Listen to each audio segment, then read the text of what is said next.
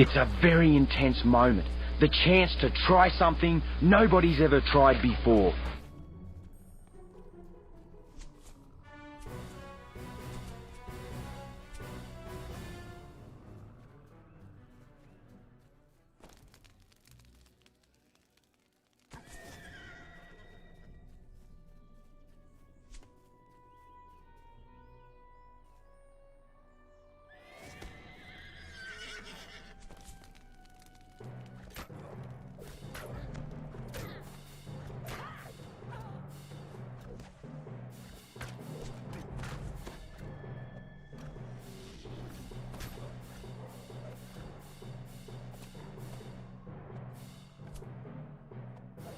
Hey, you know what? I've been muted this whole time. Hey, everybody. Welcome to the stream. Wood, thank you very much. 20 months is a long time, especially at Tier 8. We really do appreciate it. And, yeah, we'll be back in a second.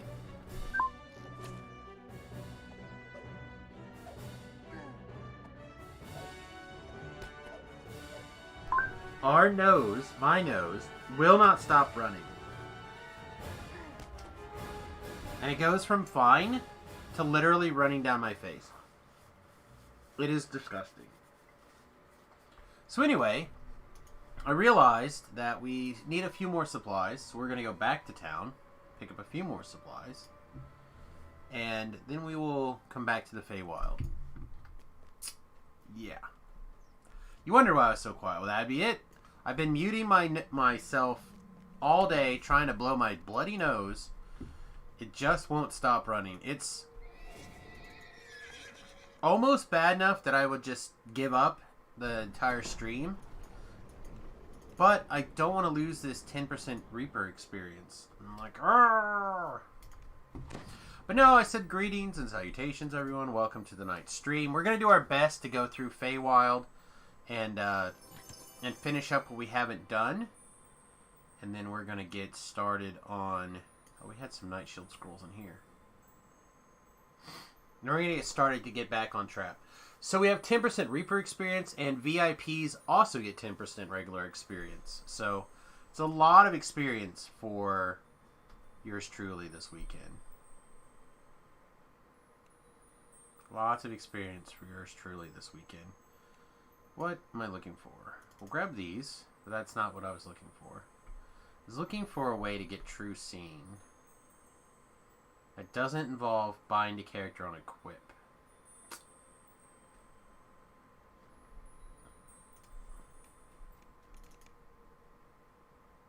You may not be high enough level to fire off the UMD to make it happen.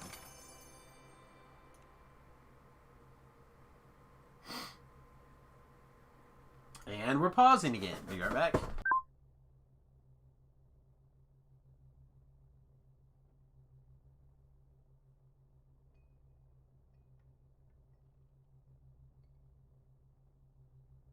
This is like literally a nightmare, by the way. Just the nose being the way it is right now. I might as well just get like a snot tray or something to sit on my mustache and just catch it. It's just terrible.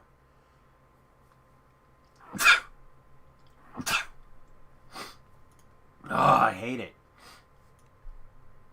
This whole time of year, it's just a nightmare. Alright, I don't see any True Seeing scrolls anywhere. So either they got, wear a mask made of tissues. That sounds just about as bad as everything else. I just would like to breathe. World, please let me breathe. Okay. So let's look at this for a second. Thank you, Wood. Appreciate it. Where I know that we can get True Seeing on a pair of goggles. So let's... Where else can we get True Seeing? Goggles and trinkets. I could make a True Seeing trinket.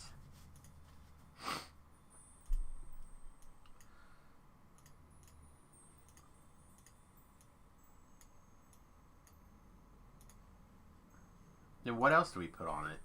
Like charisma, dexterity, dodge bonus.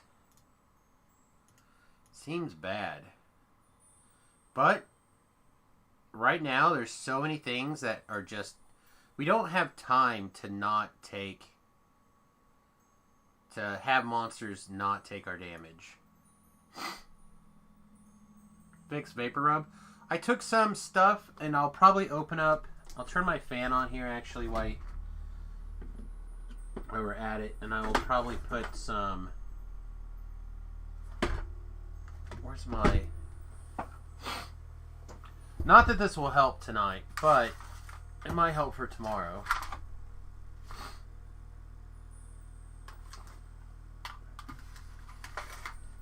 The Brain Power mixture here has oh,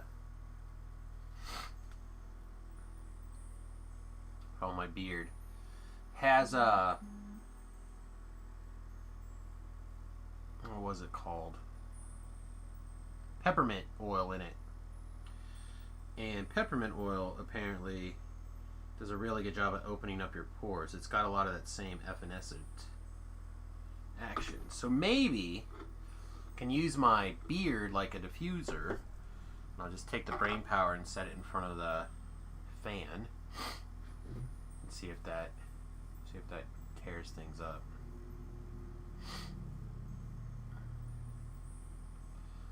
Alright, did I get it all off my hand? I hope so.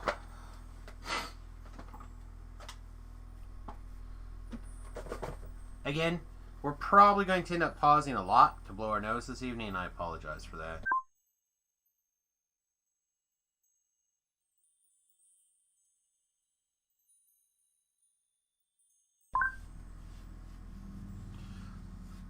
We could put a...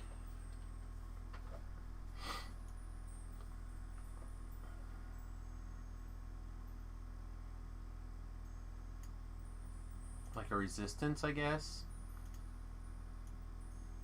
We could just put nothing. Seeker. I think I do want to have a true scene object, and I guess a trinket makes as much sense as anything right now. Sam got the Rona? No. I mean, I doubt it.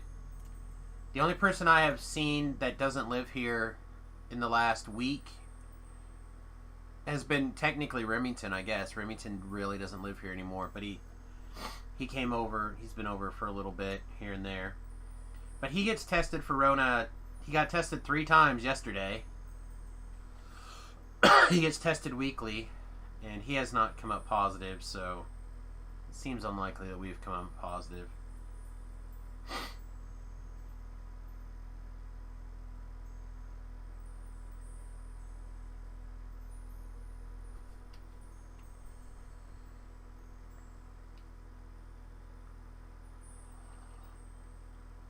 No, we're just in the middle of a cold front here, and it's kicking me in the nose and the head like it always does.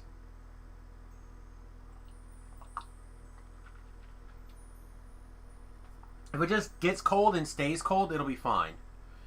It's just this up and down nonsense is just absolutely horrible. Yeah, in Kansas, we're in the process of getting a cold front. Alright, was this my screw-around trinket? I think it was.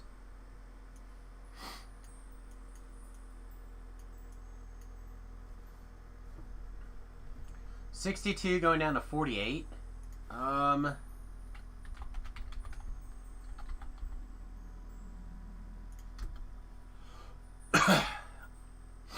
The high today was 35. The high tomorrow will be 29. Saturday 27 and severely overcast. No, that's not correct. My bad. The high tomorrow will be 51. The high on Friday is going to be 53 and then 60. So what is this? I thought this was a temperature line. Maybe this is the participation chance.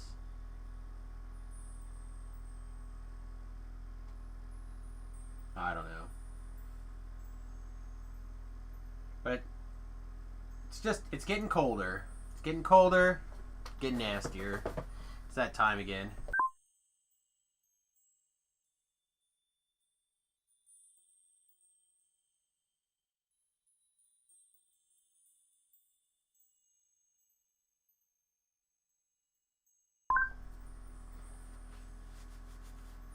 Oh, maybe I do have the Rona. I don't know.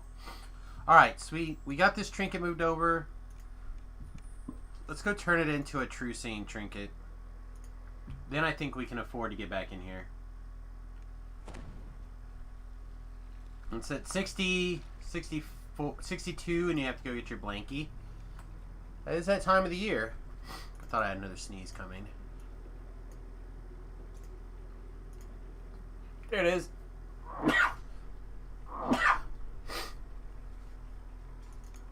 Alright, I believe True Scene is minimum level 3. Did I leave that up before I didn't.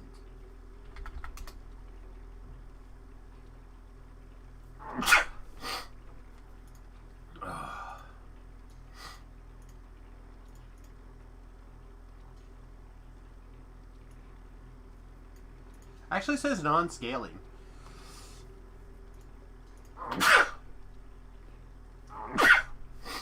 Means I can make it as low as level 1 if I wanted. Let's do that.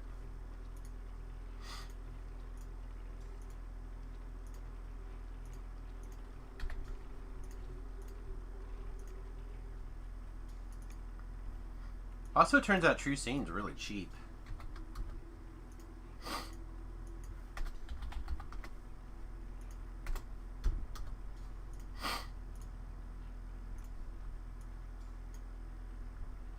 There we go. Alright, so now we have True Scene, which I think is going to be the thing that makes the difference going forward in these quests. It really slowed us down a whole lot. This is not where I parked my car. I'm dealing with the fact that everything has displacement or blur, or mostly those two things.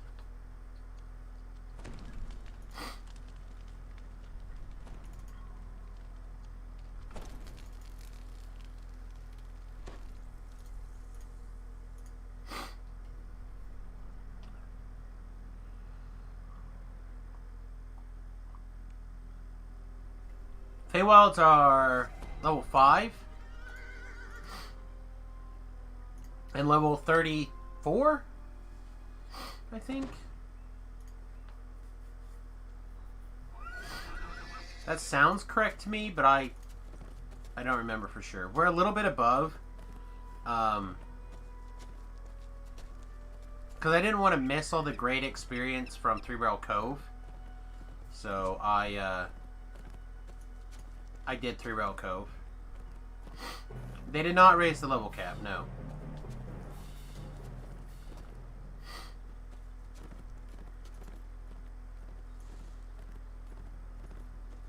I imagine that'll be next year when it becomes raised. But for now, it's still 30.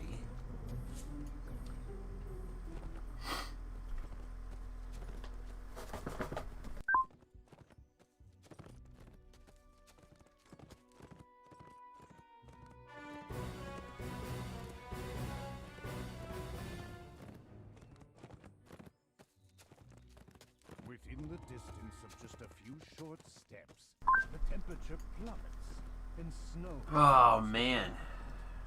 Whatever caused this sudden change in the climate. Is this not the... They're more this direction, I guess? It is interesting out here. I'll give it that. Changed your med, and with last week being a year to remember, I have no energy. Man, that sucks. All I can tell you is it's not over yet. This year is gonna get even crazier.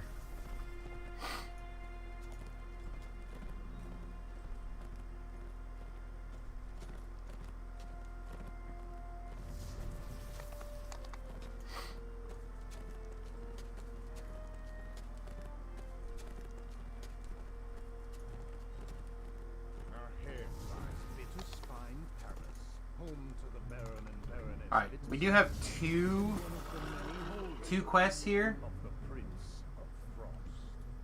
So we're gonna Do both of these. You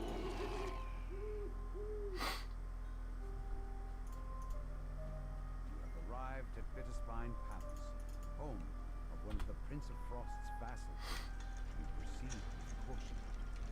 Whether you expected by Alright, if I remember right, one of these quests is the runaround. is known throughout the Feywild. The Prince of Frost stands before a throne overlooking the crowded hall, the Baroness beside him. However, the third throne on the dais stands empty. The air chills as the Archfey points a finger toward you. Why have you disturbed me with your presence, Outlander? If I may, my prince, says the Do you have to get Fey now? You mean seriously? Summer Court, Um, word of the Outlanders you don't have to. I have granted them I your think that I assure you. some of the different tiers definitely have some really interesting values on the I guess it's not even a pre-buy anymore.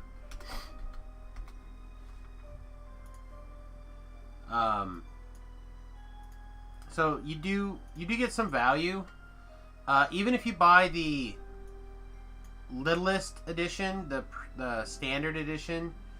You're getting Fables of the Feywild and the Shifter race, but you also, if you scroll down here, you also get Epic Destinies. So if you don't already have Epic Destinies, it's a great way to pick it up as well. So Epic Destinies, Shifter, and 12 quests that are level 5. For $30 more, right? This is 40. This is, I guess it's $40 more. You pick up the Feydark Illusionist tree, a character slot, some cosmetics, a horse for every character, a cosmetic pet, and a level 5 Bard Hireling. How are you going to use Epic Destinies? That's true. You may not get there. But an extra Hireling, a permanent Gold Seal Hireling is pretty good. And an amount for every character is also pretty good. So, I'm not giving you a hard pitch. I do have the Ultimate Fan Bundle. I don't know if they're for you in particular. There's probably not that much of a value difference.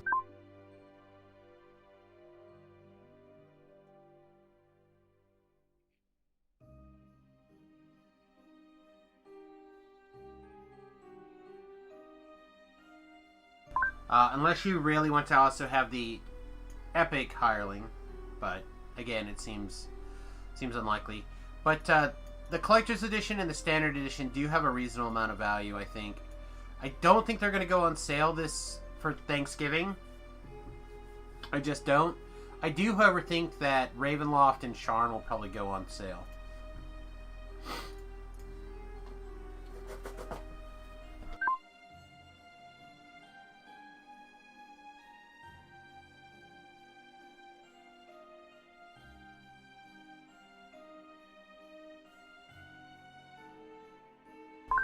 Alright, so again, I don't know exactly what's going on, but I think we're supposed to eventually get to this person to get the key, to get a flower, and we're going to check this balcony first. So we're looking for...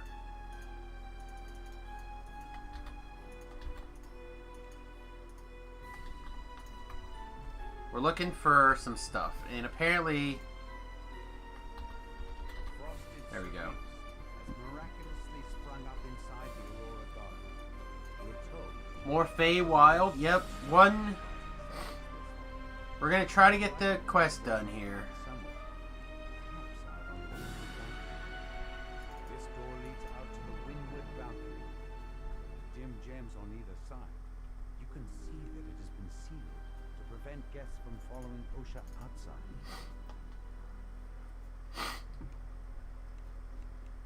Find yourself in a small corridor that has been frozen. Wow, this is over not the by way. The icicles block the door leading into the Baron's room, clearly to deter someone from going inside.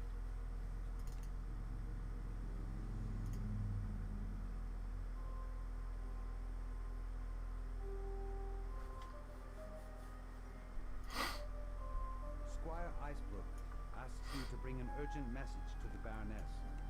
For reasons he will not divulge, this must remain a secret from the Prince of Frost. So we have to go to the wine cellar to take this person a letter?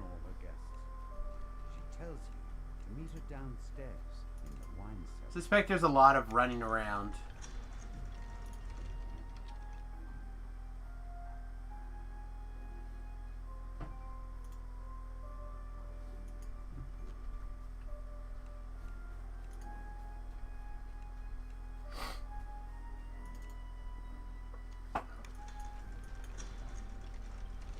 Waiter, party guest.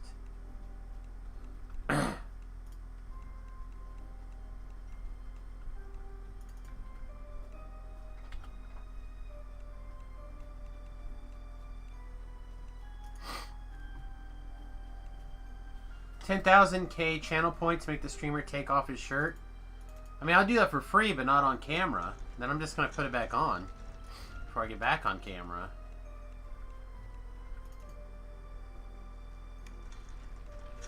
Yeah, I've been looking more into some of the streamer, the channel point reward stuff, and almost all of it's just interact with the streamer. So I think I've been coming up with some different ones that we can put in our rotation here. I have been working on it. But we are still a little ways away from implementing new things. No, I give you 10,000 points? Oh, in that case, it's never going to happen.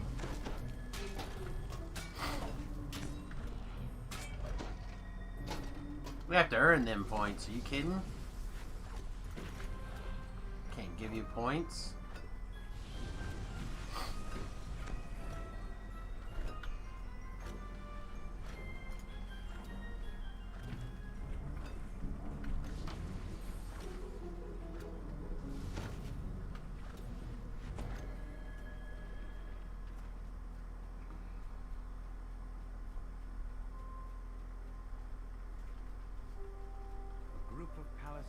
Stand at attention in front of the Prince of Frost's court. Well, I don't feel like we're going the right direction. We're going up and not down. Oh, here's some down.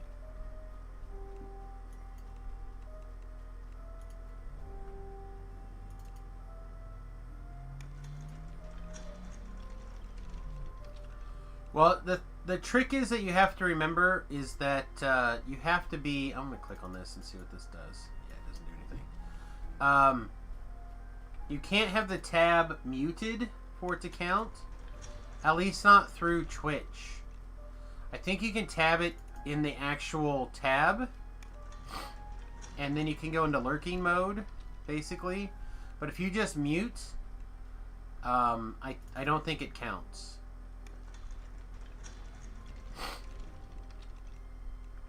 Another collectible.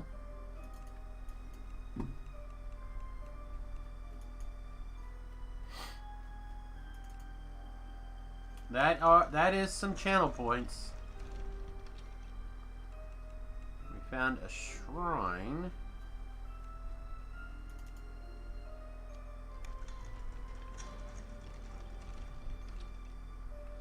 Alright, so now we're back at the beginning.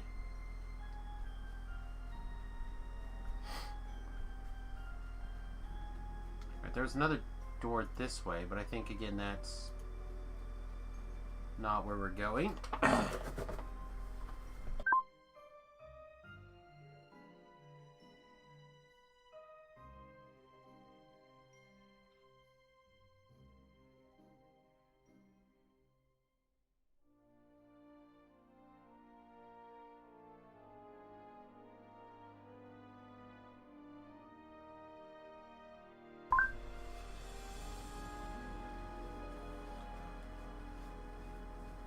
I also suspect that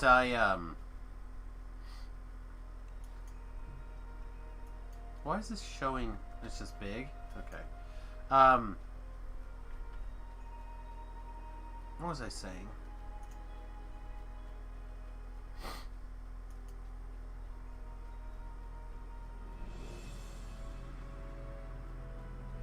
guess we'll go in here. I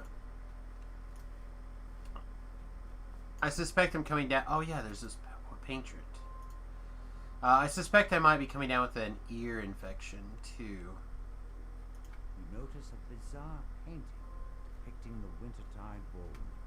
To your surprise, you're able to step through it into the ballroom itself.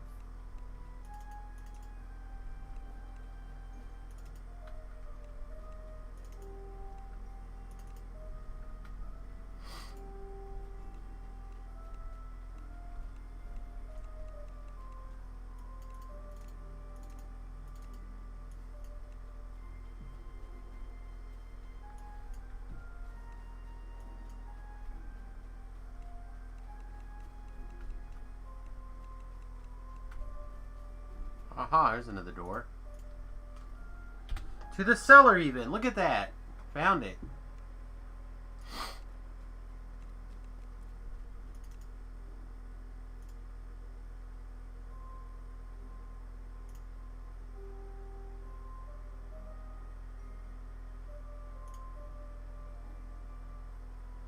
The head waiter explained Hey! told him not to allow anyone into the treasure vault.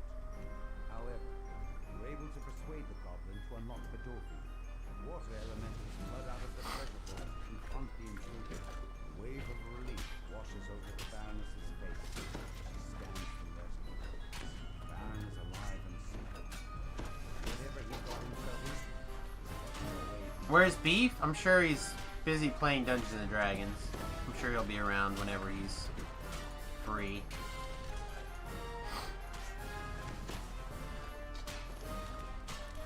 Is how he rolls.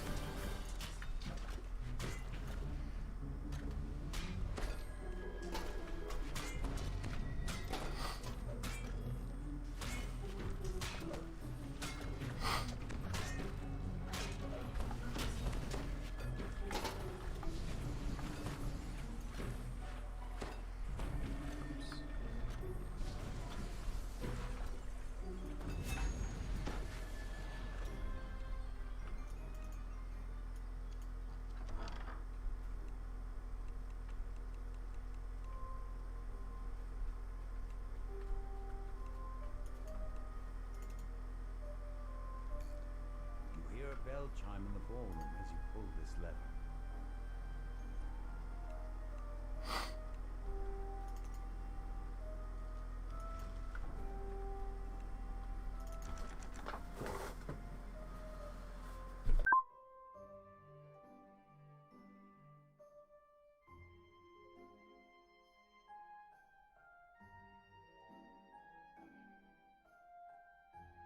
It's gonna be one of these nights.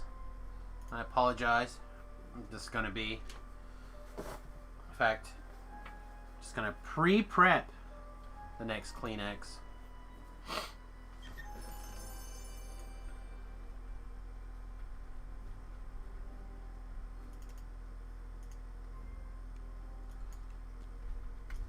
So far this just teleports us back to here.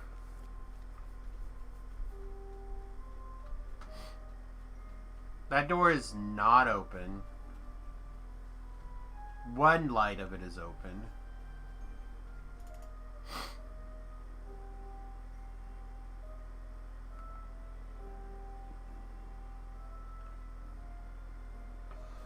For falling sneeze and frostbit trees, our court reigns above all. In winter's throes we topple foes, certain everyone knows. Our court reigns above, the hot towers high and courtyards low. Our palaces gleam afar. Winter, wind, our storm, snow.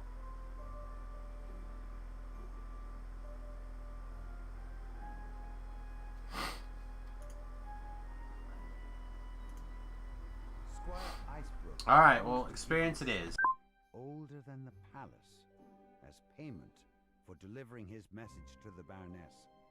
Getting a rendition of an old folk song wasn't exactly what you had in mind.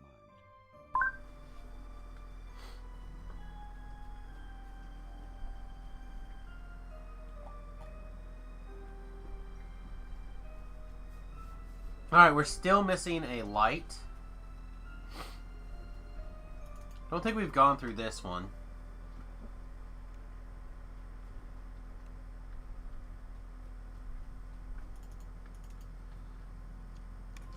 I suspect this is going to be like Ravenloft in the sense that once you have it down, you're just going to terrorize the speed at which you tear through this quest.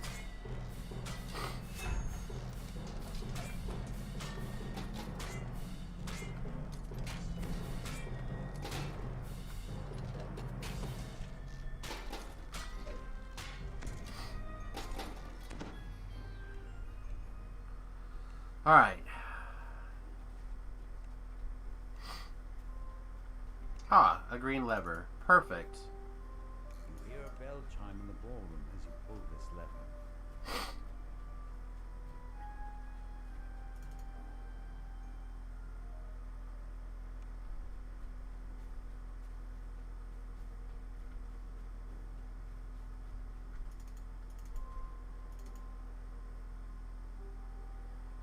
The court advisor stares off into the distance. At the sound of your footsteps, he jolts, turns around, and lets out a dejected sigh.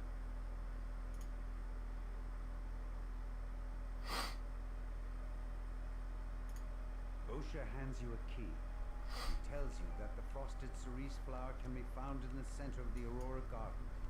But warns you Alright, of so the we true nature of your have been visit able to and successfully the skill other guests. our way around with not too terrible rolls. Yay! Hey, thanks for helping out Pirate Knight there, Wood. Appreciate that. I'm sure Pirate Knight does as well.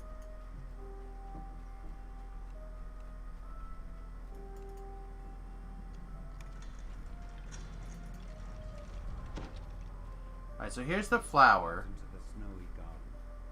A peculiar patch of grass feel like if we- in its center, along with a flower that emanates a magical, chilling aura. The flower crumples away into nothing in the palm of your hand, Might be AFK. instantly regrows in its soul. The newly sprouted flower glows blindingly for a moment, and, unexpectedly, a shockwave rocks the palace. To your surprise, the ballroom is now covered in twisting vines and familiar flowers.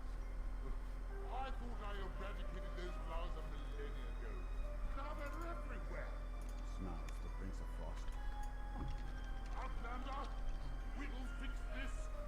I'll turn you into a block of ice. Is there an The up? door refuses to budge. There must be There's something an up. blocking it Alright, from the let's other go up. side. You need to find another way out of the garden. The door refuses to budge. There must be something blocking it from the other side. You need to find another way out of the garden.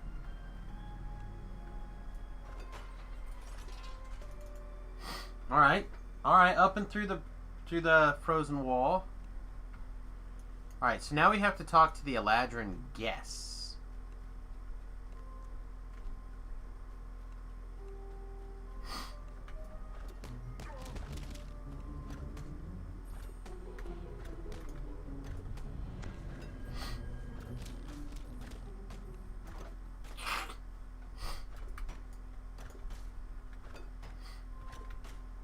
Ugh. This is not a good time for my nose to decide it wants to be blown.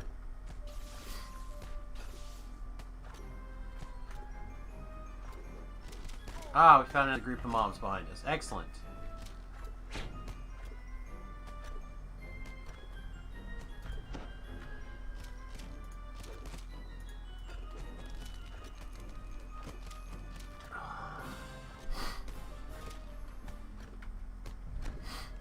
When I turn my head sideways enough, it'll drain into the other nostril, right?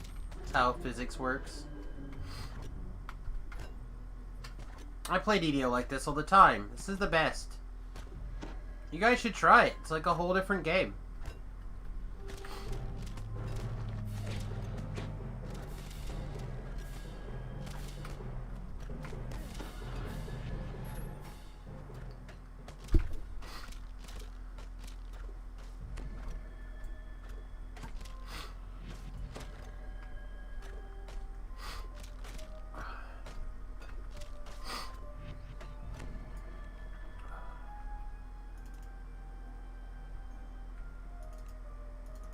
Alright, so this flower doesn't do anything. Let's prep a couple Kleenexes. So I'm going to use one here in a minute, I'm pretty sure. I can feel it, that trick's not going to work for very long.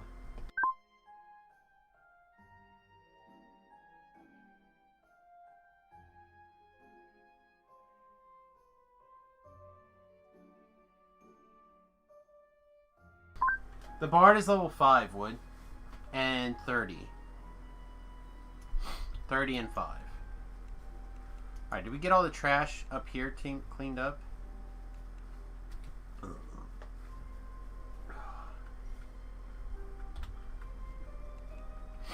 Alright, looks good. Let's wander down here. It says minimum level 5.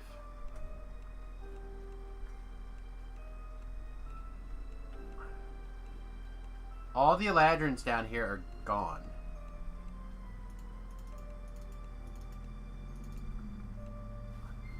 Oh, here we go.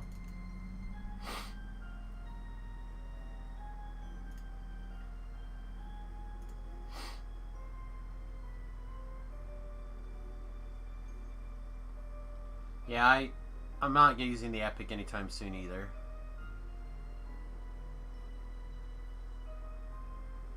Usually that is true, but Ellery cannot be used. It's her minimum level is accurate, level 3. So this guy's probably also level 5. So we need to go to the Gamers Lounge. Lady Lazuli informs you that there were only 2 Eladrin nobles she didn't recognize in attendance tonight. She knows who can tell you more.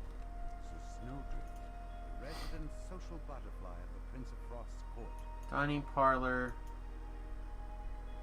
vault, wine cellar, kitchen. So let's go back over this way and see what's over here.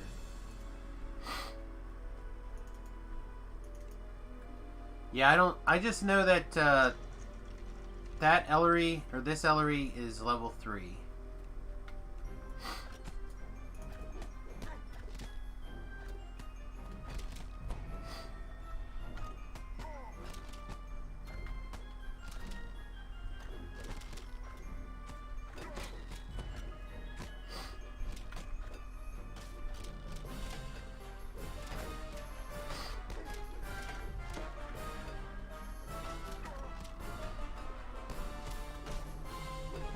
Yeah, the Bard's over here somewhere. I have found them likely to get squished, so I haven't used them a whole lot because I'm worried about them just getting killed. I want to make sure they're alive in the event that I get in a spot where I feel like I'm in danger.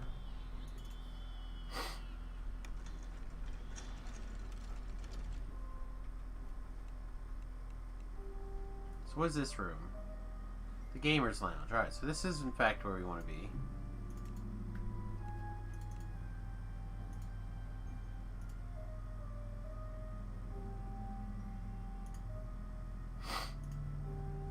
Alright, so we gotta go to the kitchen. Tells you that Lord Beryl was last seen slinking off to the kitchen in search of a fresh bottle of wine. Then he shoos you out of his crowd of Now we went from the kitchen like this way to here, right?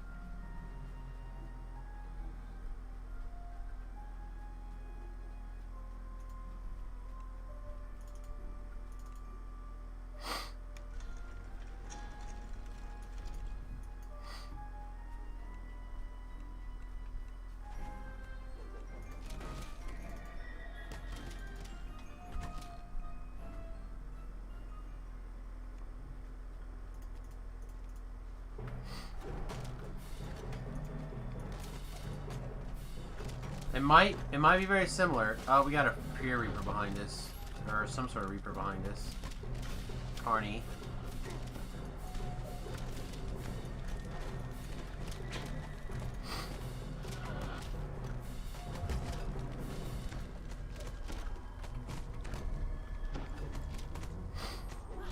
But because my damage is kind of weird on this build,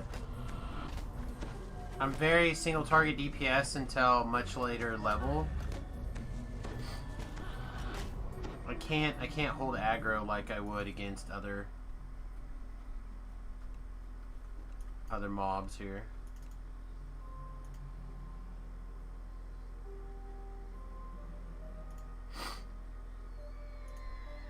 Lord Beryl says that Dame Allegra has gone to explore the Prince of Frost's quarters. Speaking with her is the next step in solving this planet puzzle.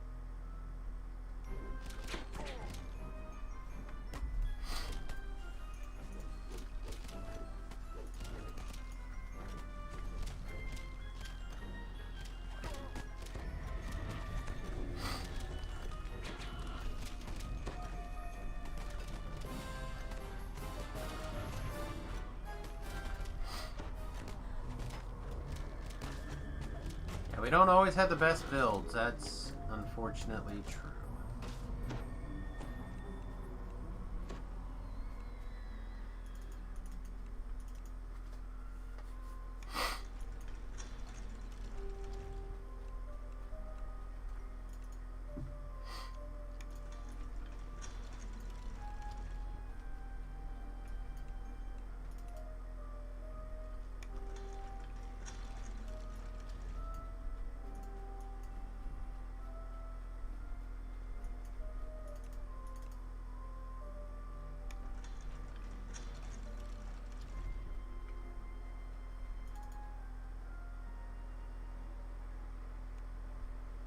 Eladra Noble stands at the base of the stairs that lead to the Prince of Frost's quarters.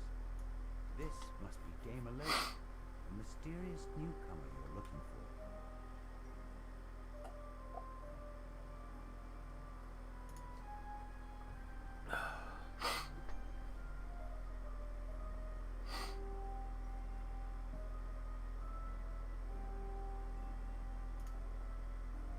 Dame Allegra saw a hooded stranger plant the frosted cerise in the garden. She bids you to follow her there, so she can help you search for clues about the culprit.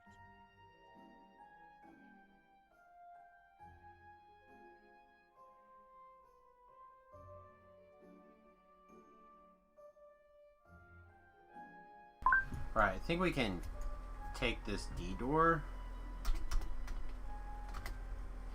Or like a D-door. Back to the ballroom. Oh my god, no, stop! If I knew it was gonna get this bad, I would have not streamed. Now that we started, we're gonna do our best.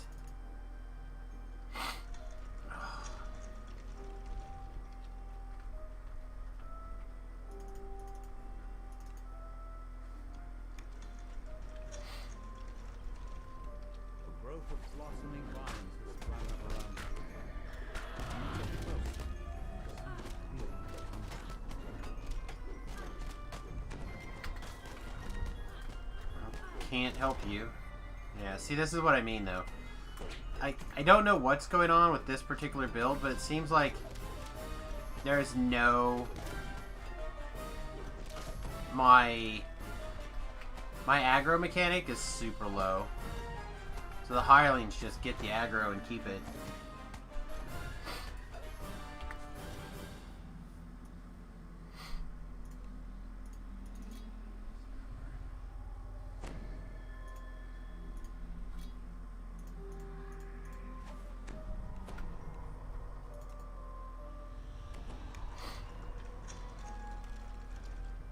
Allegra stands in the center of the garden. She lets out a low chuckle. How did you like my little prank? It was good fun. Riling up that gloomy prince always entertained my master here so much. Allegra transforms before your eyes. Recognize a new face. It's Cadence, the Night Hag, who caused such trouble for the gatekeepers back in Stormreach. Happy to see me, dearie. Go,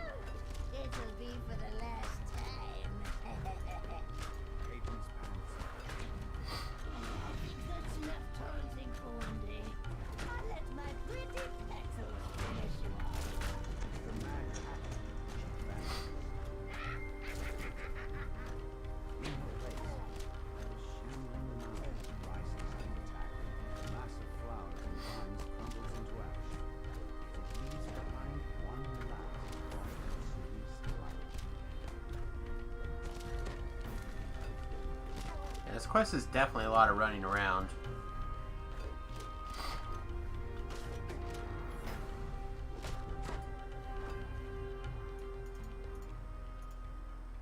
You pluck the frosted cerise flower from the snow. This time, the bloom stays in the palm of your hand instead of crumpling away into nothing. Return to the Baroness to tell her what happened.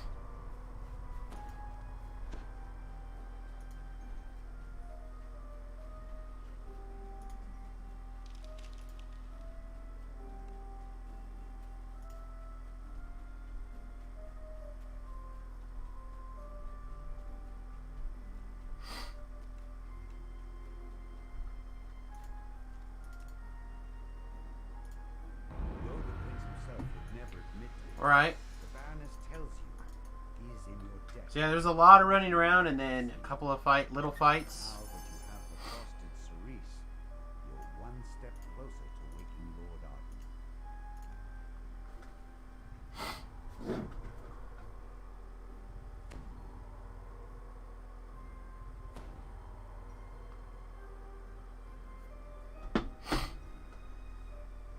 Ahead lies Bitterspine. So another fight here. Home to the Baron and Baroness Bitterspine. Quid pro quo. One of the many holdings of the Prince of Frost.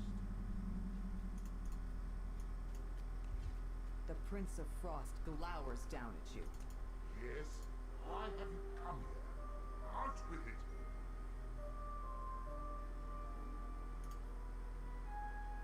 The Prince of Frost chuckles, but his eyes remain cold and hard as they bore down at you. You come asking for favors when you impose on me by your very essence? Not many would dare to overstep so cavalier. But as I feel numb with tedium, I will allow it. You will perform the 3 tasks I have set for you. Only then will I consider your request. Deal with the griffins. Frost waves his Covering the hand, stolen white and a chalice, trio okay. of portals open nearby. Good. And be quick about it. Each second you stand here is a second of my patience being siphoned away. Okay. No.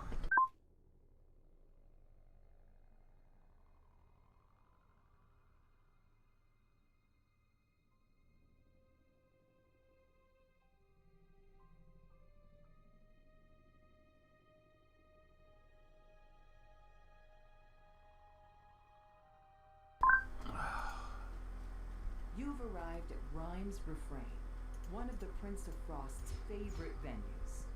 He demands that you remove the griffins that seem to have made their home inside the amphitheater. A number of griffins are perched throughout the amphitheater. They look at you apprehensively, but make no move to attack.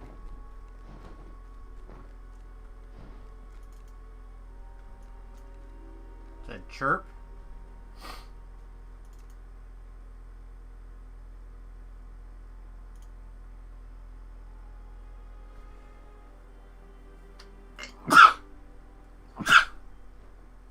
Skillfully tend to the griffin's wounds. In time, the griffins will be able to return to their usual lairs. The amphitheater can now return to regular use. That takes care of one favor for the Prince of Frost. The tramp of approaching boots echoes. Jesus. Excuse me. A vicious voice calls out. The one who bring me the matriarch's head gets an extra share of gold! The hunters have caught up to the injured matriarch, but she is in no condition to fly.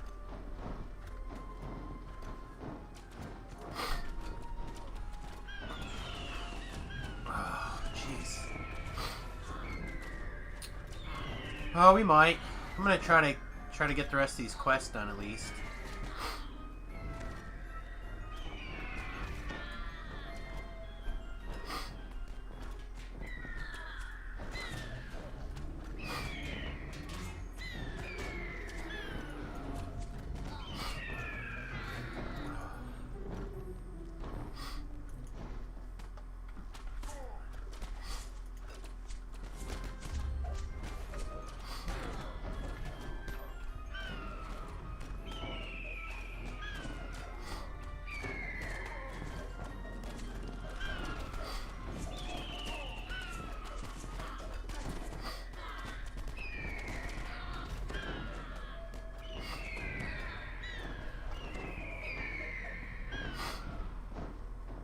Alright.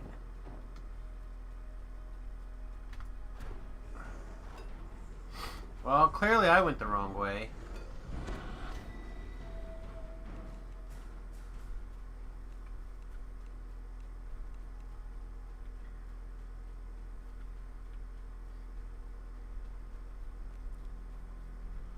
Live and learn, I guess.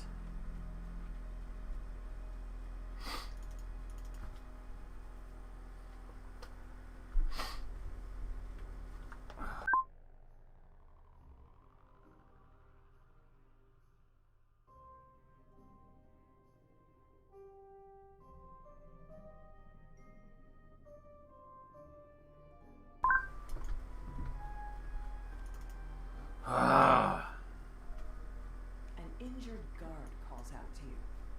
You there! You have the look of an adventurer. The villagers have been captured and dragged off by those brutish Fomorians. I'm in no shape to do anything about it. Rescue them, please. I beg of you. You overhear an argument between the Fomorians. Perhaps there's some way to take advantage of this strife?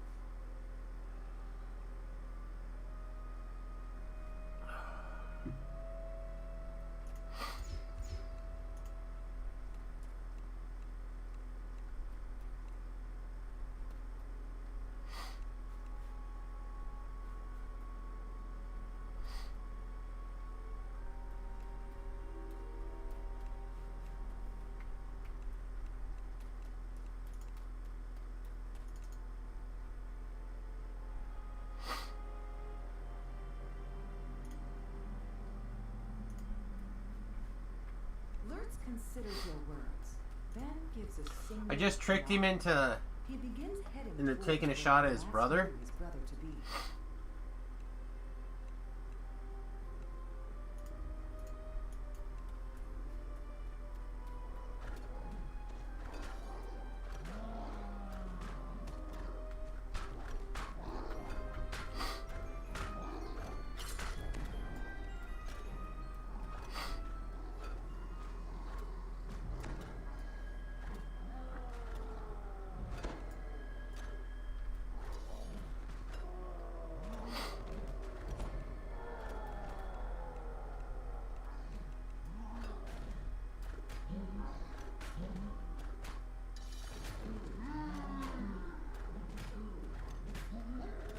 The Fomorians have been defeated, and the village is now safe.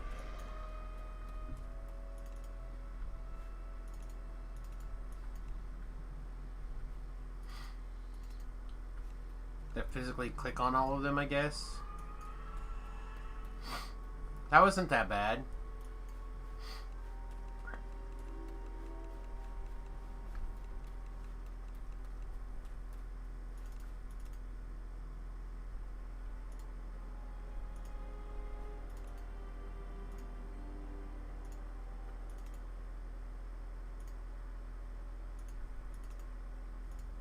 Both skills are the same, except I can boost this one slightly.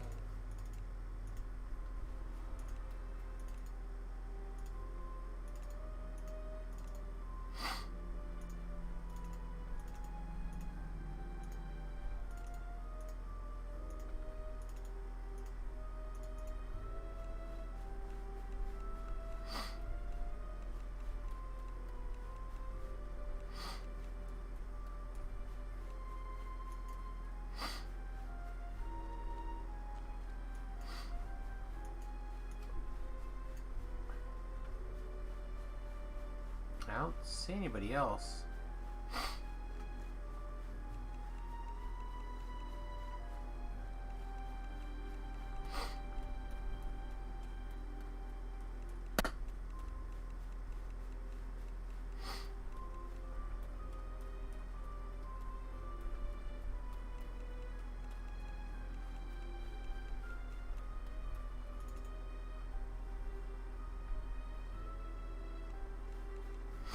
Huh. Yeah, I don't see any more villagers anywhere. Unless you can get into this cave somehow.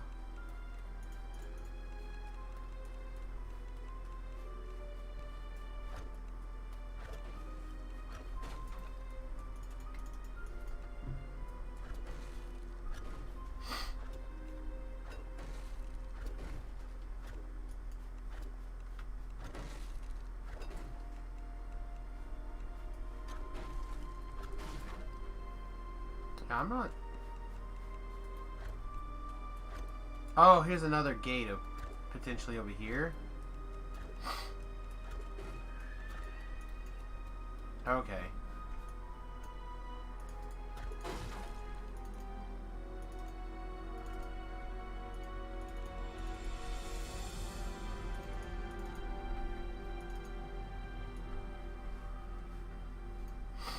Just missed him.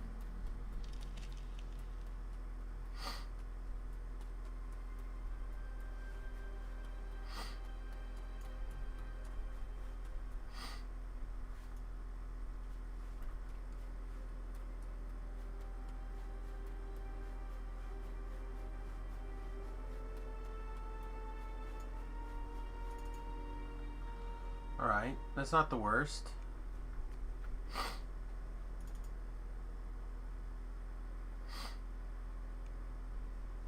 You find yourself inside the base held by the rebel bandits. The Prince of Frost wants you to retrieve a wine chalice that they stole.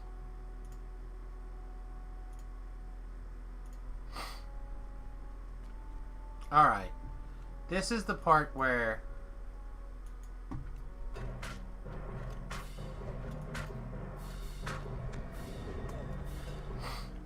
I remember us struggling a little bit. Bandit said something about needing to get the patrolling sentries to wake everyone up. It may be possible to sneak past the sentries and through the sleeping bandits without being light. The werewolf sentence stops. Snickers carefully. Then leads to the now the sounds of the bandits Okay, they're nearsighted sentries. We do have a reasonable stealth score?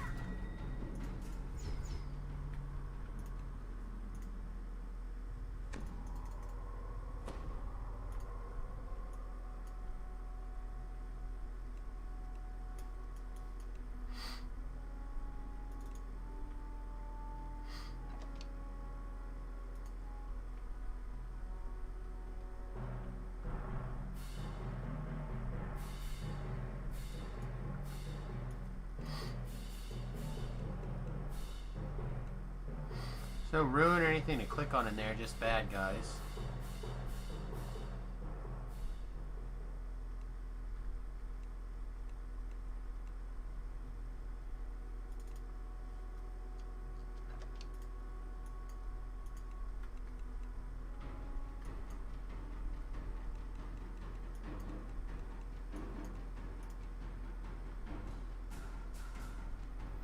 Same nonsense.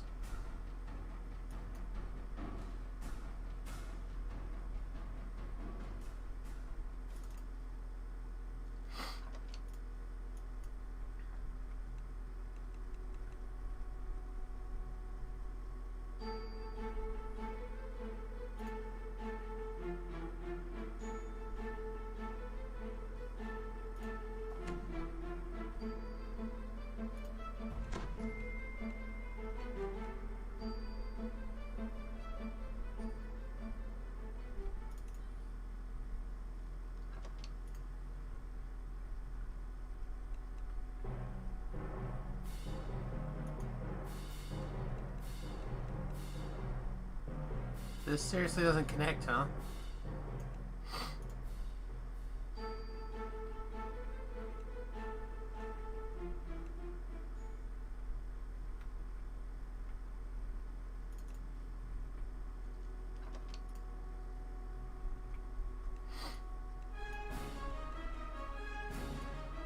Alright, so here's another rune.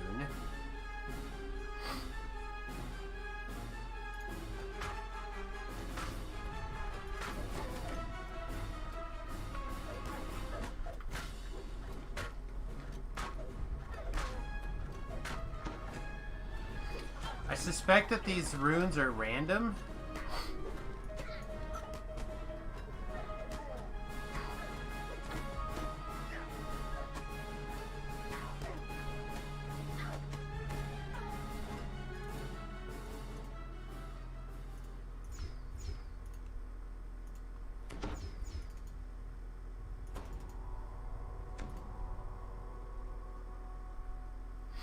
Oh, here we go. Here's two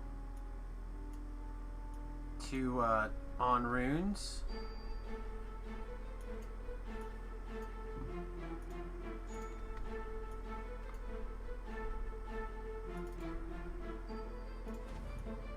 This is the missing wine chalice that the Prince of Frost requested.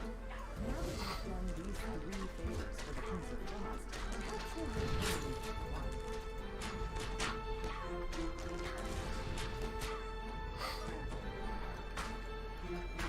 Bubbles, the giant crab.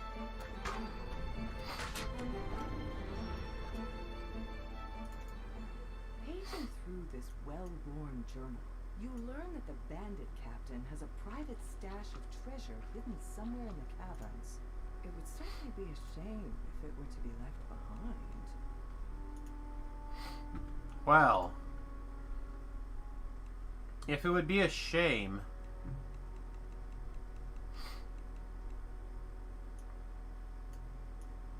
I really feel like it's here.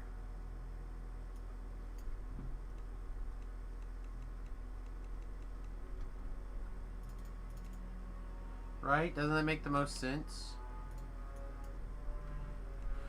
That'd be in one of these corners.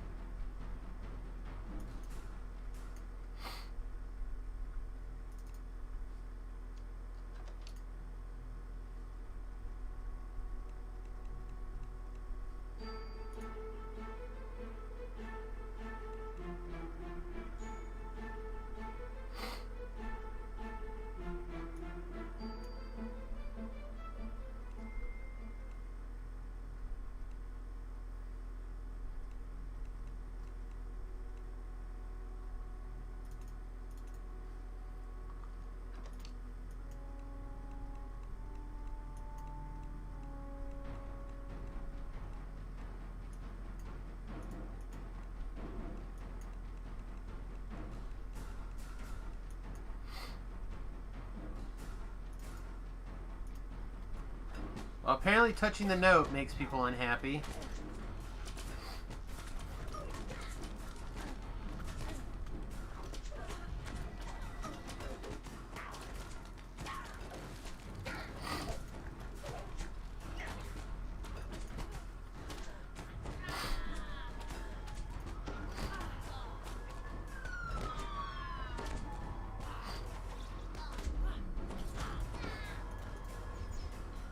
What does this note say? Vigilant?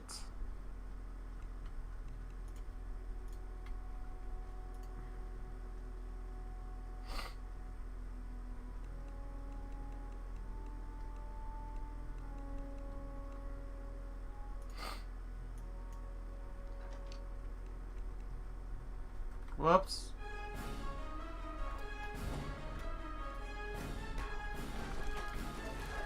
I didn't get re-invis or re-stealth.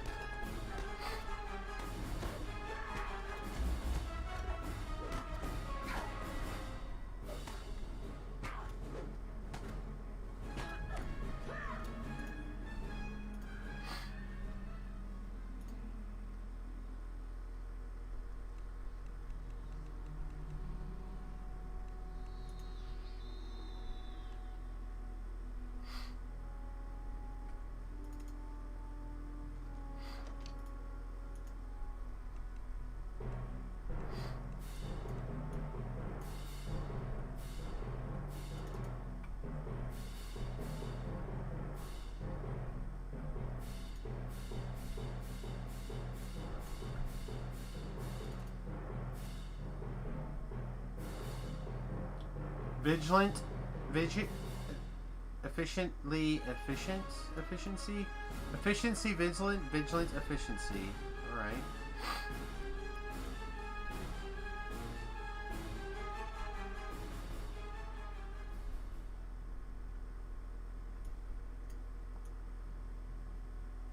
Well, I certainly didn't see anything.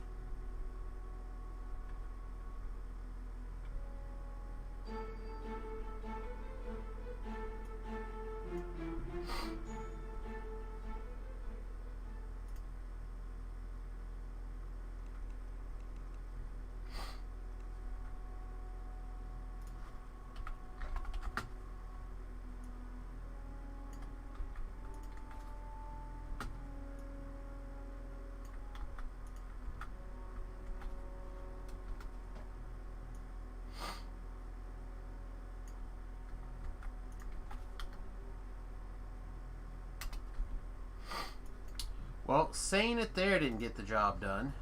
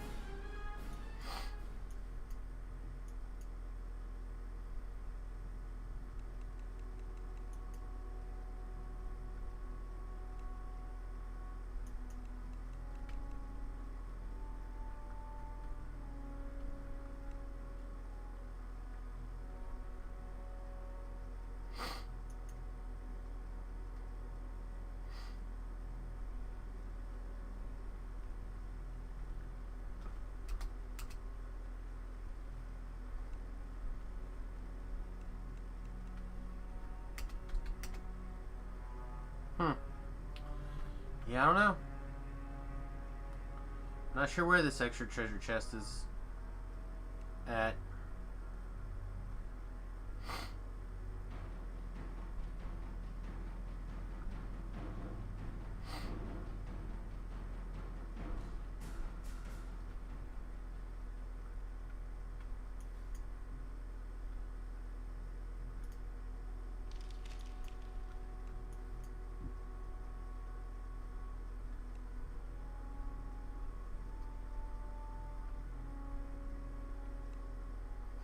Could it be way by the door? I doubt it.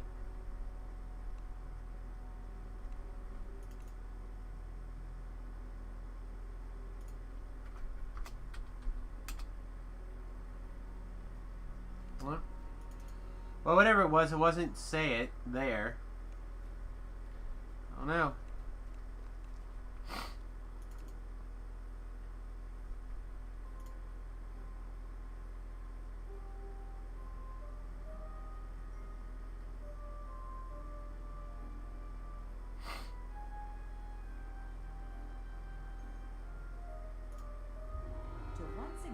Even the scales. The Prince of Frost Alright, agrees so to lend you his powers in reaching Hirsum's fortress.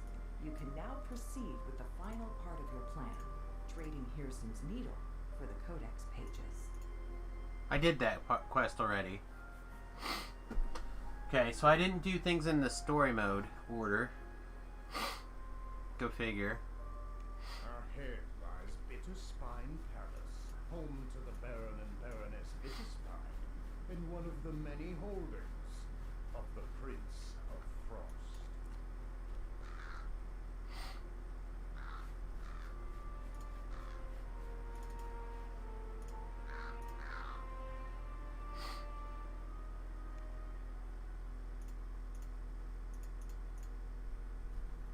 Snow drifts into the open gateway of the abandoned lodge. Find the Baron. The Prince of Satyrs through the gate. We meet again, Baron. I see you're still here, carrying out your duties. You know that I am bound to this place, Prince. It was your command. You don't seem very enthusiastic about it.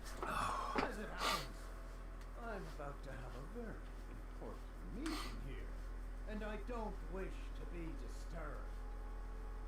I'll need some guards. Reliable guards, not a grumpy old flea bag like yourself. Let's see. Yes. That should do it. Don't bother to get up there. I wouldn't want to interrupt your busy schedule. The bear looks up at you. He's known you were there all along. You might as well come in. He grumbles as he opens the gate.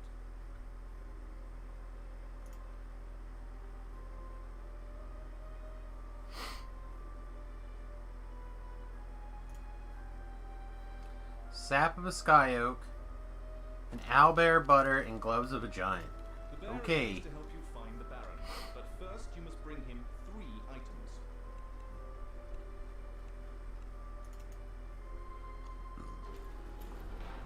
Let's see what's this way.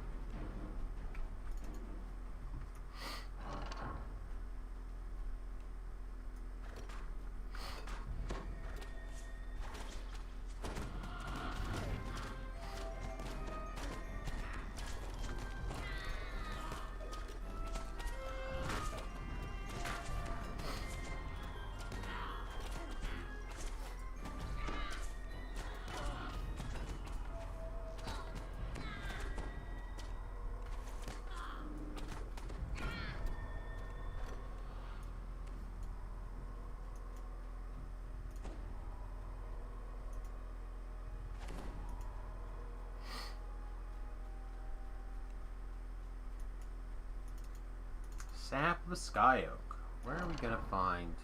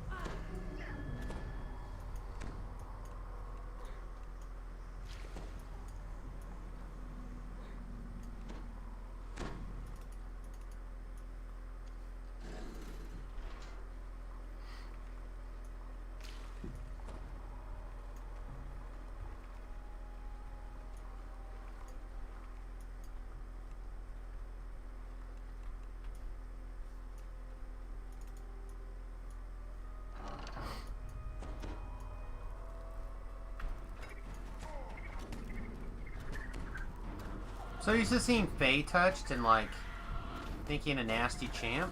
It's kind of nice to not have to think that immediately.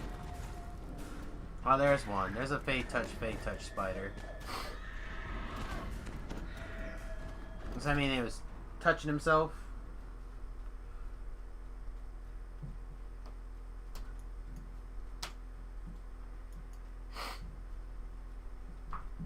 But he sensed the danger.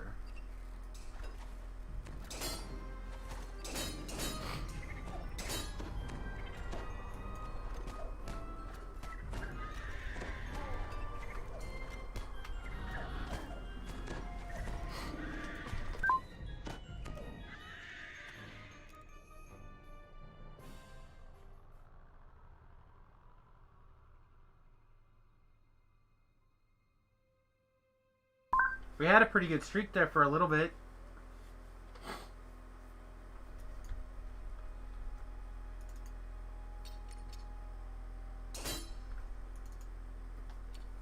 I hate to tell you this, but disabling bear traps, not that hard. We don't need, like... You get a stick, or a rock even, like a big enough rock, you can just, like, drop a rock in there.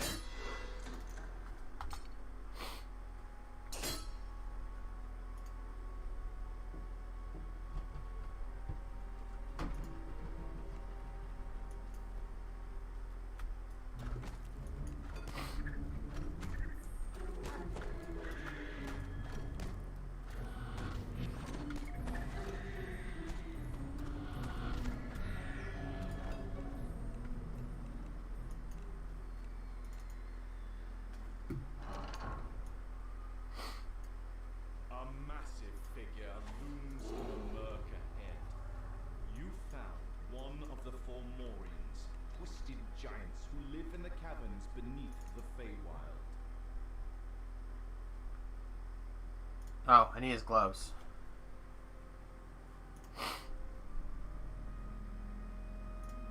Well, you're just gonna stab me?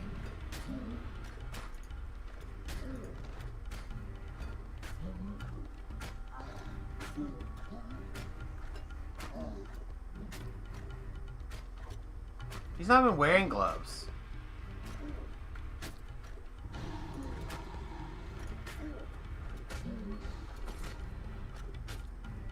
You strip the glass off of the dead Fomorian, and they immediately shrink down to your size. They're magic, of course. Nice. Do I have gloves in my inventory now? No, they don't physically exist. Okay. No problem.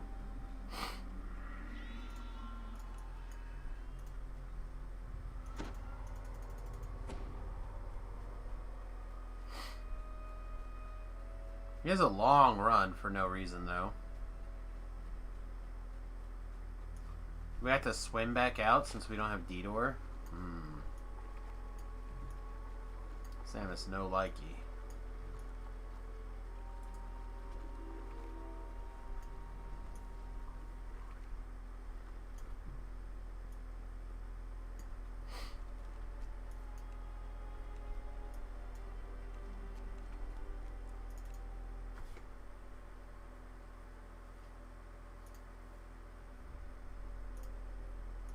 Okay, so that's how we find out that it's underwater. Instead of just either A, half remembering the other day when we did this quest in Epics with the guys and they all jumped into the water, or B, using our adventurer sense to just like see a well and jump in it. The portal flickers to life, and a dark figure steps through. There you are, Archfey.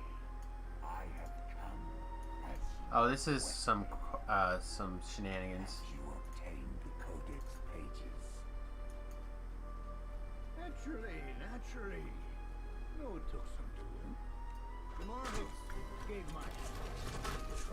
Once I was concealed by the enchantment, I was able to make up with the pages.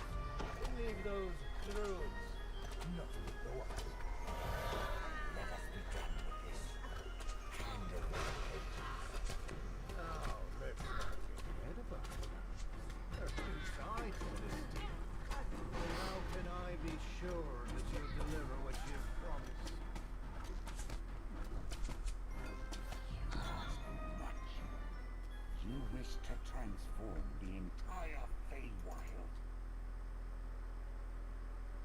Oh, I wish to restore the Feywild. Return it to what it was before Eladrin littered its cards. You open the door and step into the massive Skyrim, only to find yourself plummeting downward. This was once a place of unfettered freedom, touched only by the pure heart of nature. Nature, yes, you make me very well better. I found a place that civilization has never reached. A place where nature is unbounded. All you need do is open the door. Nature will flow forth like a flood. Ah! With the branch out of the way, a strong current of air blows up from deep inside the tree. That's not what I wanted. But thank you DDO. Appreciate you.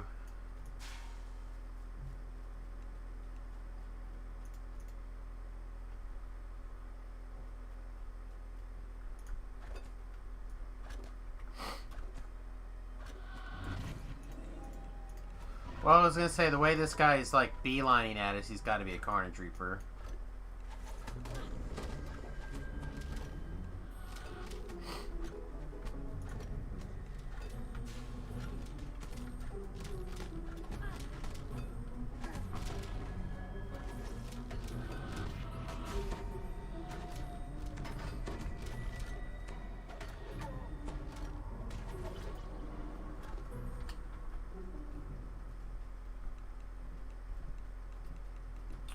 Oh, this puzzle. I reckon I remember this. I remember giving Tobrels a hard time over this puzzle.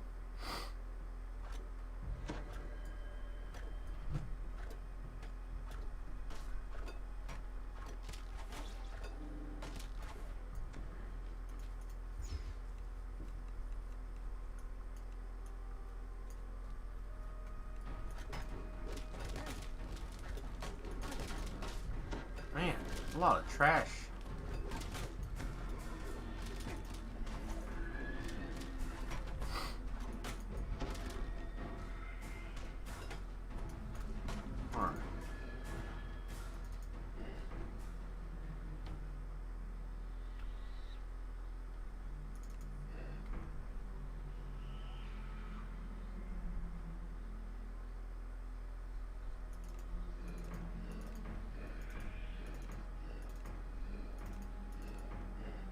I don't want to accidentally wake anything up.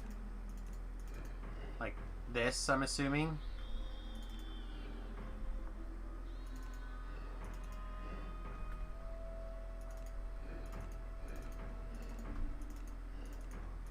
This is another puzzle that's going to be like physically long as possible. Alright, here we go.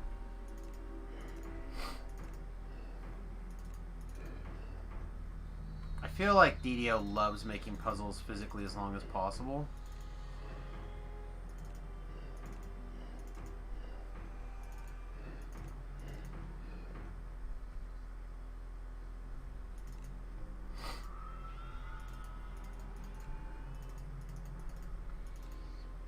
There we go.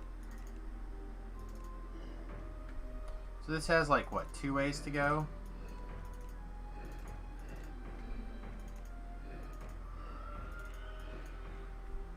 This way.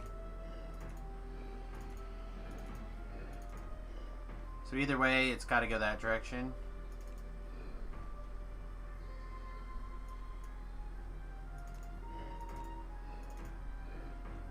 So this can turn in a big circle to here. There we go. Alright. That looks legit.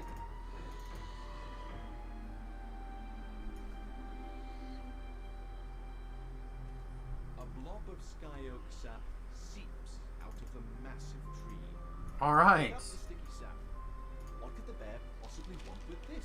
The sticky sap! No idea.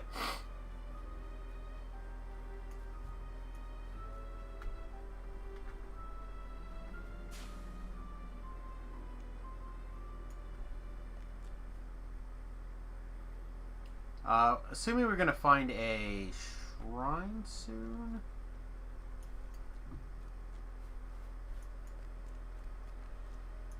Now we need some owlbear butter.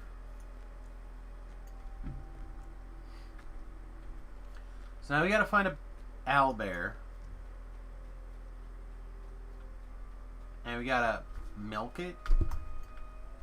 And then churn it. You keep talking about this door, well and good. What I need is the key. The key is my secret for now. The whore. You'll receive it when the time is right. We will arrange one more meeting. It'll make yes, as you say. So I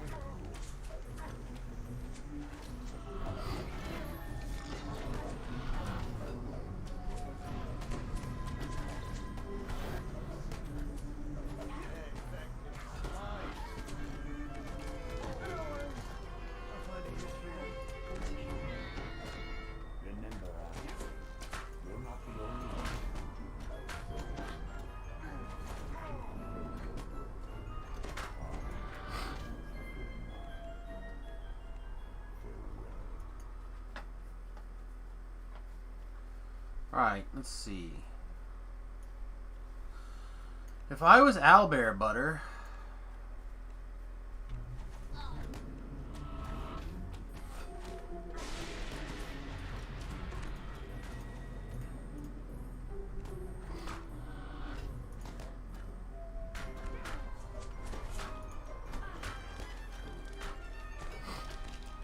Oh, I got snared. Caught. Anyway, Geezer Hermit, good morning.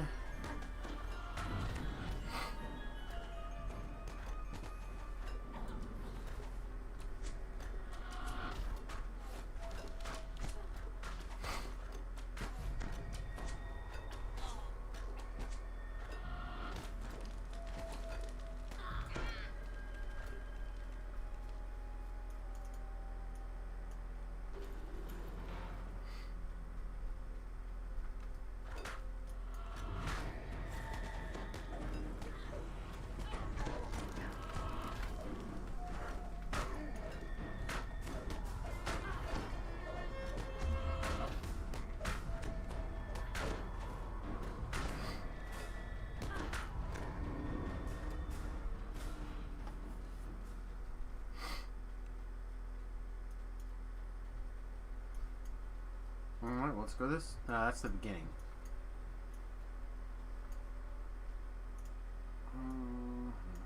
Alright, there might be something this direction. Where's the plant killer? Is that a dagger of some sort? We found a chest.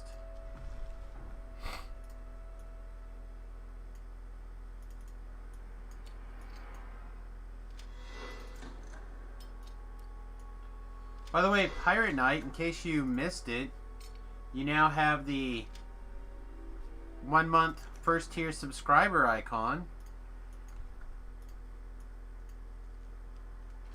No more ads for you this month.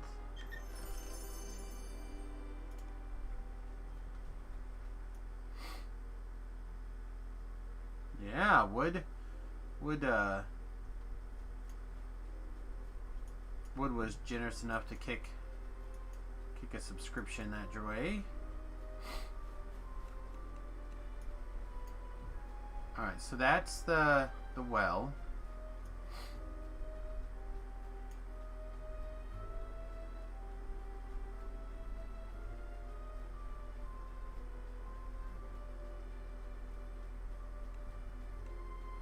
That's the beginning.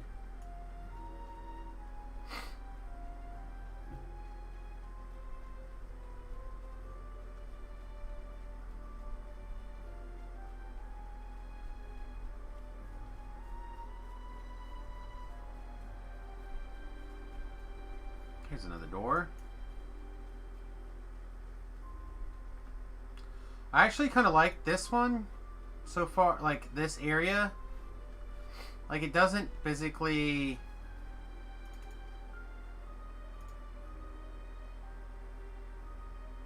Yep, first you milk the owlbear.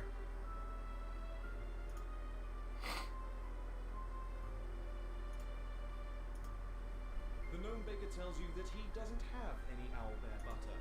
A gingerbread golem that he created has run off with his entire supply, along with a collection of delectable custard-filled cakes.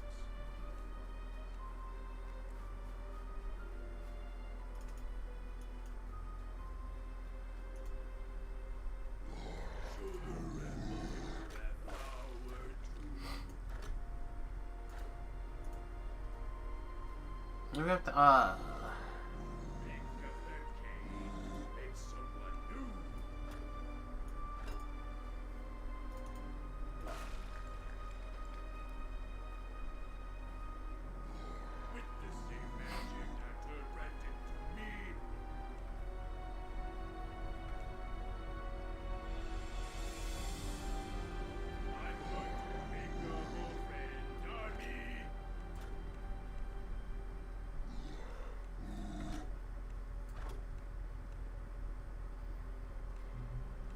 get the cakes.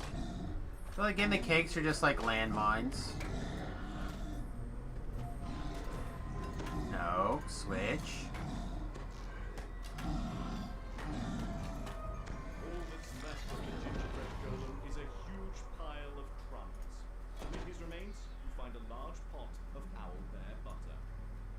Now, does this guy do anything for us? Was he just like storyline? Why would you kill my guy? Yeah.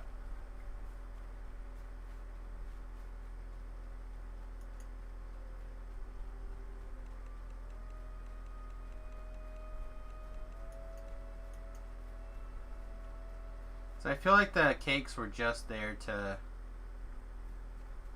slow us down like little landmines.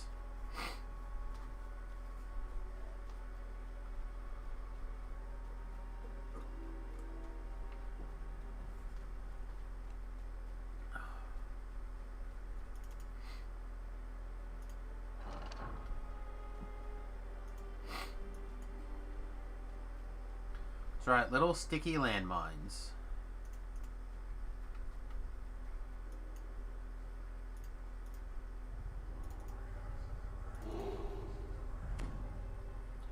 Make sure they're both actually sleeping.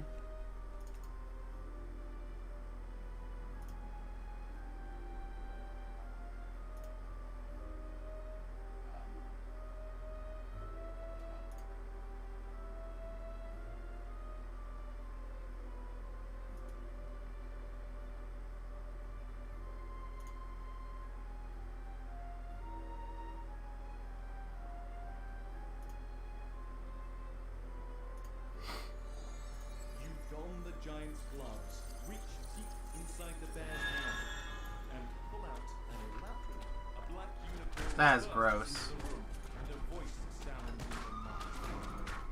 You have tampered with one of the fearsome spirits. My new master demands. That is gross. That wasn't a bear. That was a bear car the whole time.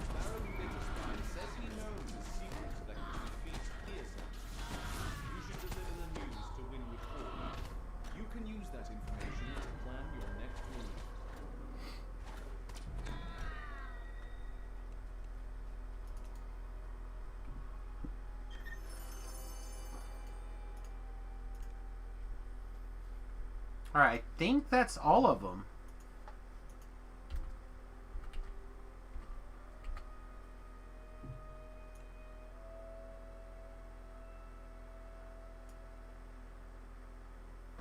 Yeah, I said I little brothered with Tobrel and the group. Oh wait, no, Witch Hunt we still need to do, and Wake Me Up Inside. Wake Me Up Inside's in the building. Witch Hut is probably... There's like, I think one way over there.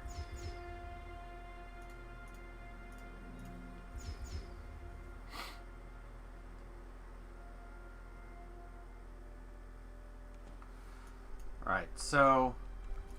let's do this one. I think this one is Wake Me Up.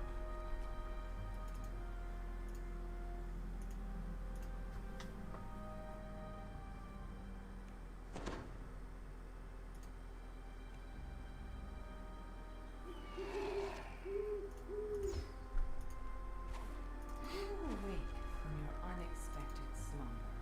At first, things seem as before. You're still at Winwood Hall, and Melody is still standing beside You have to get a loot? Then you realize that Lord Arden is missing, and so are the flower and the loot you need for the ritual. Melody begins speaking in a familiar voice. Lord Arden's true name? Of course I know it. But it's for me to know and for you to never get. Now, be a good adventurer and die to monsters in the wilderness, while I go make sure Lord Arden never, ever wakes up. Man, this girl As she teleports seems away, crazy. You see creatures milling around near the gate to Winwood Hall. Then you notice that things seem different.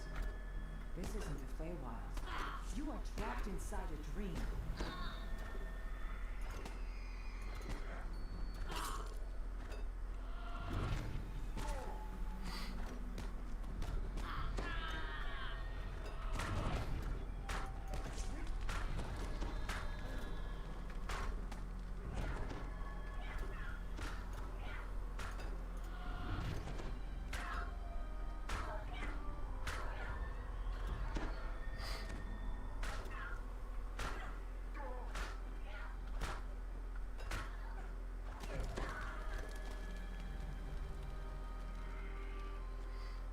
So we have to go outside, huh?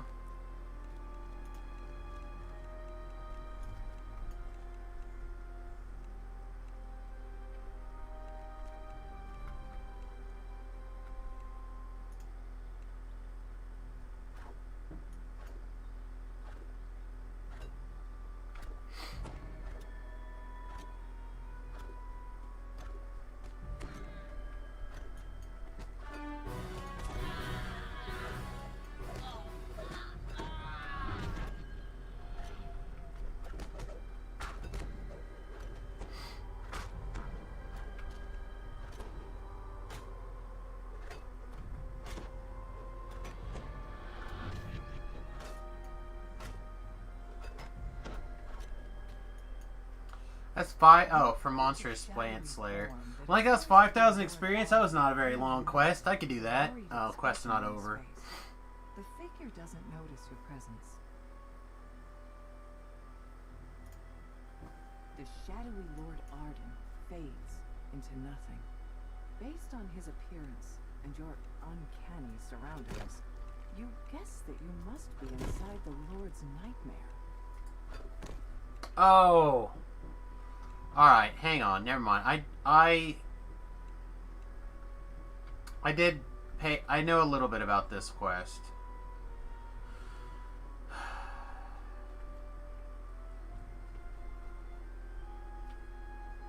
Alright, I'm gonna try not to leave the path.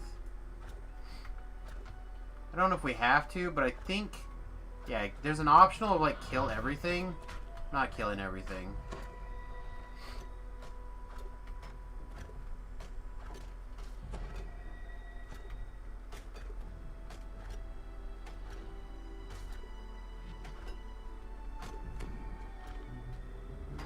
I don't know if we can just stick to the path and that's good enough, or...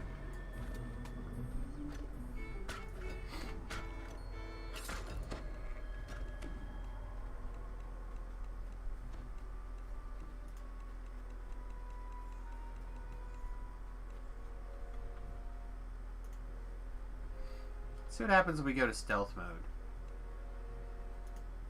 2 items are off the path. Oh, I just need these 2. Are these off the path? Really don't have to deal with killing every monster in the damn quest. Is it not this big donut? Come on, it's gotta be this big donut, right? The grove surrounding the stone ring is notably out of place.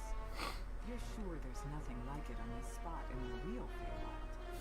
But while it seems out of place, nothing seems to be happening here at the moment.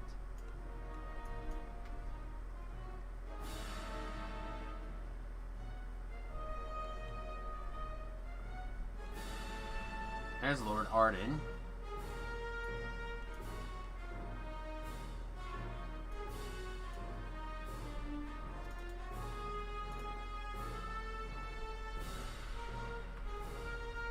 Nope. No matter how much we want to just ride around in the nothing.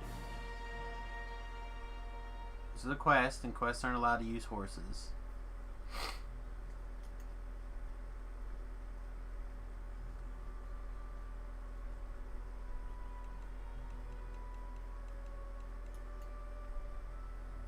The giant slingshot. Is there an item by the giant slingshot? At least nothing I can target. And it looks like the world goes sideways.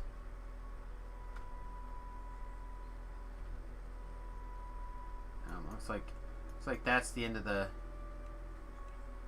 quest that way. There's some more Lord Arden this way though. No, I don't. I'm exploring. This is our first time wandering through. I'm just trying to, like, get that first time experience, you know?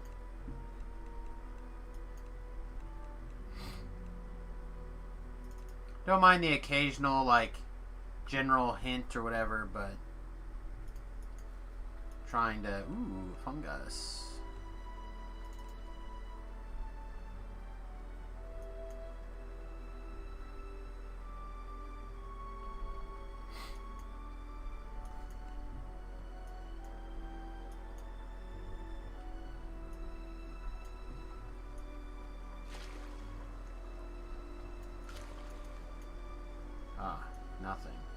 Let's say if I was a fairy related quest. Oh, there's a troll. I remember having to kill a troll. I bet we. Oh, he's even red and orange name or whatever. Moving closer, you see a There's a nasty fiddle. looking troll Alright. guarding the missing loot. Gotta get this guy.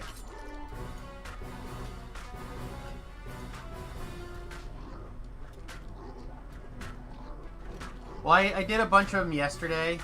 I think I ended up doing them out of order. Its blood splashed into the river as the battle progresses. I literally think I have like 1 or 2 more quests left. You recover Pearson's loot for the ritual. He died, didn't he? So loud! Muzak, come on.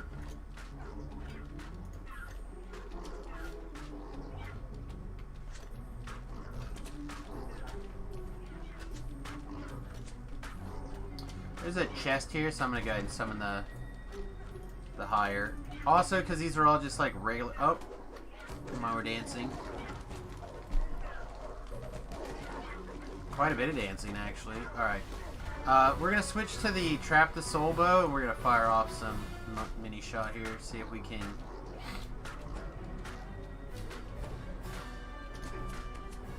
Make some monsters go away.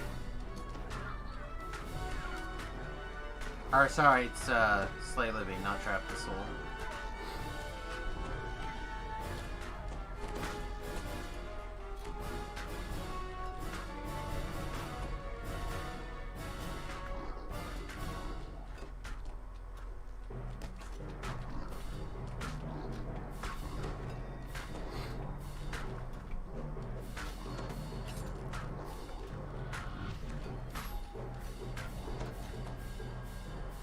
Alright. So we picked up a loot.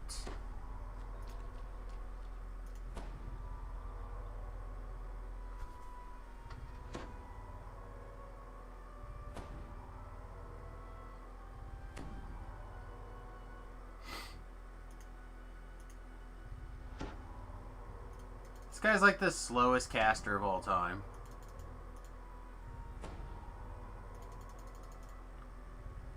He took like the opposite of Quicken.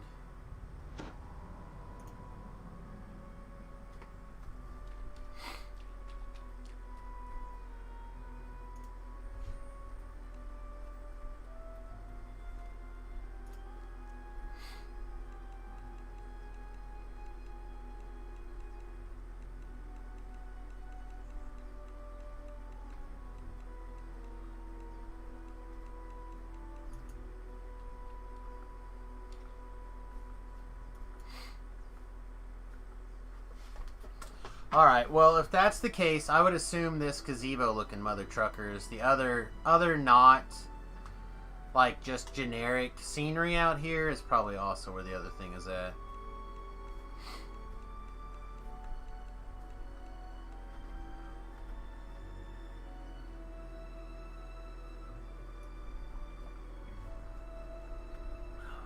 Out of time. Morning.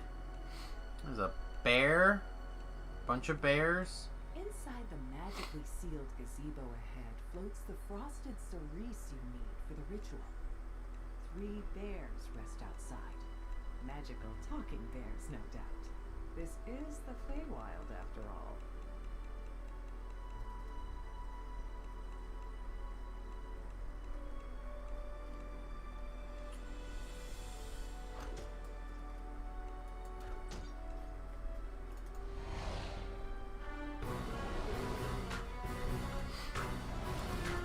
Huh. Wonder if there's a non-violent way to do that.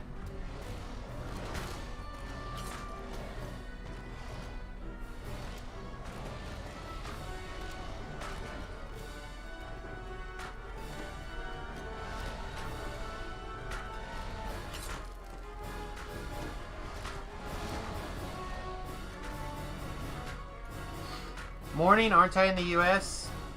It's always morning somewhere, my friend.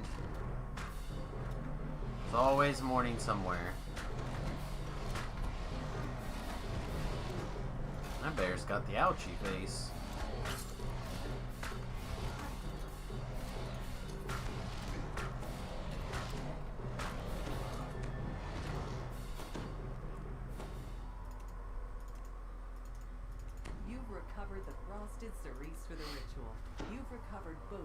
No, I'm in Kansas.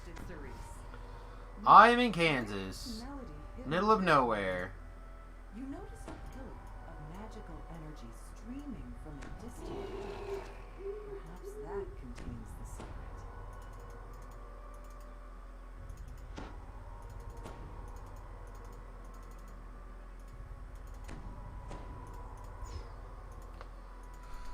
Okay, now we have the bits.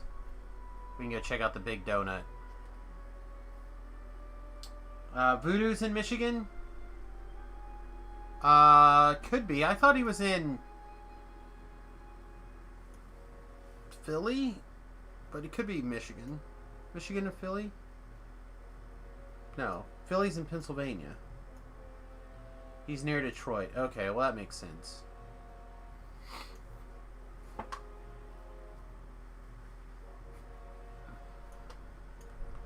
Alright, we have a glowy thing.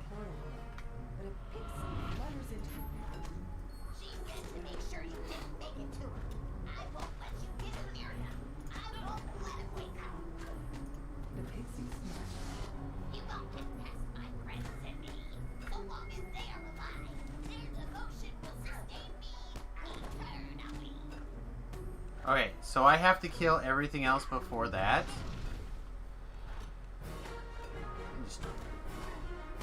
Yes, okay, sweet.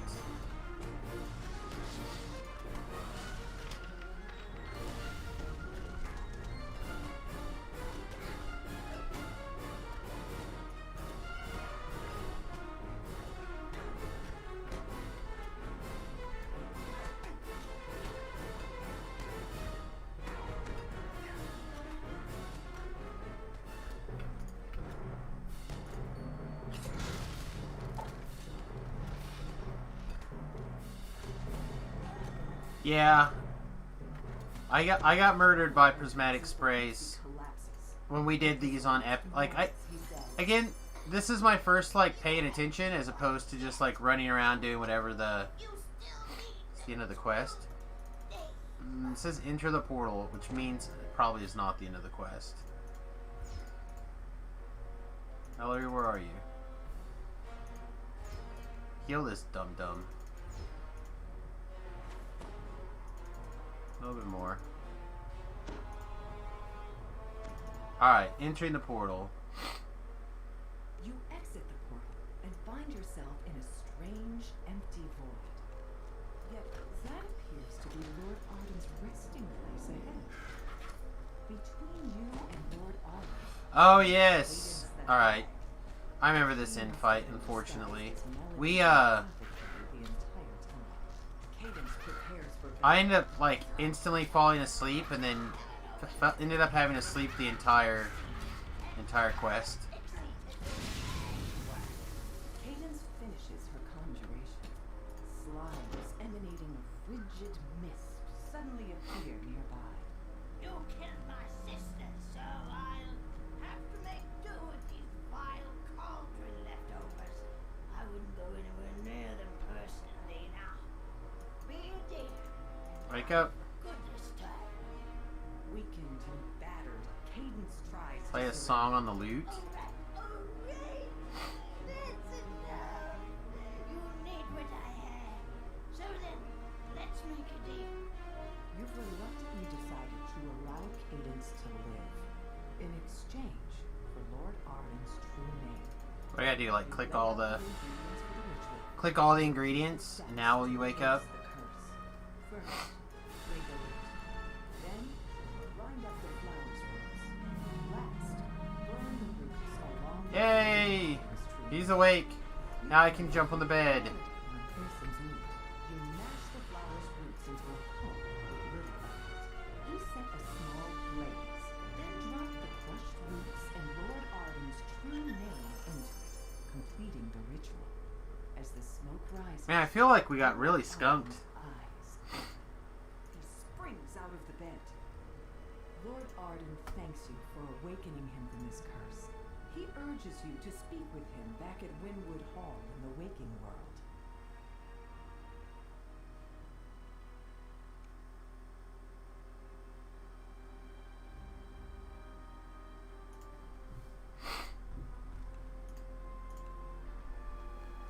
Alright.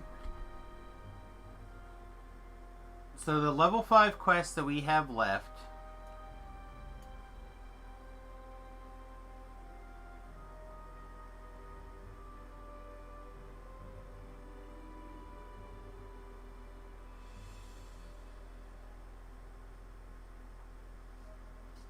is all things that we know.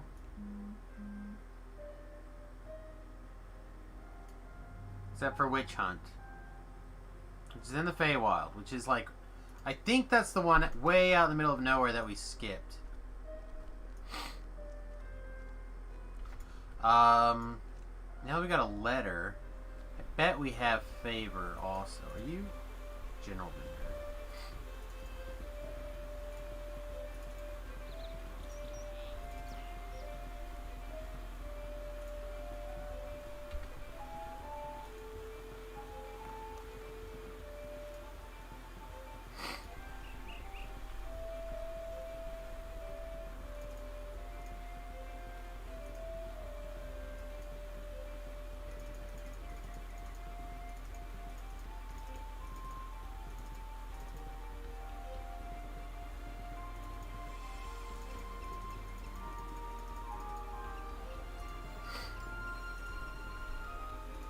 Alright, so while we're between things, let's run back to the boat, re-ship up.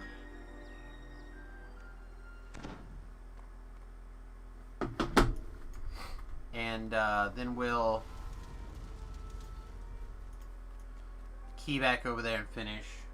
Oh, my phone just will not shut up today.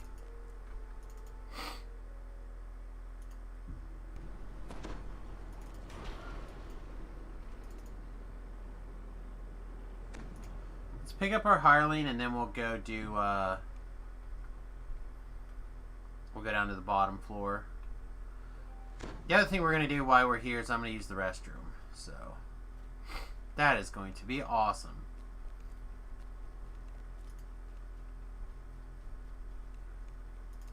Oh geez. So I made a tea before we started the stream. We're already down to, where's my measuring line?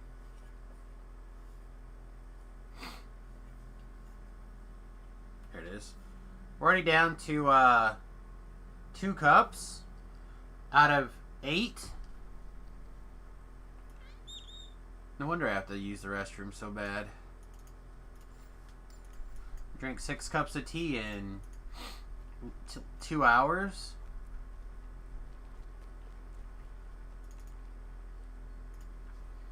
All right, everybody, we're gonna take 30 seconds for a quick ad break. Speaking of ads, that's not at all what I told you to do, video game, but thank you. All right, everybody, we're gonna take 30 seconds. Not replay myself. All right, so I'm gonna take a quick ad break. Speaking of ad breaks, we're also gonna throw a link to our Patreon out there, as well as our link to our YouTube channel. I'll be right back. 30 seconds.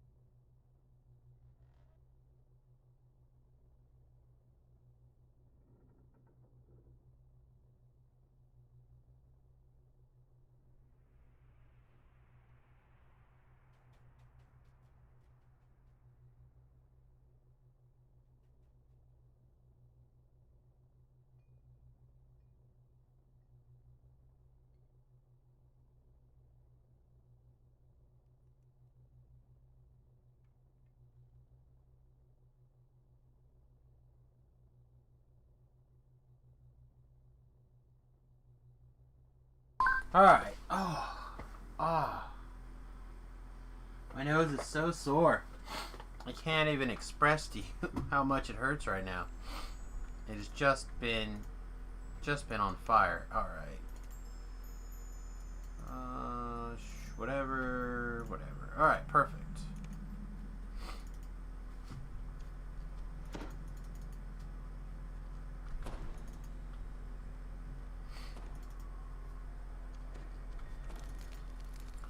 I wonder if I have any of the bug catchers. Someone mentioned that, and I forgot to go look. Maybe we'll go look after we're done here.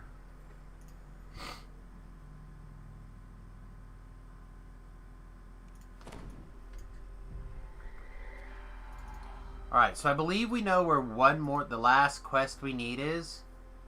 Kind of, at least in the general area. Let's make the map big. Way over here. So we get there by going east and then through the big giant tree. Okay.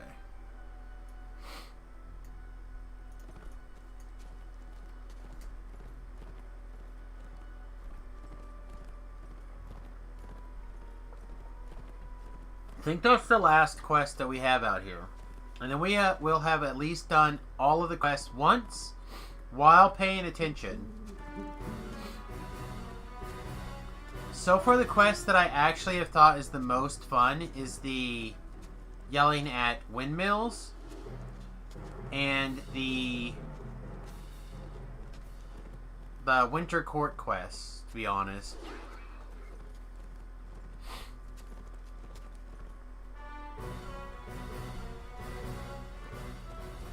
Alright, there's the big hole in the water quest. Which means the big tree is right here. Is this the big tree? This the big tree.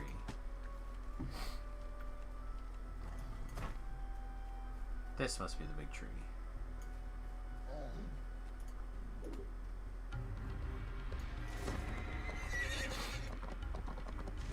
Alright, and the quest is that direction. Let's put on our Featherfall item and see what we can...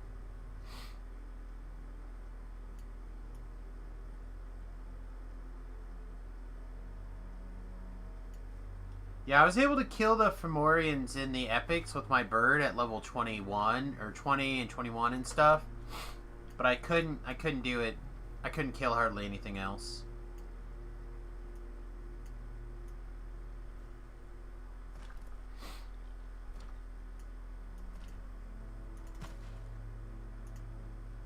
Witch Hut. Ooh, that's a pretty horse. Oh, okay.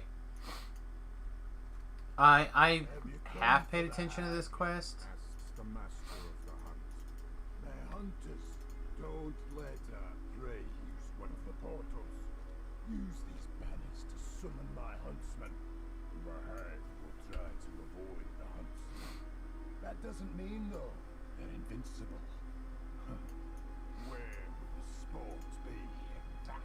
I thought what's her name showed up on the map. Each of my huntsmen are bound to the hunt, but when you remove their banner, you free them of their service. What they do with their freedom is your problem, not mine. The master of the hunt chuckles. If you like, you can defeat wild beasts out there to gather more lost banners, then use them to corral the hag towards me.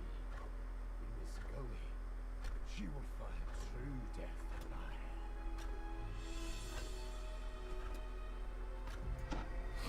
Speaking of, before I get too far away from things. Alright. So it's an evening stream, so we can use all the big words. This tree looks like it is very excited. And there's an awful lot of old-fashioned giant fleshlights laying around. I'm just saying. Just saying.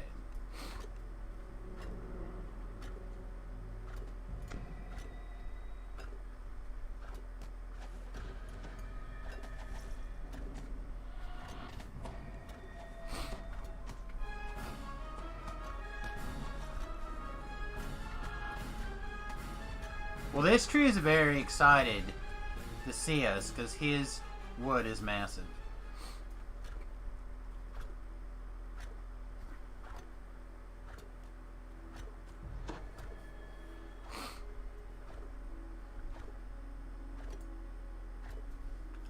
gross. Are we also going to have taken the time to craft a True Seeing trinket and then not have to deal with the 10,000 mobs that have displacement now? Like we dealt with all the quests that had displaced mobs earlier. I don't think so. Ah, prickly, huh?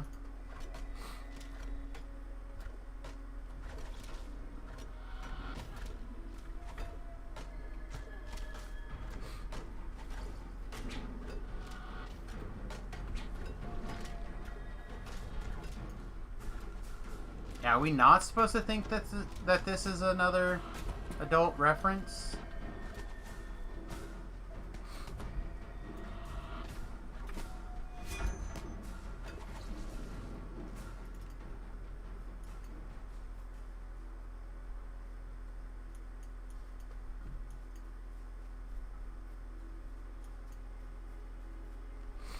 Another shrine.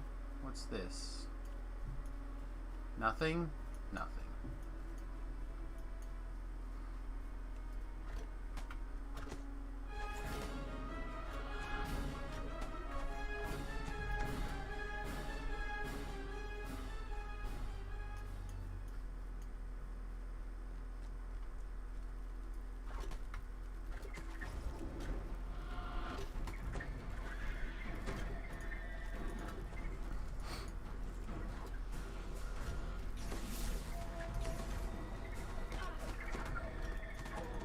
Maybe not every monster in the dungeon should be your focus there, little favored soul.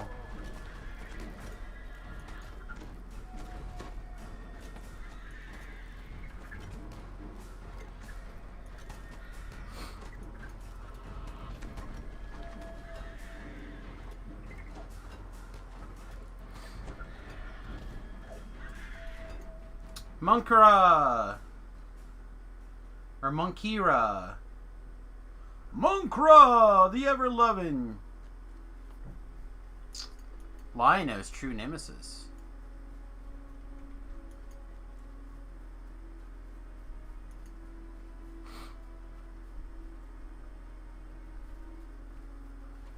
There's a mysterious portal, alright.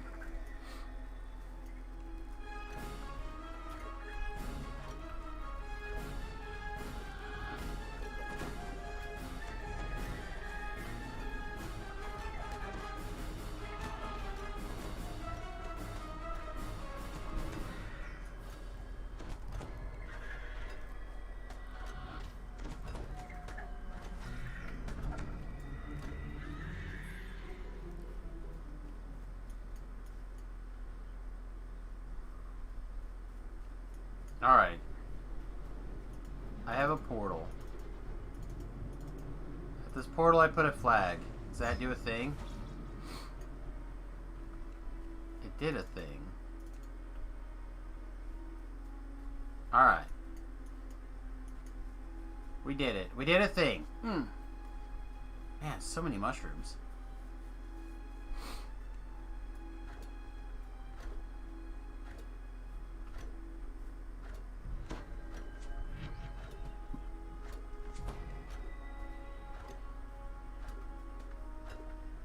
Aha! Perfect! Displaced monster. Our complaints were heard by the game and gave us a monster of which we needed our item. Thank you, DDO, for your generosity.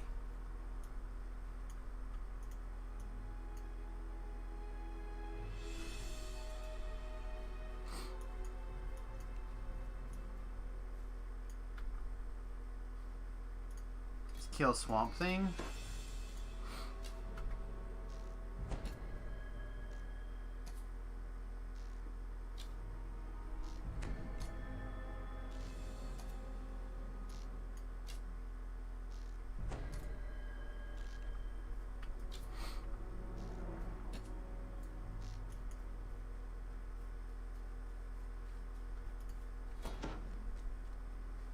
So, for those of you who haven't seen it, this longbow, Annihilating Longbow of Critical Piercing, that I took the time to put the Maybar Solar Ritual on, is sweet.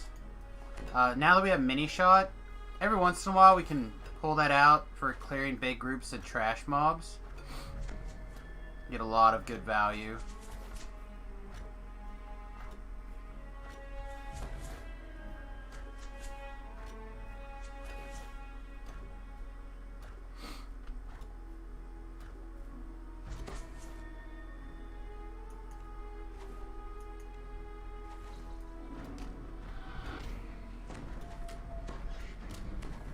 Yeah, you just gotta keep an eye out for these low-level, kind of strange low-level items.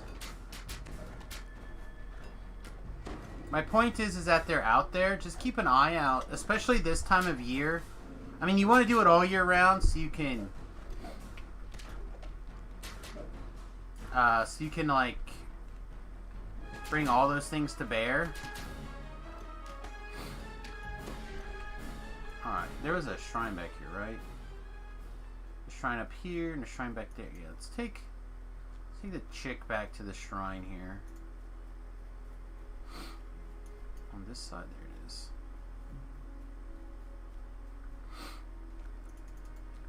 The reason I consistently mention it is because this is the time of year with Maybar. You have the Maybar ritual usually, and pretty soon we'll be coming up to the Rizia Ice Games. So, tweaking low-level gear for TRing purposes, etc., is pretty good. So now's kind of the time to keep an eye on that kind of stuff.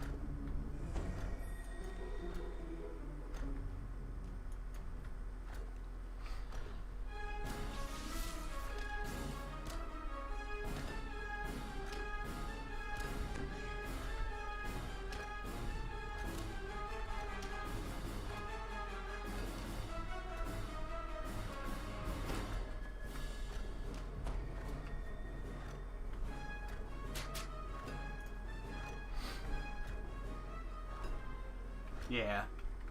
I mean, I like to look for things that are keen for the Icy Burst, but you can find, like, I found an acid keen crossbow, and I have another one, similar power. It might have been shocking or something. But one got the ice ritual, or will be getting the ice ritual, and the other one has the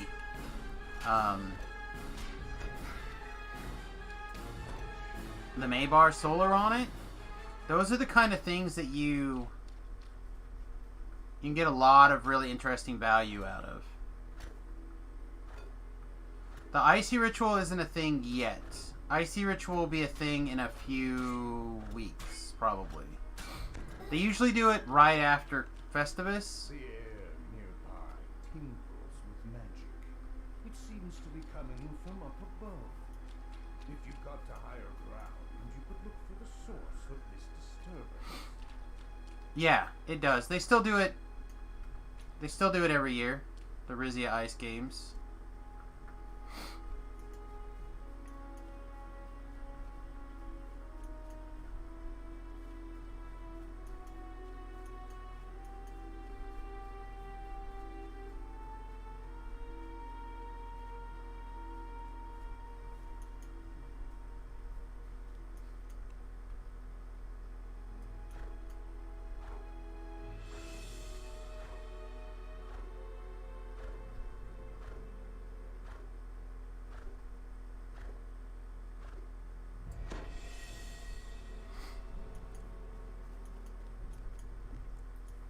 Well, I got higher ground, and I literally don't see anything that they're...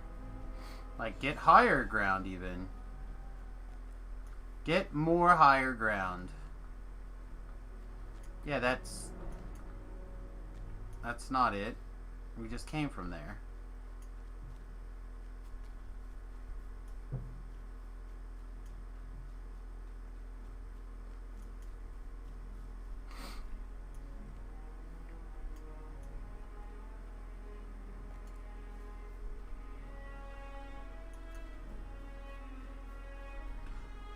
You haven't done it in 7 years because you only came back because of COVID? Well, I'm glad you're back. The best thing that I've heard so far coming out of COVID is the news that you're back.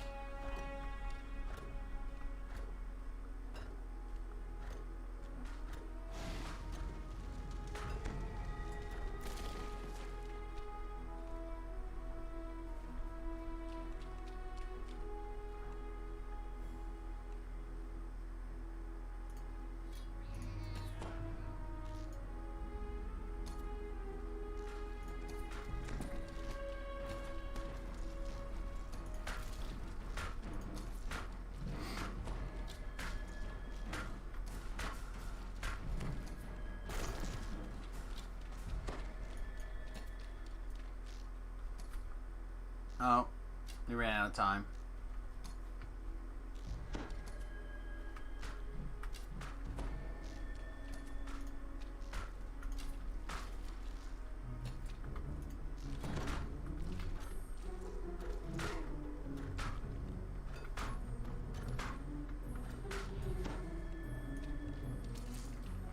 Alright, so this dropped a banner and a fragment.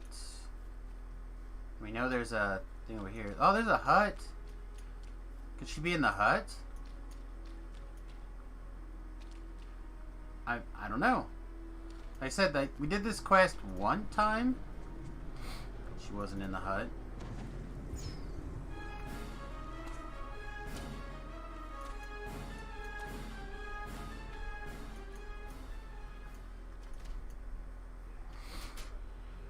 Doesn't look like I'm allowed to get up this hut.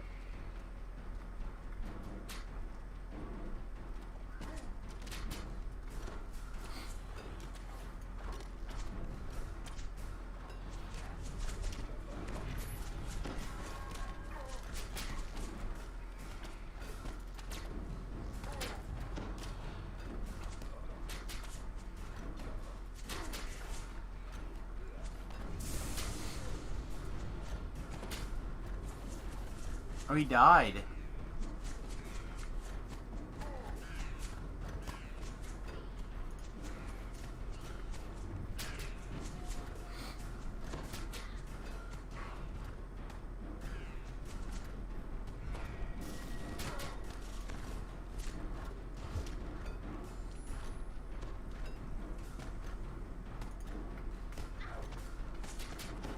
Yeah, that or because this guy got there, it's not secure anymore.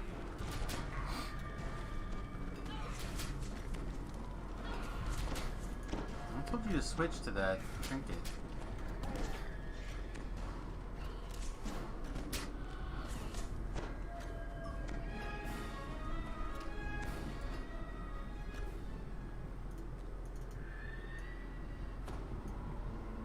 Huh. Okay.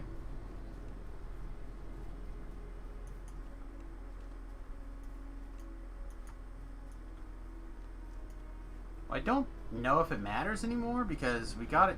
I mean, maybe it matters, but doesn't matter for my purposes because it already checked off the experience.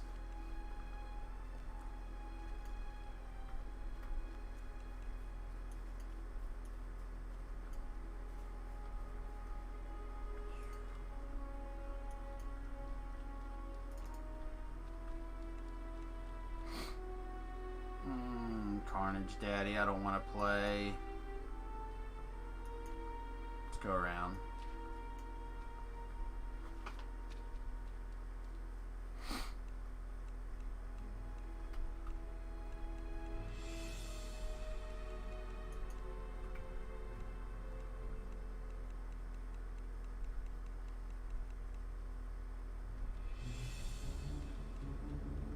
There's a big boy.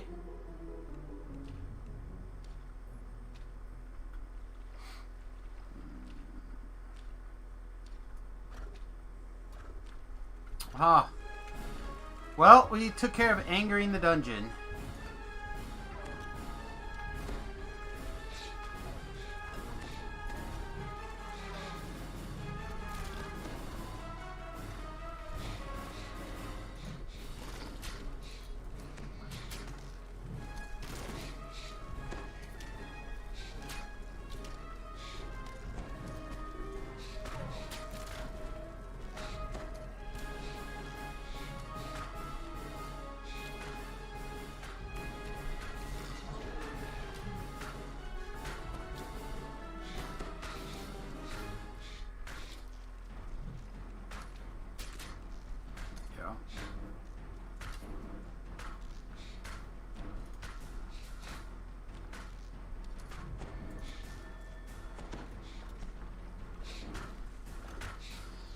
Good. I wanted to pull in another shambler. That was my goal. It was my sick plan the whole time.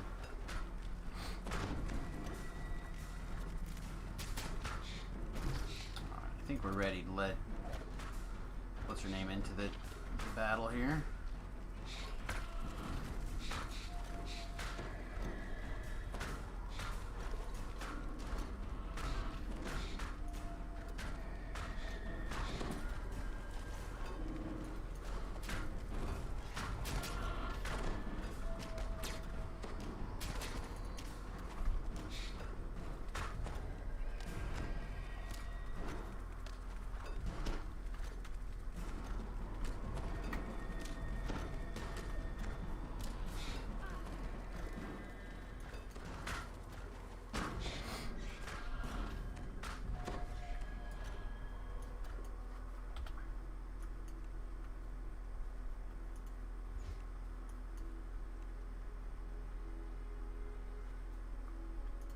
Alright.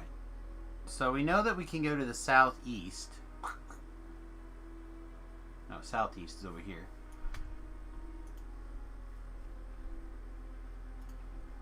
Maybe that? Oh, it's definitely that.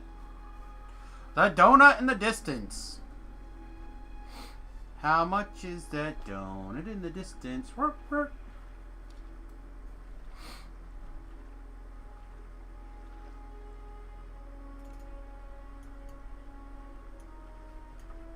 Just a minute. I'm gonna secure this point over here.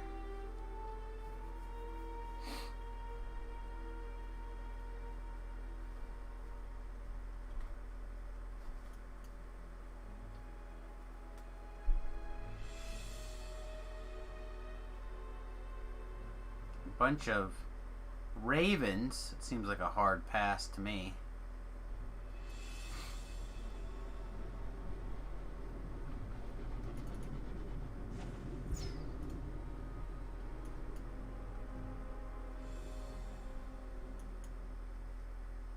All right.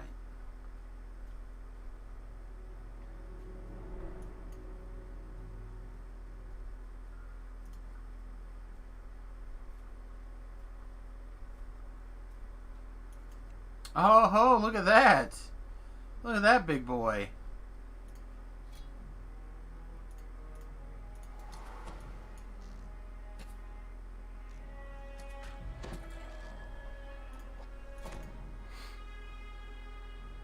Oh, mini shot.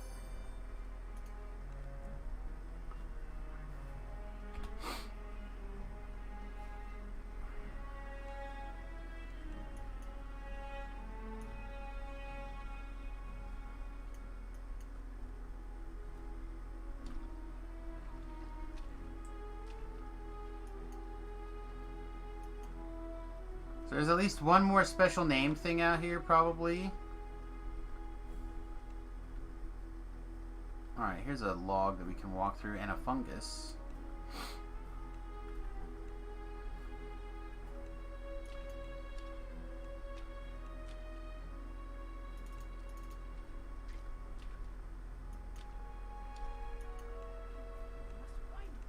It could be used to reverse Lord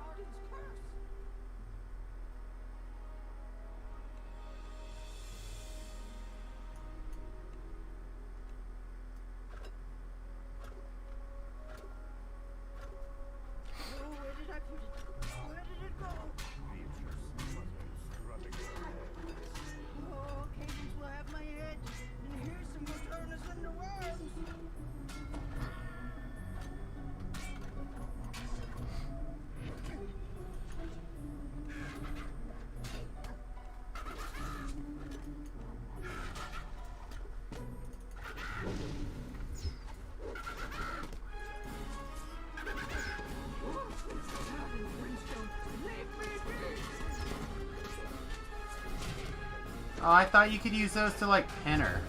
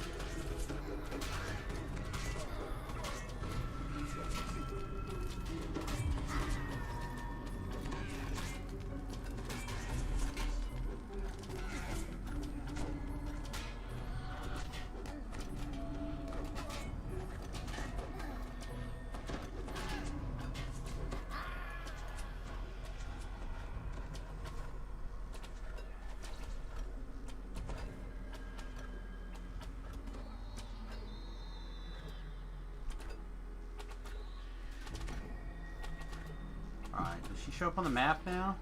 She's way over there.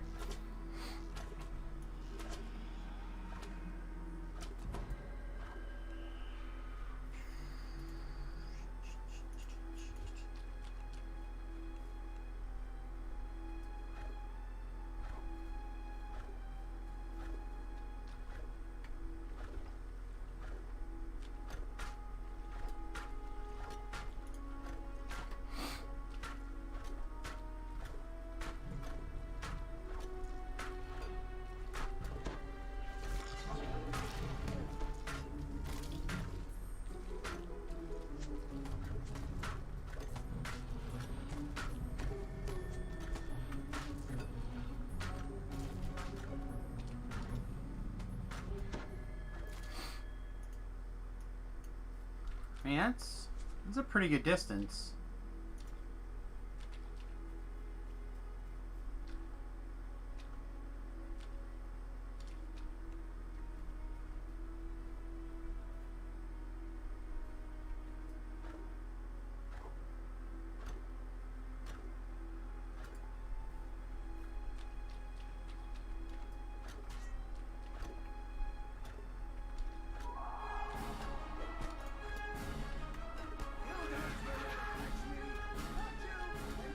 Just like teleport away over here, right? No, she's still there.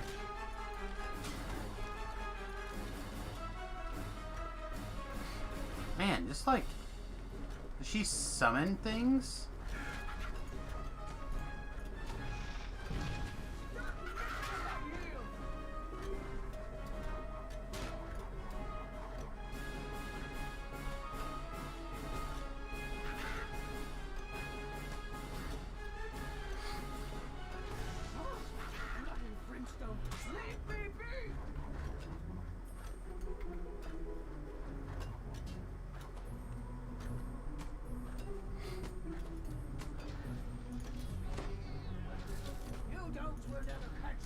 Oh, whenever she spawns, she'll make 2 red caps. Alright.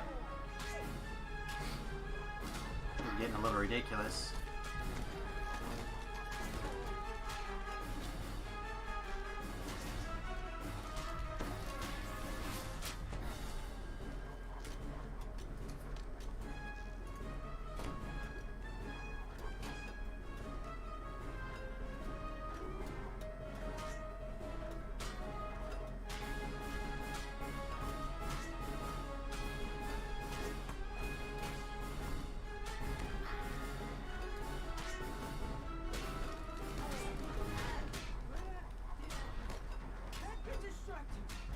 Alright, is the alert down enough that we can get back to work?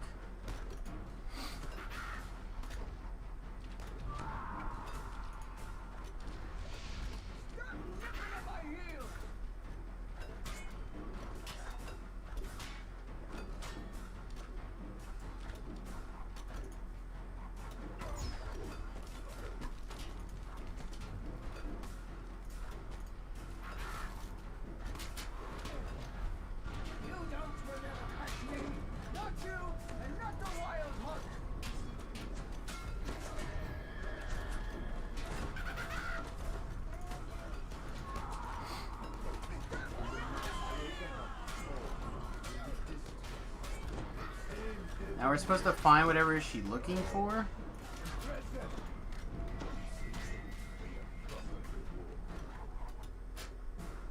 Hey, Storm Blossoms, good morning. Welcome to the stream. We're having a wonderful day.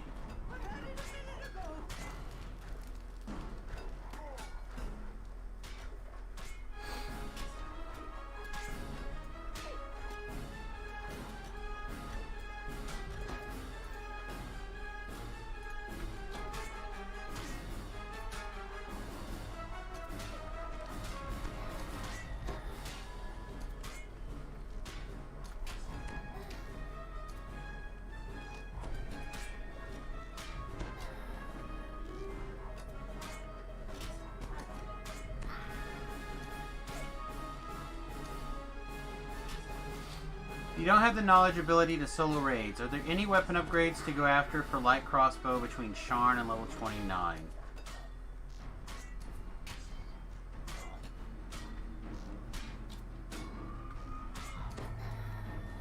Not that I can think of.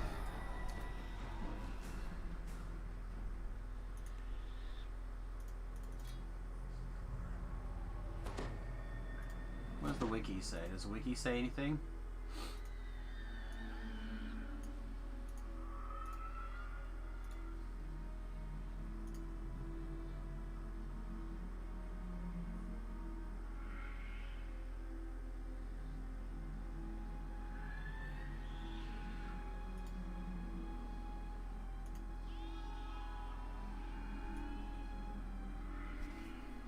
There's a level 20 Diplomancer. Oh, you could do a Thunder Forged thing, actually.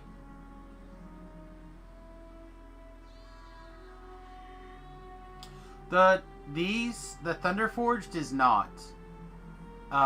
You need to do the raid to upgrade it, but the core item is not. You do have to have the event be up, that's true.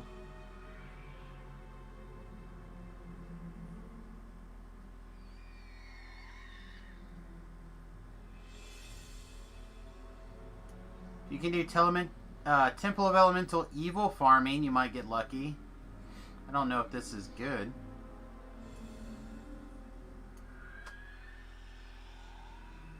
Yeah, I don't think so. Like I said, you can get a Thunder Forged light crossbow. Like I said, to upgrade it requires a little bit of work. Like some raid stuff, but you can do it,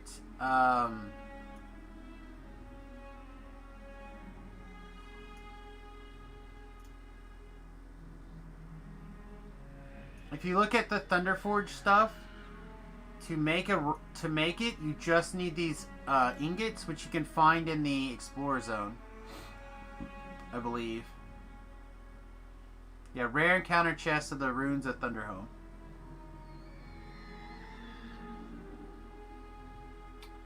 How soloable is the raid? I don't know. Probably not very soloable, but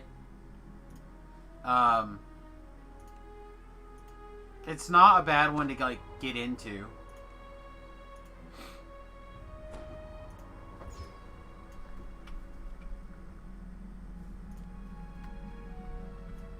Like if you're remotely interested in the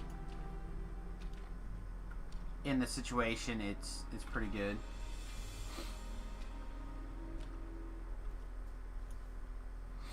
So the Thunderhome raid is you have to fight 2 dragons like in this big room, and they have to be beaten down slowly together.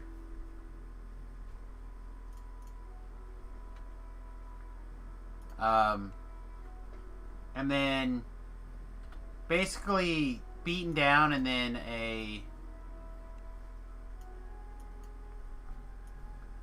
there's a big thing in the middle that needs to be killed while their health is low.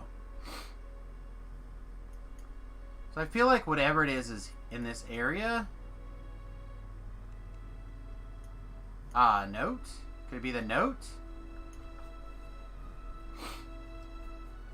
I'm not deeply interested in raiding, but at least getting a reasonable spread of raid weaponry is required to be able to level quickly in epics.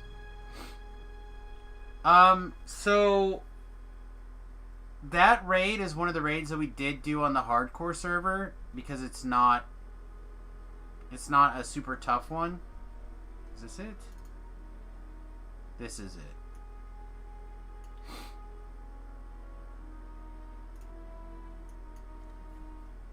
Alright, so now I just gotta go talk to the dude at the front. Can I find this last banner thing? Where are we not explored? Over here and down here.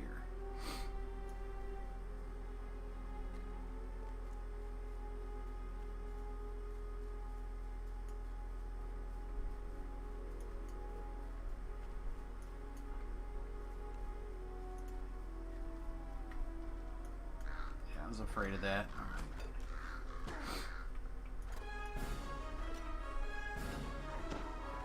Deathworm is a lot more intense.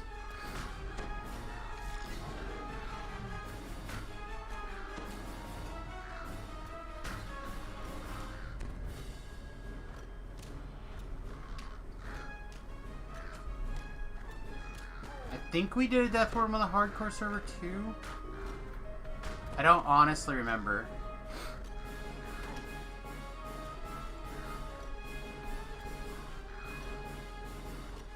Yeah, Sarlona has a couple of different Discord channels that kind of do stuff.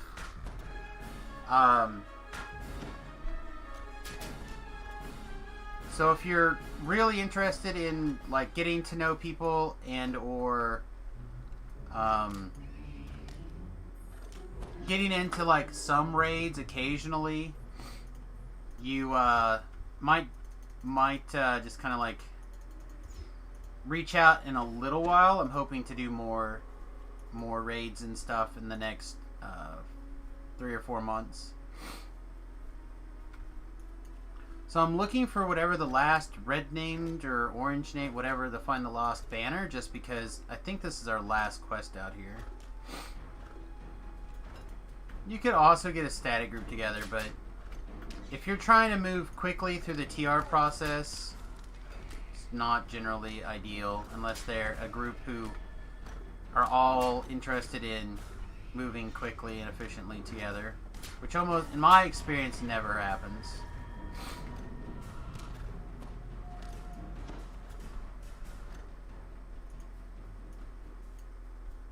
It doesn't mean it can't.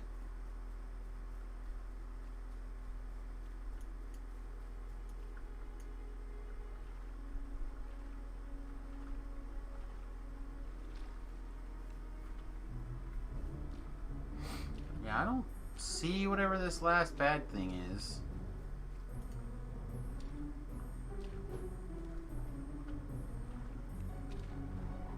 I'm gonna run this red cap over here.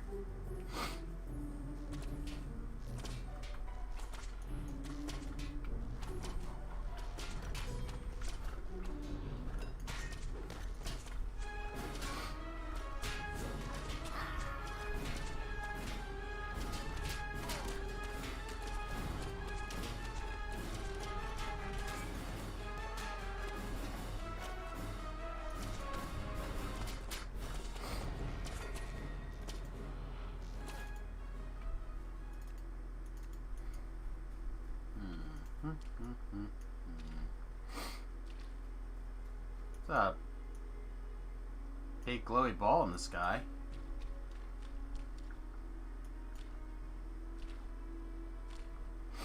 So my understanding is a lot of epics turn into Explorer Zone farming, specifically for certain like rapid kill. I don't know exactly.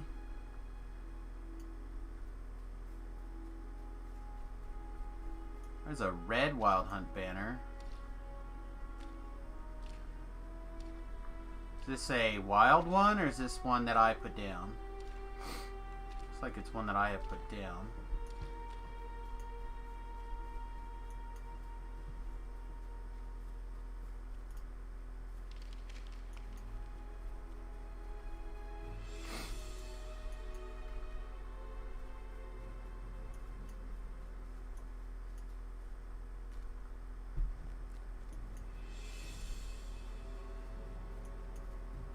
Well, I'll tell you, Storm.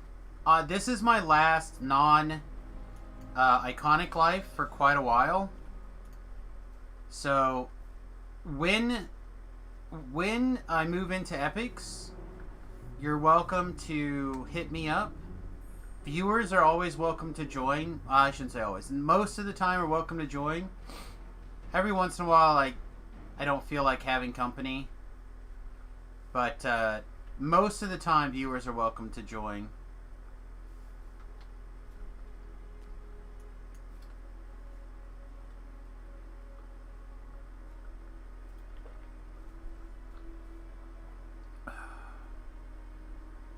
Yeah, I don't see... Man, look how excited that tree is. I just can't get over it. I think he's ready to rock.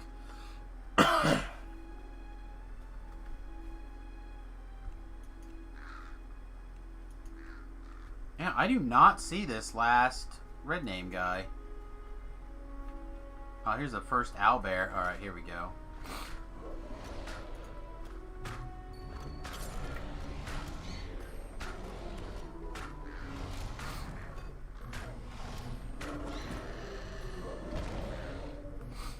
Alright, now we can just sprint to clean up this trash and then get to the end fight. Or the end fight, here, I believe.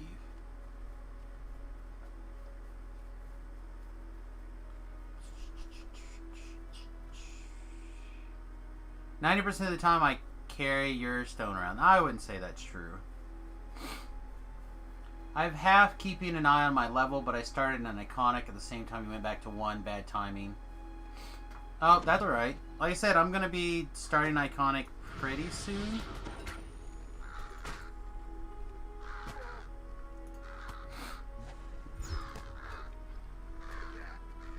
I said, I usually don't spend that long at over level 20, but I'm about to spend a whole lot more time over level 20. So, like, all of my time. Hey, it's a horse.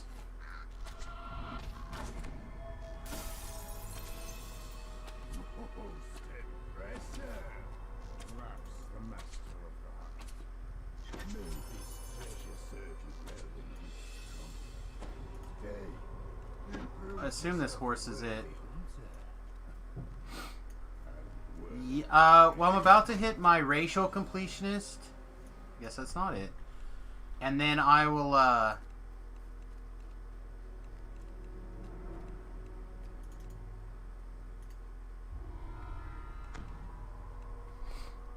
and then I have to finish my... I have to do 2 racial... Or, 2 alchemist lives.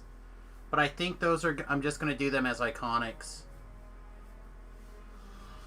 But yeah, I'm about to hit all my completionists.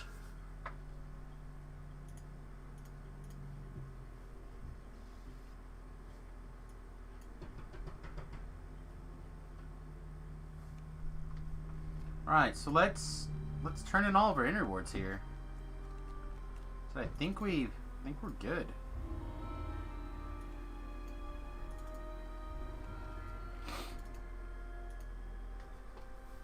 I'm finding the Tiefling Scoundrel iconic frustrating. It doesn't seem to fit into any builds.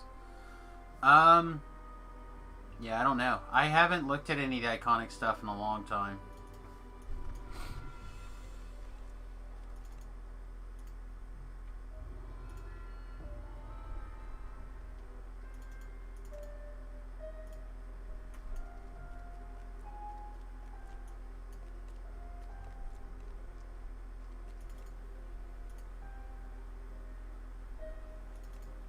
Did I miss?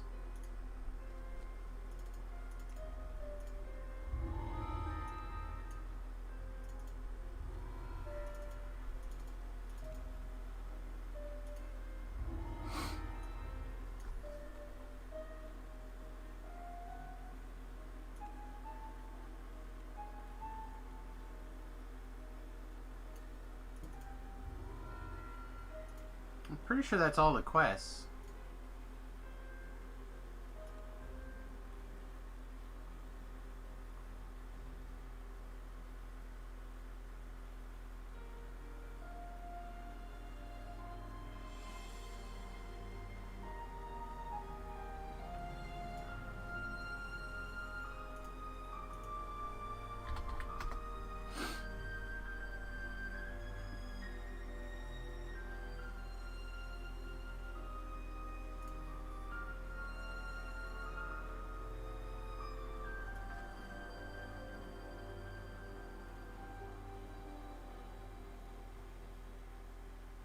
Guy at the bottom of the stairs to my left.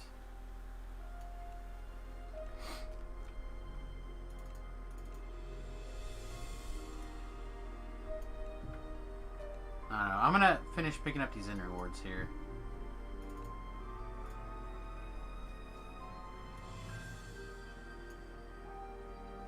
Then we'll figure out if I missed anything.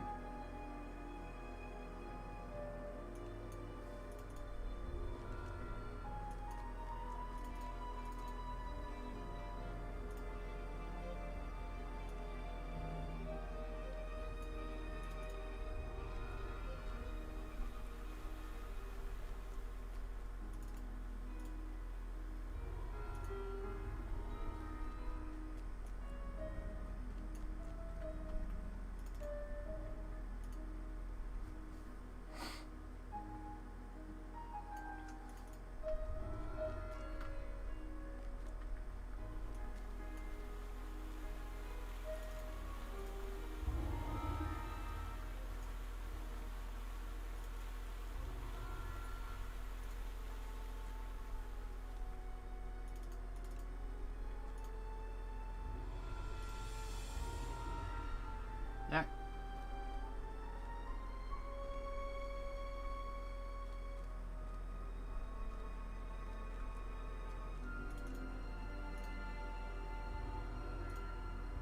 Yep. That's both part 1, part 2. Yeah, I did the one that you're probably thinking of last night. The one where the Fae guy takes you over the ice bridge. I found it last night. So I'm pretty sure I've done them all. I'm pretty sure that's it.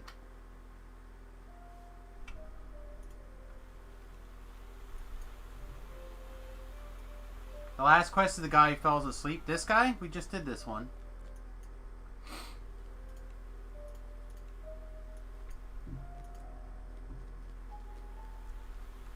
I don't know. All I know is pretty sure we're done.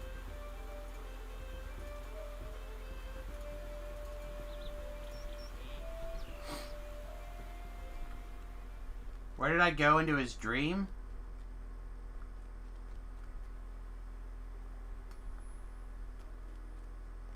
Yeah, the 2 words one is across the ice bridge or whatever. Ice stairs. That was, I think. Yeah, I think we're good. Where did I go into his dream? Like here? It was this quest and you like ran around outside in this big opening area. I think we got them all. I certainly did not do them in the proper story order. I very much did not do that.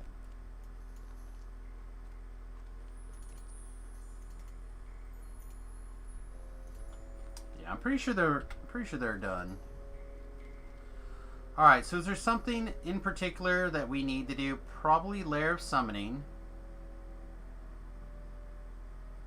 Chamber of Insanity. Yeah, let's go do the House K quest before we level. So we get experience out of it, because we're going to need the favor.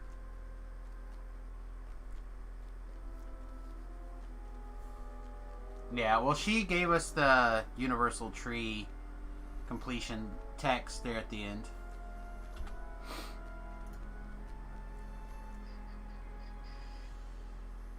Take me to the movies.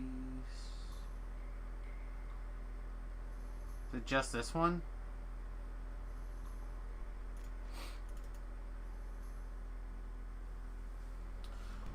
First time I did them in order, now I just do them, take them all. Yeah, I did them in like a big circle, but then I missed some things because I couldn't see it.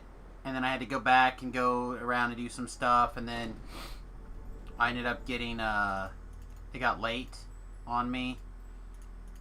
And my head started bothering me. The underwater quest in particular seems to be triggering my migraines.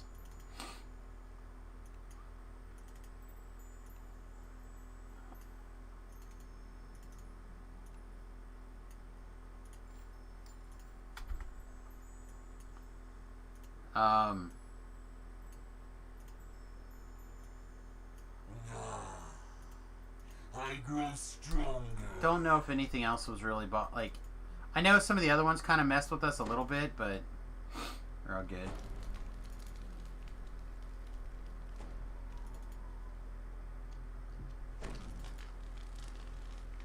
My summer court favor should be higher.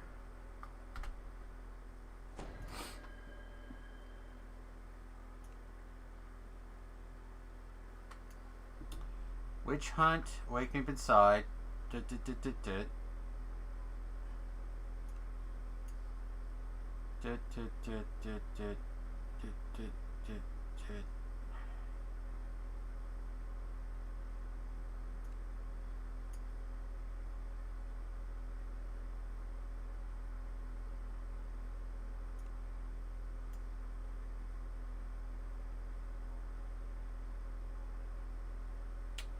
Promise of Fire? No, that's not it. That's the one out in the new area.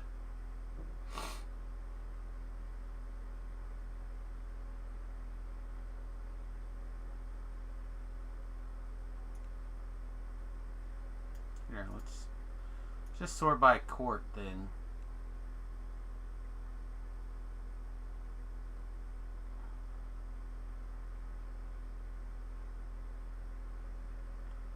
Well, if there's another one, it's not listed on my quest log.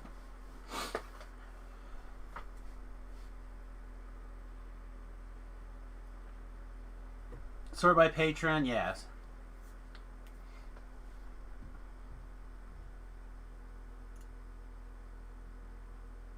So I think we're good. I think we got them. I think we got them all, Cottons. All right, let's see. What was I doing? Re-thising.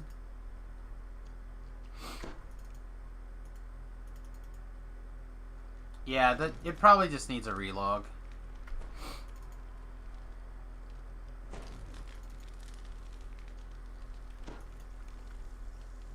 One do you have? It's probably enough to knock out the House K quest. At least my nose has finally stopped running. He says right before it starts running again, probably. I feel like I haven't had to blow my nose in at least a minute.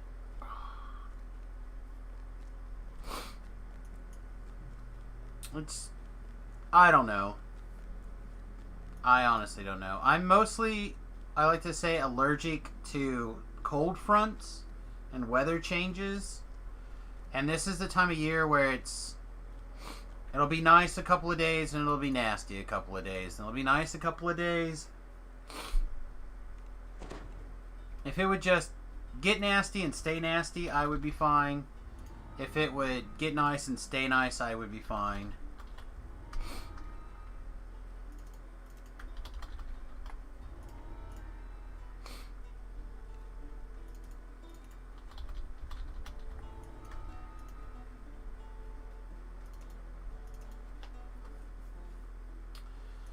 Yeah, I have family in Oklahoma. Actually, I need to text my brother. I think he went home to Oklahoma for a little bit. I need to get his the details.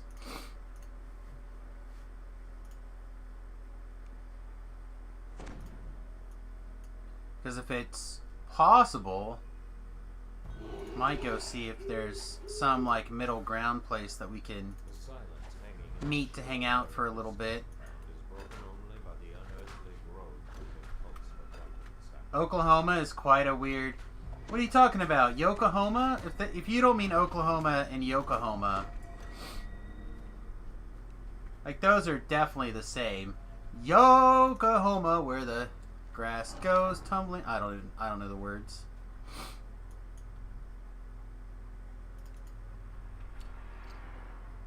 A Japanese city. I don't know. When I see Yoke and Homa, that definitely means a bunch of hillbillies hanging out.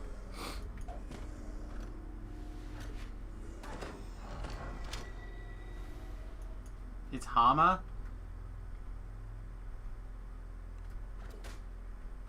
Yamahama?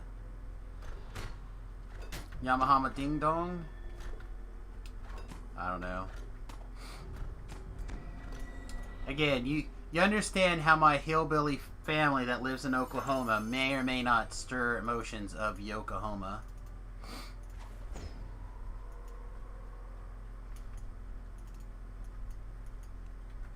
Cultist of Baal rushes at you, gesturing madly with his hand, raving in an infernal tongue.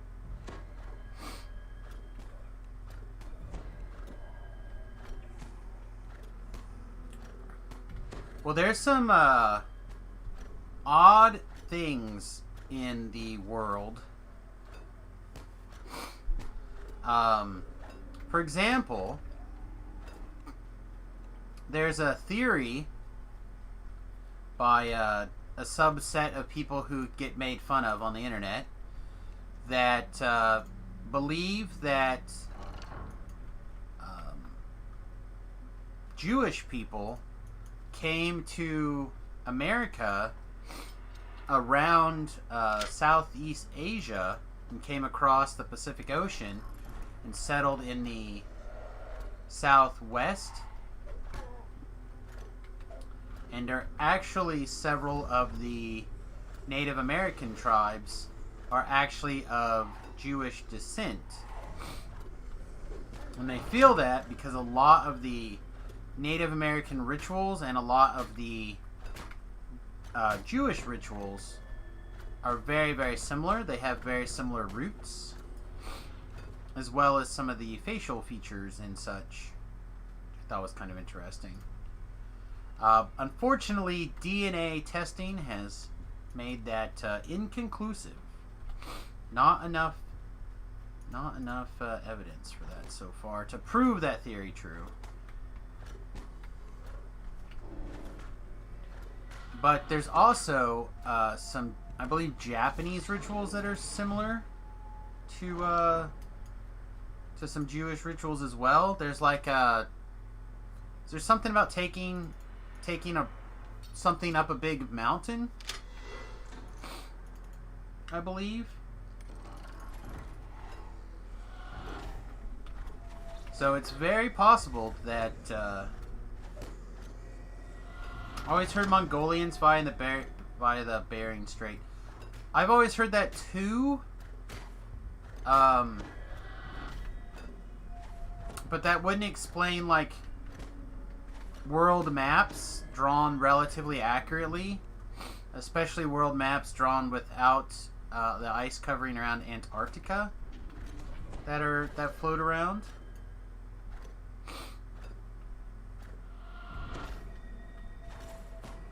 I have the feeling that someday we're going to find out that the world is stranger than we thought, and ancient man was more connected than we currently believe.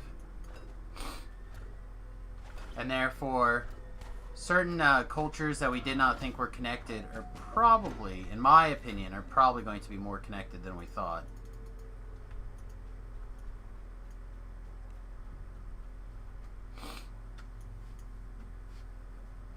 Well, again, just the idea that a lot of these ancient rituals share so many traits. Languages, prevalence of pyramids to different places, pyramids in places that don't make sense.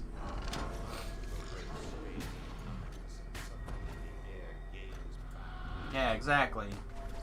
Their obsidian tools from ancient South America we know conclusively came from Japanese volcanoes. I said, I suspect, again, as we kind of open our eyes to the possibility that ancient man knew how to get some shite done if they really wanted it.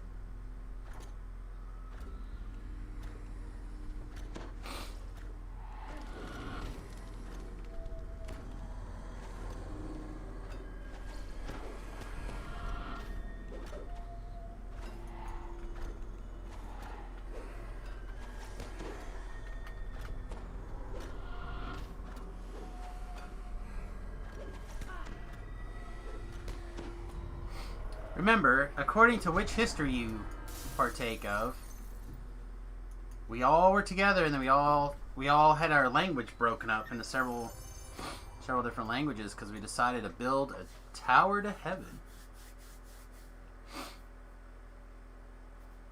There's also a history or a theory, I believe, of people from Europe during the deep freeze in the Atlantic Ocean crossed by an ice. There's a lot of different ideas floating around. My point is that when languages crop up eerily similar, it could be different. As a history degree holder, history is suspect as all heck. I buy that. I buy that for $1. Well, like, I don't know. I'm a person that really digs the idea, like the ancient astronaut theory stuff and those kind of things. Like, I'm that kind of wackadoo. And there's just so many displaced artifacts in time that don't make sense. Like hammers inside of rocks. Nuts and bolts, again inside of rocks, things that we know shouldn't go together. And sure, some of those things could be faked, but all of them, like, I was constantly forced to rewrite things because you have to state your conclusions as facts and you can't hedge. Yeah, that sounds insane. History is written by the victor. That's generally true.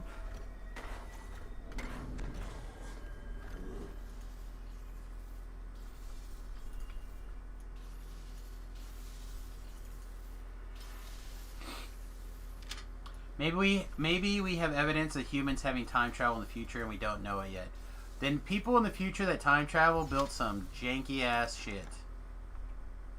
But you are correct. It could be true. That is another theory I've heard bounced around. I also hear a lot of theories about what is it?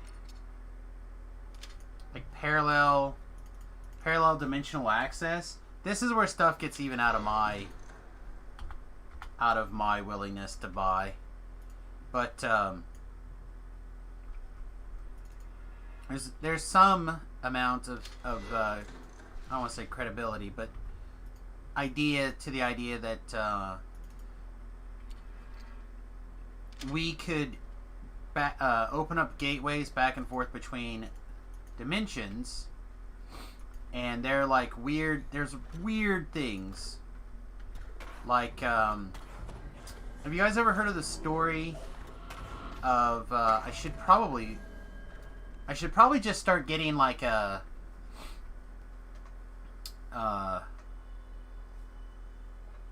list of these like weird stories or whatever, and then make it a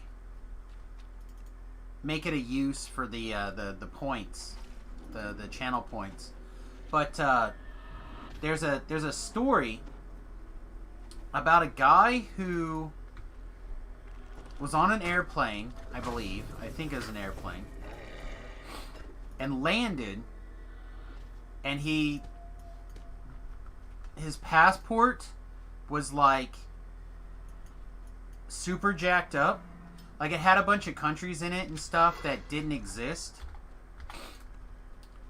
And he had a different world history, including an album by, I want to say, the Beatles that never existed.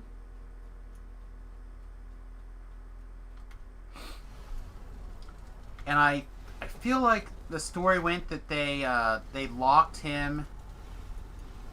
They locked him in a room or something to question him, and he mysteriously vanished.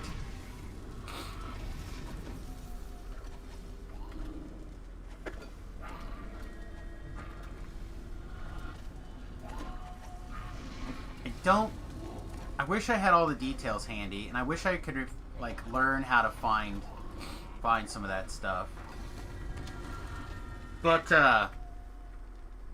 back when I used to work on the radio, one of the shows that I hosted or managed or whatever you want to call it. It was a host job. Was Coast to Coast AM. So I got to hear all these weird stories all the time. Because that's what they do on that Coast to Coast AM show. There's this bombard people with like weird stories, ghost stories, UFO stories. They do awesome interviews. And of course, you know, they have their evidence that they're willing to link you or show you or whatever, but it's not accepted as credible, or I don't know. I couldn't tell you what to believe or not to believe about anything, but I'm just saying there's some crazy wackadoo theories out there. One of the problems is how janky human observation is. Well, not only that, but we get that Mandela effect constantly, right? Just constantly. We think or we feel that something is true, and we rewire our perception of it.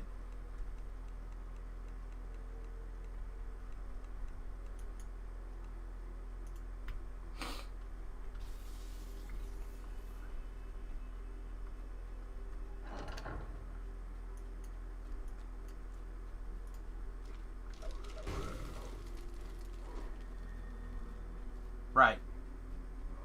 Exactly. We convince ourselves whatever we think is true is true.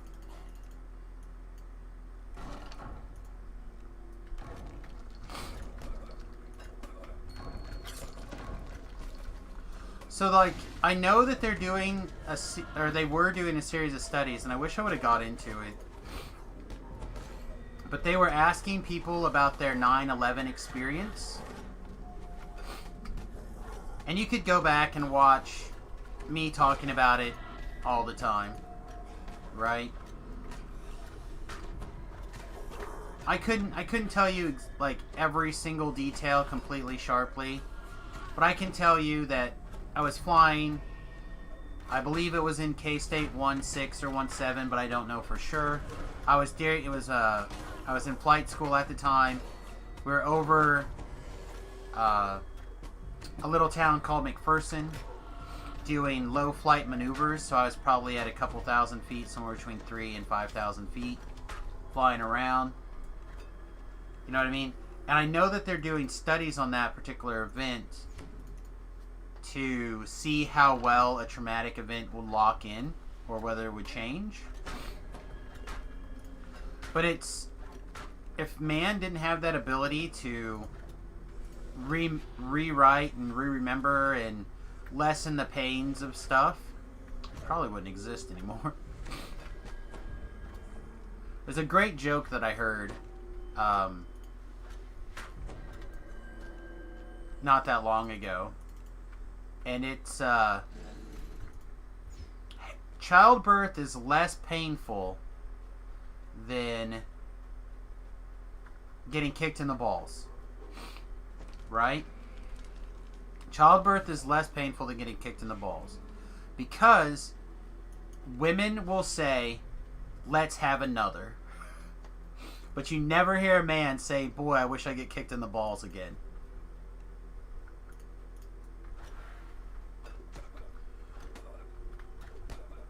Now again, that's just a humorous joke. But it's got a little bit of that truth to it, in the sense that if it wasn't for the fact that we kind of rewrite our history a little bit and like, oh, it wasn't that bad, or oh, this, that, or the other thing, we might not exist. I would, because my parents were dumb. And I was the firstborn.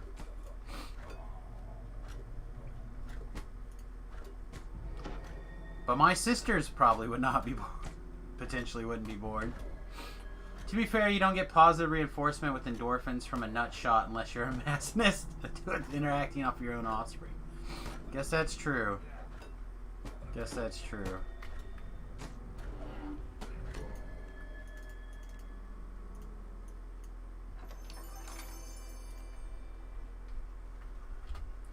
Oh no, memory's a funny thing. Oh man. Oh, I should have went to the doctor today, I guess, the chiropractor. Alright, is that all the 5s that I actually care about?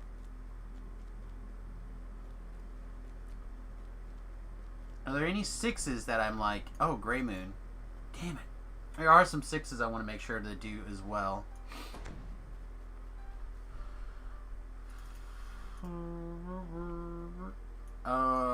Speaking of 6s, one of them's right here, actually. We didn't do, the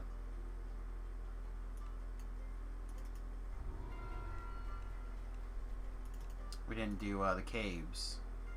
The troll caves, or whatever they're called.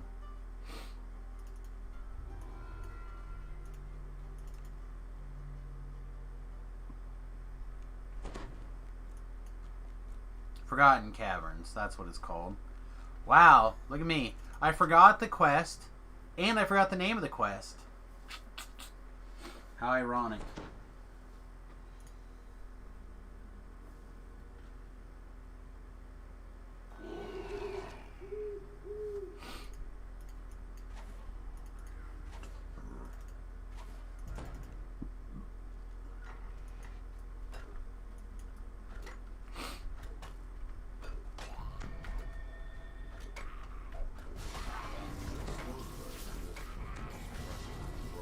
Alright, buddy, why we're... Never mind. I was going to say why we're dancing around throwing stuff willy-nilly. But we're not going to be, because we got to run away from this Plague Reaper for a second. Fortunately, the hireling, doing her job, protecting us from the Plague Reaper, by putting her own fragile body in the way. Anyway, I'm going to hit the button here for the Patreon link. It is the best way to support the stream if you're looking to help us out financially. 95% of Patreon donations come to the stream. We use that money to buy content, like in other games and stuff like that. A lot of it also goes to like the bus, for example. We're getting ready to try to... I haven't decided if we're going to finish the running water or get the wood-burning stove put in. But here in the next couple of weeks, we're going to get the roof deck up and installed and running. Hey, Beef. How's it going, my cheesy warlock friend?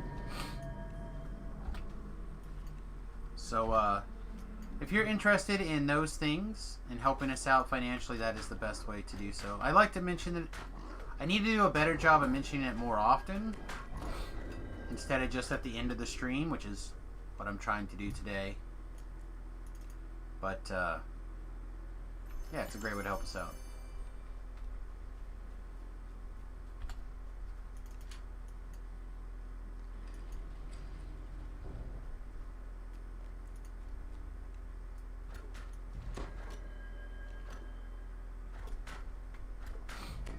Yeah, it's part of what I'm... Like, I'm really tempted to just go full-on power XP mode here pretty soon in the hopes that we can go really ham this weekend.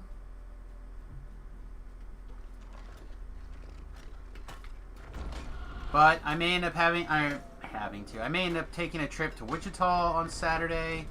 May end up going even further than that. Depends on what's going on with my little brother. He's come home for a visit from Seattle. So we may or may not get an opportunity to hang out with him. That sounds good.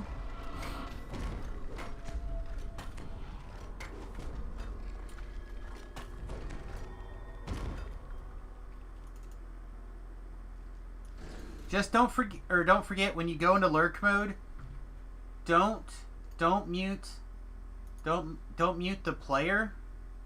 Mute the tab. If you mute the tab, I believe you still count. But if you mute the player, I think you no longer count as a viewer. Alright, good, perfect.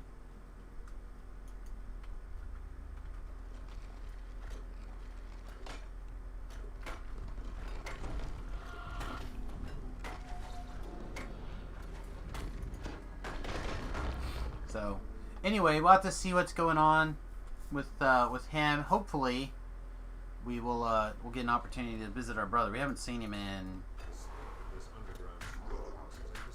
We saw him at Christmas, I guess. So a year.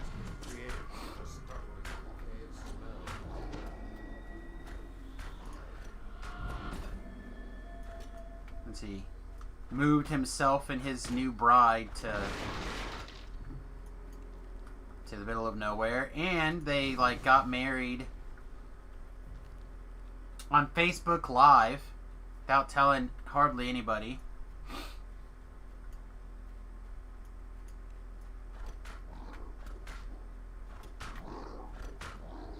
That's fair. That is fair. Everybody can eat the occasional terrible death for sure. I've been there myself many a times.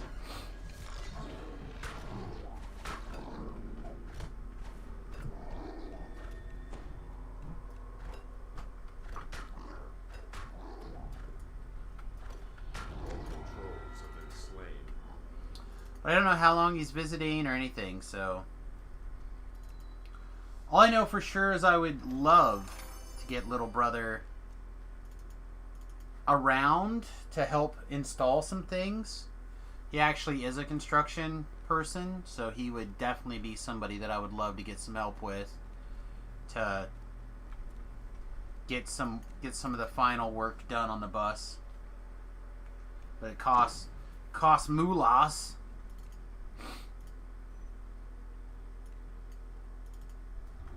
So let's see, what did I mean? I was talking about things we've been looking at trying to do. So I'm looking at getting the water tank, the water pump, the hot water tank, and the shower faucets installed, the shower actual bits and pieces. That could be something that I could work on. I figure, let's see, the tank is like $300, the pump is like $20 or $25. The hot water tank is between $200 and $300. Like every project that's left is like $1,000. Like every different project. Shower and some of the other materials. I figure it's going to be about $1,000. Solar panels are a little over $1,000 to get the solar panels in. The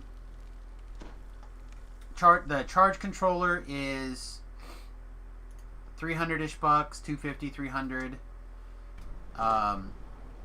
And then I need some not screws. I need some wiring. And then I also want to do, like I said, I want to do the deck. This is not where I parked my car. I want to get the roof deck installed. That's the cheapest of the projects. I'm trying to decide if I want to have like a sweet permanent ladder that I've sketched up on my Instagram, or if I want to do just a telescoping ladder with with some tie-ons, so I can tie the ladder so I don't have to worry about it falling down when I'm trying to climb up and down up the thing. But I don't know, either way it seems iffy to me. The nice thing about not having it be a permanently fixed ladder is I could take it down and do other things with it. But then that means that it's not going to be permanently attached anywhere, which is a little bit terrifying. Just a little bit. Just a little bit. Hey, let's try to sneak. This cavern is very cool. Earthy smells. Normally I just piss everything off down here and kill it at the end, but let's see if we can stealth through. Nope, that guy was mad. There's a couple mad things. The gate opens up to reveal a shallow pool with several passages leading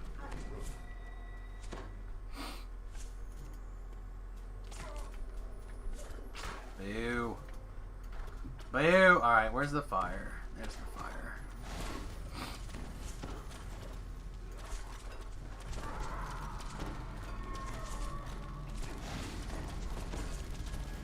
Switch weapons.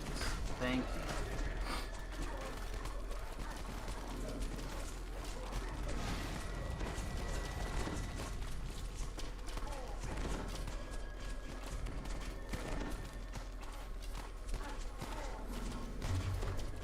Ow. There's enough trouble up here. We're actually going to have to get some help, I think. I'm not going to lie, I didn't expect that.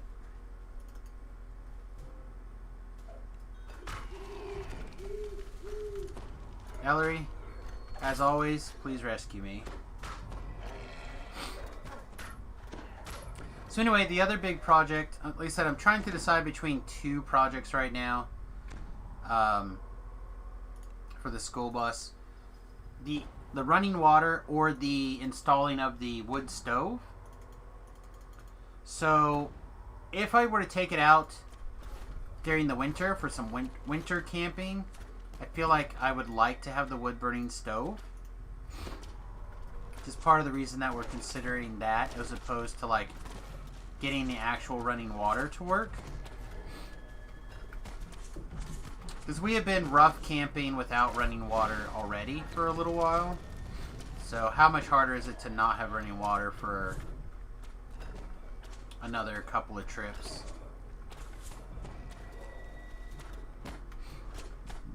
Not that much harder.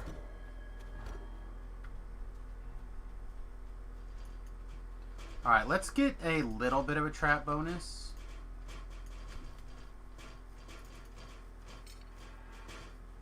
If it's up for debate, I suggest water before fire for safety. Well, we'll have fire, or we'd have water, but that is a good point.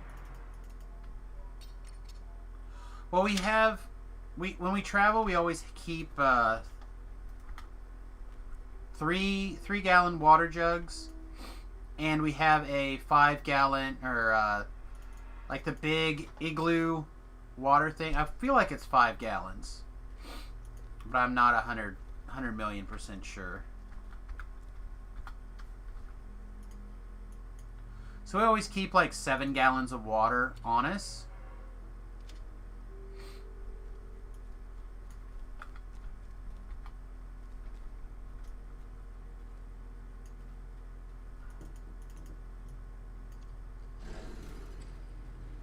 the opening on the other side awaits you mockingly. You must Ugh. cross a series of platforms suspended over a narrow waterway reaching. Campfires and torches give way to the natural lighting of crystals and mushrooms, plentiful in this area.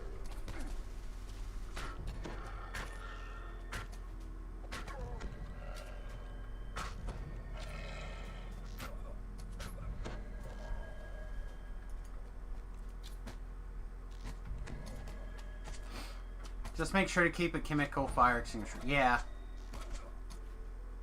Yeah, I agree. It's one of the things that I need to add. They already have a mount for one at the front. I need to add one for the back. Right now our stove is set up in such a way where it's not a problem, but we also don't currently have... So the stove that I currently have is a denatured alcohol sailboat stove. And that is the only fire type thing that we have right now. Assuming that the engine doesn't burst into flames. If the engine bursts into flames, we have other problems.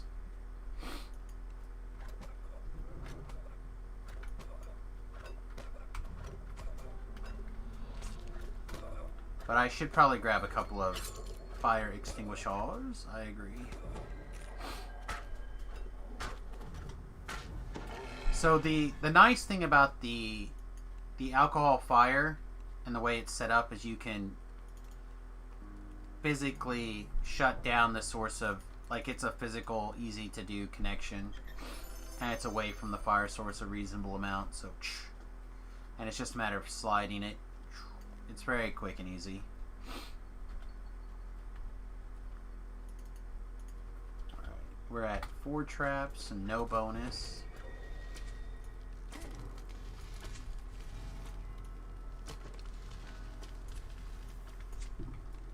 Can you die for me?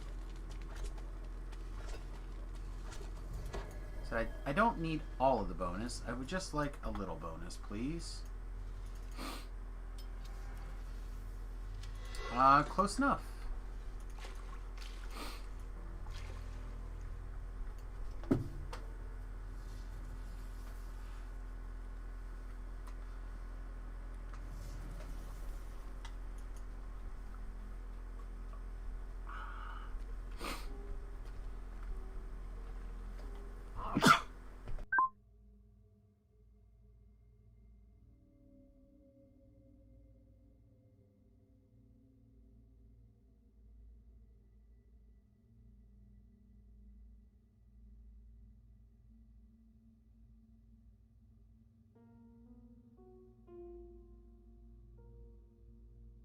Pardon me.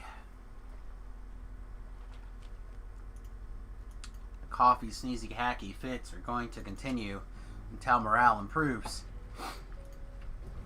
Not sure if that is possible.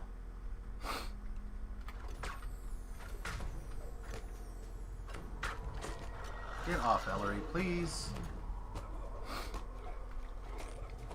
Whew. Thank you. Also, good morning, Alpha Flyer. I don't know if I specifically said good morning to you or not yet.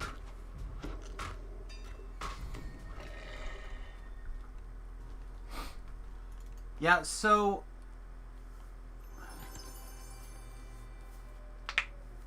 it's not a bad idea either, Beef.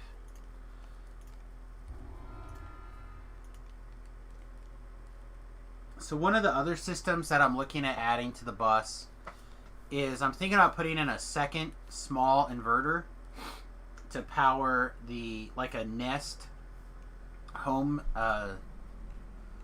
security slash integration unit. I haven't, like, picked one or anything. That just happens to be one of the ones that comes to mind.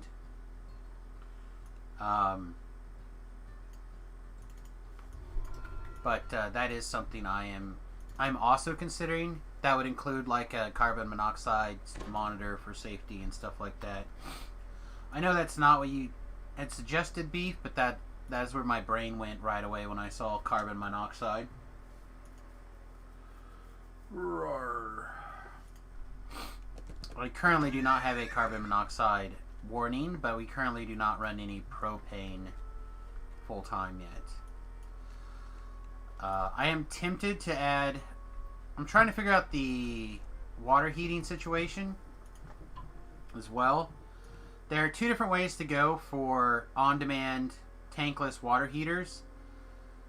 One is propane, and the other one's electric.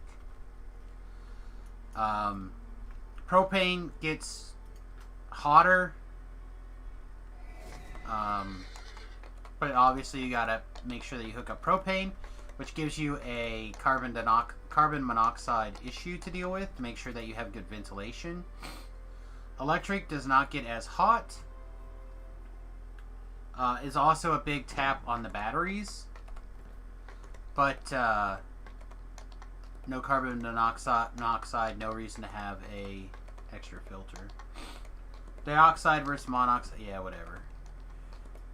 The bad breathy stuff. No breathy.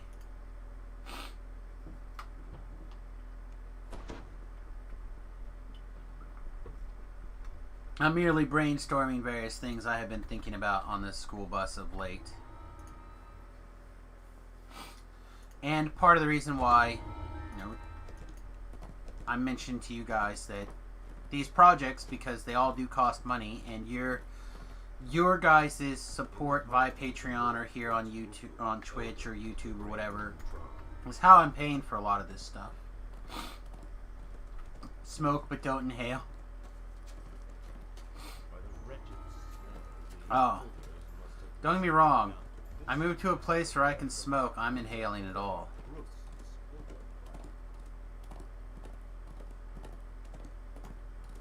It appears the ogres have clearly avoided this spider-infested area of Sawdust. By the handprints on the rock, this cave is clearly occupied by ogres.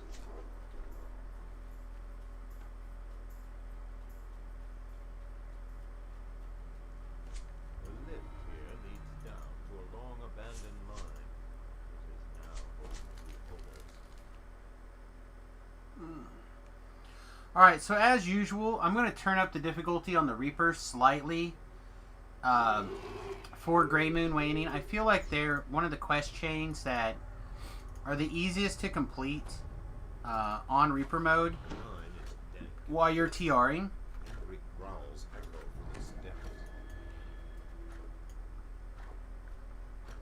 So I always recommend that if people are on the TR train, if you're not comfortable with Reaper, this is a good quest to or quest chain to get familiar with it. And if you are comfortable with Reaper, but you don't do like you're okay on Reaper 1 or whatever, this is a spot that you could soup that up a little bit. Through the door, you hear a rough voice. That is probably true, Beef. It is missing, in my opinion, a racial boost of some sort. The key clatters to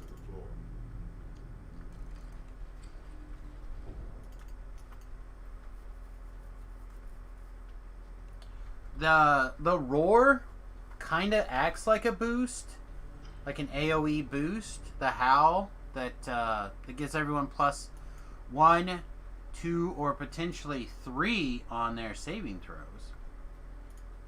But I don't think it's very good.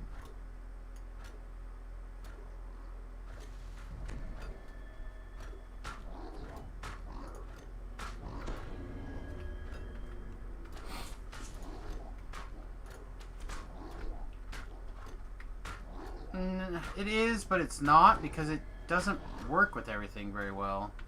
Like, I should be hitting it now, and I still don't hit it very often.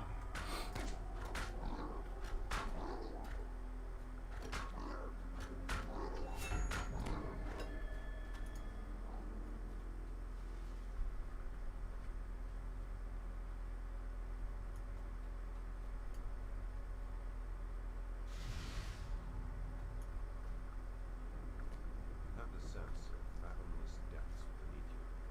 Fall into this chasm. A Death. little bit of A and a little bit of B. You see movement in one of the cells ahead. It may be Achka. I mostly just straight up forget, I think. After level 11, when I redo my racial enhancements, I will probably take a bigger look at it.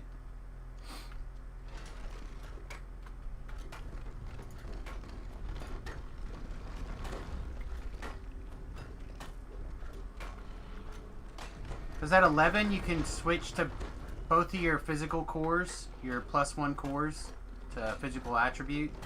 So I'll be able to take the +2 dexterity at level 11.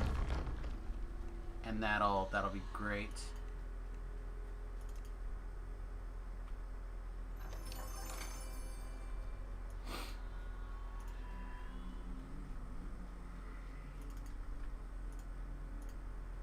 Achka runs out of his cell and disappears down the hall.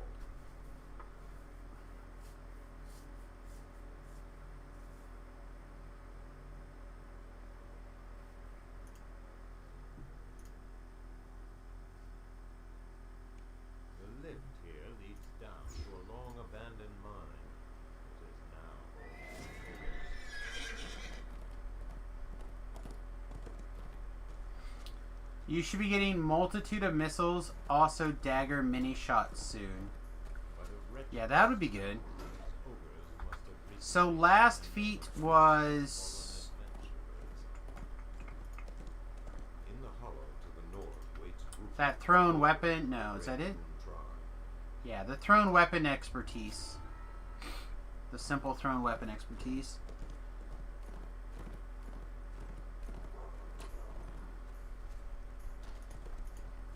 So that plus the rapid throw gives us like a 55, I think, percent double shot most of the time. It's pretty good.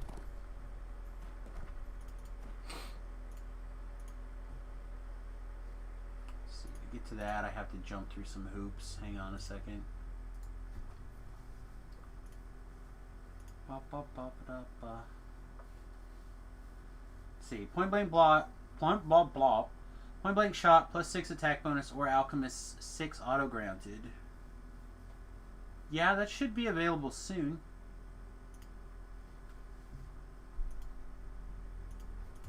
So our base attack bonus currently is 7, so whenever our next feat. Tension in the line is greater than before. The ogres are ready for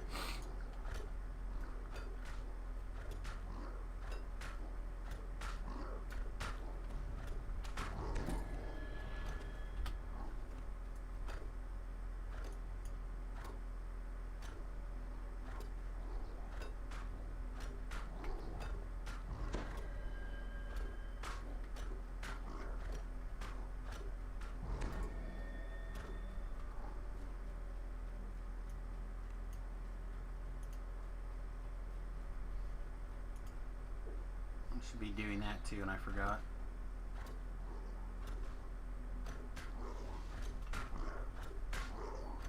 He clearly does not care about being sneak attacked.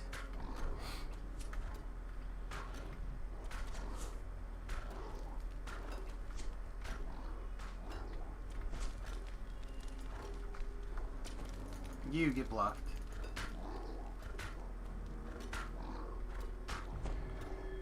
Apparently I'm misremembering how this works. If the target is below 50 health. Alright. So it's not just a sneak attack, but also below 50% health. I have to remember that.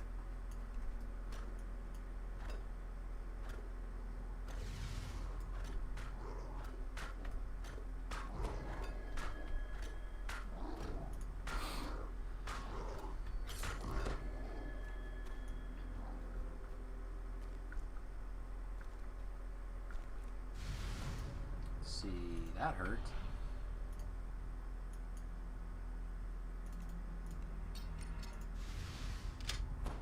But anyway, the other thing I mean by boost beef is that it doesn't trigger off like your prowess set or whatever. So there's an area of bonus that they do not have access to.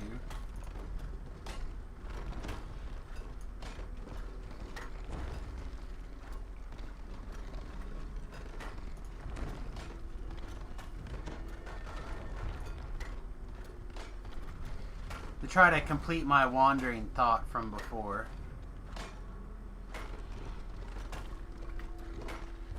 Seems like most of the other races have something. Is there a Kalashtar? Oh, here we go. This door stands open. It doesn't take a Kalashtar to sense that the ogres want you to go in.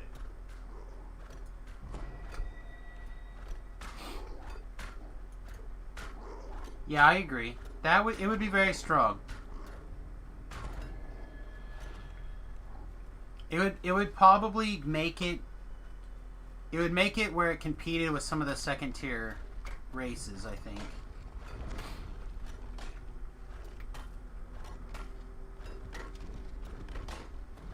Because unless you're doing the Howl or like the Barbarian Druid, and which I'm not even sure that it really matters at the end of the day. But unless you're doing one of those things that you really, really want to be able to rage and cast spells, I don't see much of a spot for it. Like, it just doesn't have a Doesn't have a home. Where if it had sprint boost, it would certainly help.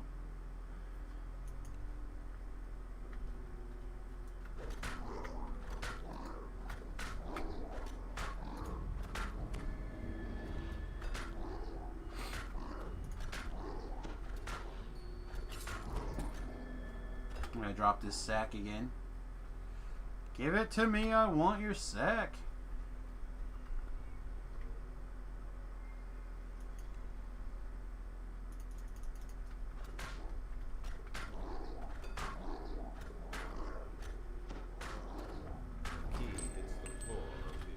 Yeah, I'm not.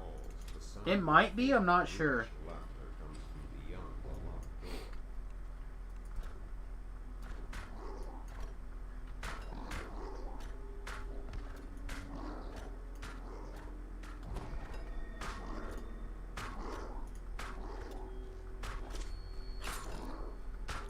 But like, would the Dex-based Tempest want to have a second Intimidate timer? I feel like it's going in so many different directions that it's hard to know where it's supposed to go.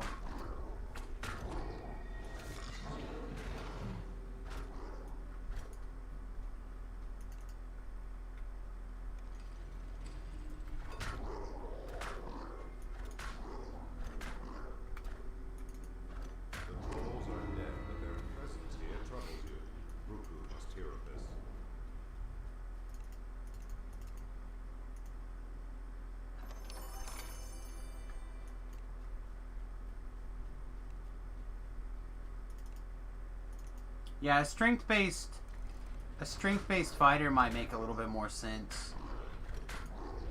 Except again, you don't get your rage doesn't give to strength. I don't know. Like I said, it feels very oddly placed to me. Oh, I thought I heard a sack fall, but I guess it was just the coins.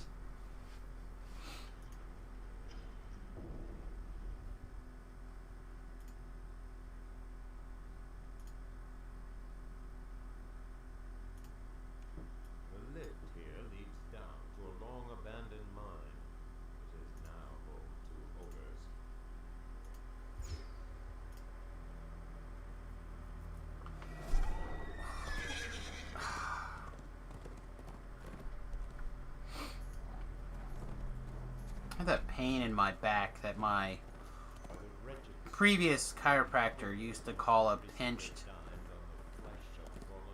a twisted rib or pinched rib or whatever. She always gave it in my opinion, a weird name. But it hurts when you move your arm, which means I always like work it extra to try to make it where most of the time it doesn't bother me. Basically, it just means that I messed up my back somewhere and it hurts.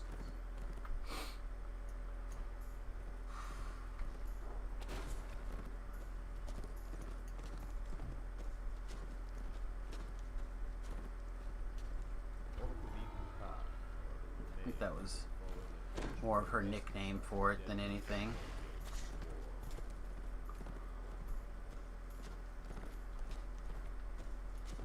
But she could identify what it was, and she knew how to fix it. God. She just went to the doctor, the chiropractor today. Should have made time. Runny nose and everything.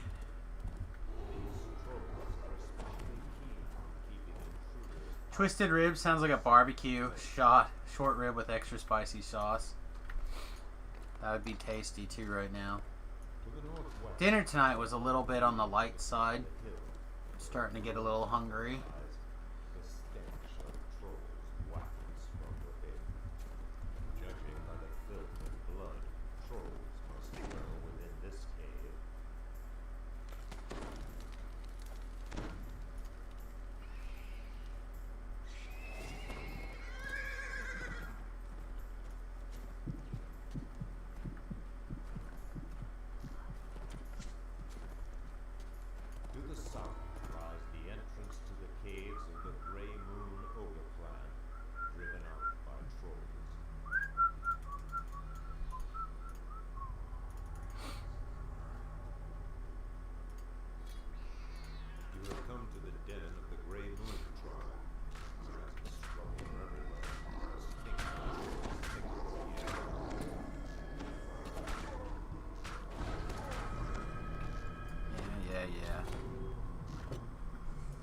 you want killed next for your Reaper, Carnage Reaper. But that bow was not going to hit you consistently, so it needed something else. Alright. Right? This thing doesn't have Ghost Touch. No. Everything else under the sun, but not Ghost Touch.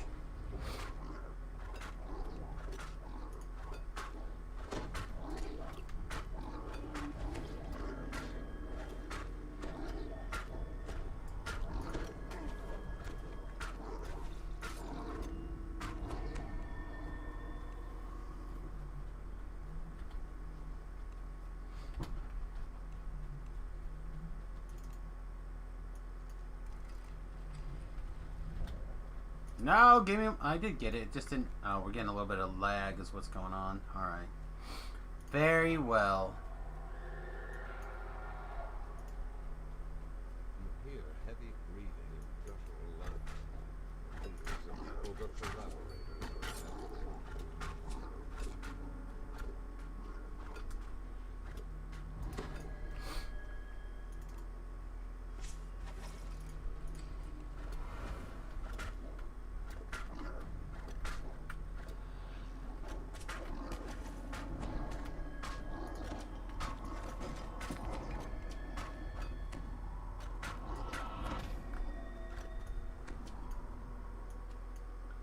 Oh boy. So I've got to spend some time updating the deck for tomorrow. We're playing Modern. And I'm building a Modern version of No Stick / Mono Blue Land Destruction. So it runs 8 copies of Boomerang Your Land type effects.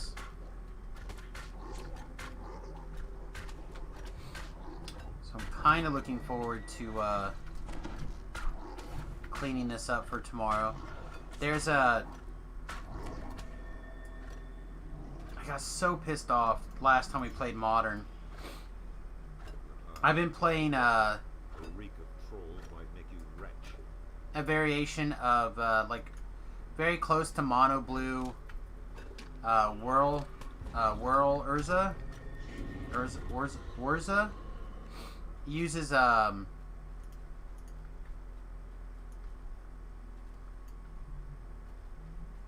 Whirl of Invention plus Urza to basically go off infinitely with Sword of the Meat combo. And I've been doing really well with it, but there is a player at my card shop. His name is Wendell, and which is the reason why I call that one particular style of beard the Wendell beard, because it's very much a Wendell thing to do, to wear that beard. But he has been on Tron in every format basically he can get away with playing Tron, basically. And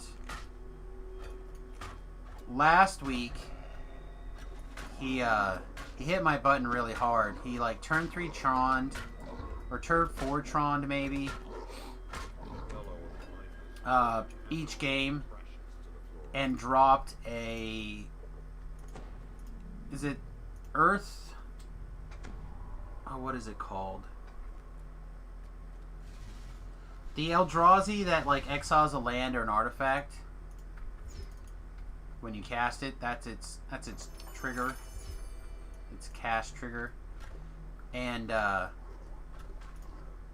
you can bring it back from the graveyard. And turns out that my Urza... Oh, are we gonna die? No, okay. Whew. Turns out that my Urza deck needs artifacts to do things. And, made me mad. You play that in Standard, Chrome Mox, Isolon, Eye, Nowhere, Sith, Firewalker, and Magma Jet. Yes, similar to that, except I don't think I'm gonna play Red. I could. I think I'm gonna play a couple of planes and put Silence, because now Silence has been printed for Modern. It used to be Orm's Chant. It used to be so good. That deck is up there somewhere. It's right there, actually. Bam, right there. And so the new version gets silence instead of Orm's Chant. The current version I have is red because it's snow, and it runs Swans of Ehrenbrog or whatever their names, which might stay. It might stay snow, so I can put Skred or Lightning Bolt on an Isochron Scepter as potential targets. Just beep, beep. The Scry 2 on Magma Jet was the best CMC draw spell in Standard at the time. Yeah, well, it's a good spell. Back when I originally built this, pull it up here, I used Perch.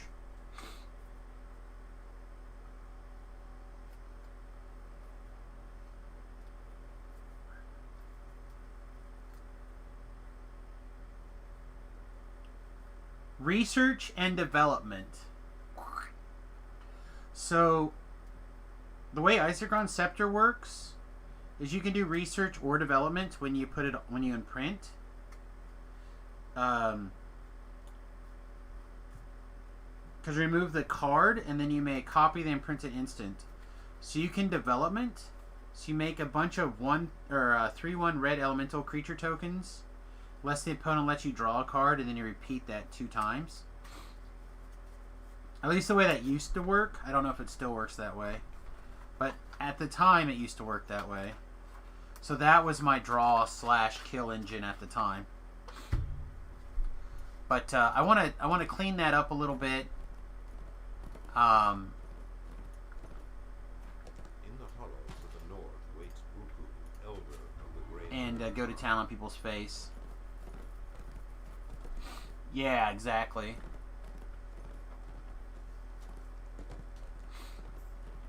So I have one research and development in there. I have a bunch of the different split cards in there that I was trying at the time, I think, that would fit on Isochron Scepter. So it was a lot of fun. So basically I just want to be bounce your land,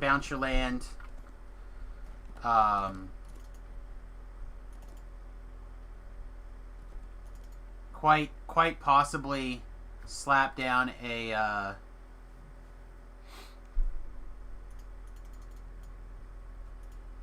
blood moon.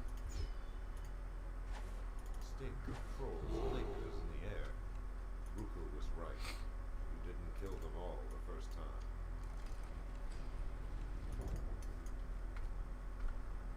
And then if I can resolve a Isochron Scepter with a silence on it, I can just be like, you can't cast spells your turn. No spells for you. Hey, Retz, what's going on, buddy? Hope you're having a good night.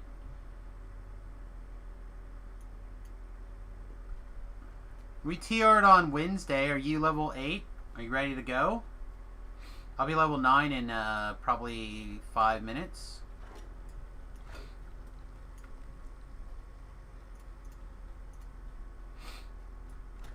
Rocking some Korthos. That doesn't sound like level... That doesn't sound like level 9 to me. Wow, they just went and wrecked her, huh? Yeah, Deflecting Palm's really solid. For sure. I don't... Right now, I'm trying to figure out how complicated I want the mana base to become. The gate on the far side of this chamber stands open. You hear faint snarling from the darkness beyond.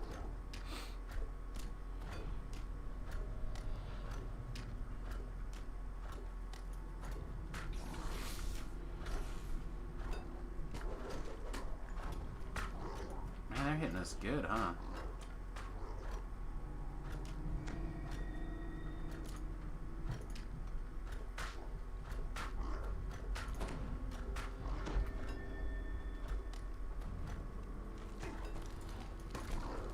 Alright. let's make some space.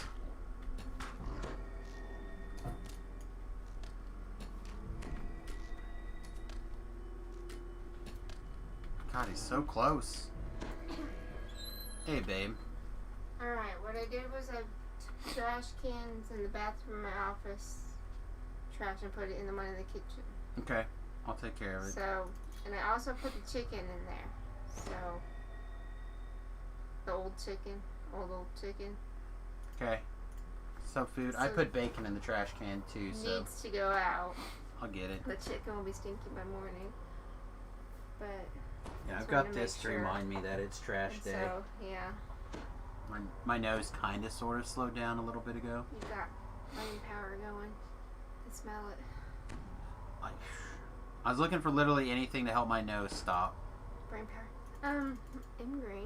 It's probably got like the herby minty stuff. Could Yeah, help. that's what you were saying. That's why this one you were saying it had the mint in it. No, I don't think brain power does, but ingrain. I don't know. I remember you telling me it did.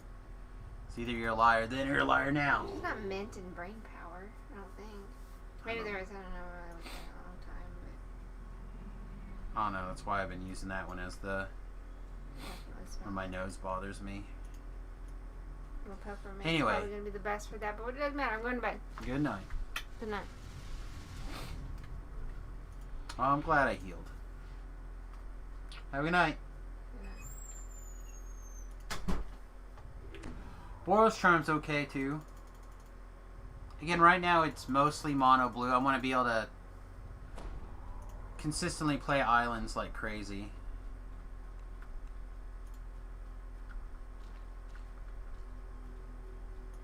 And I want it to be mostly basic, so I don't want to get very carried away Search for a way to lower with the other rope. colors. The chasm is too wide to jump.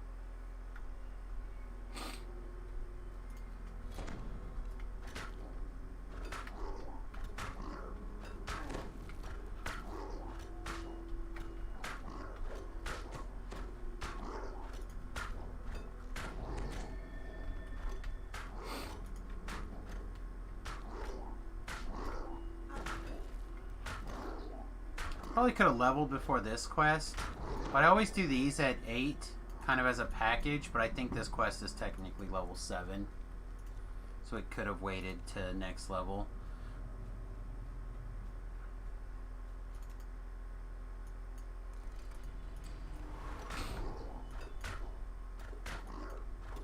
You do have to be careful about the cardboard crack, that is for sure.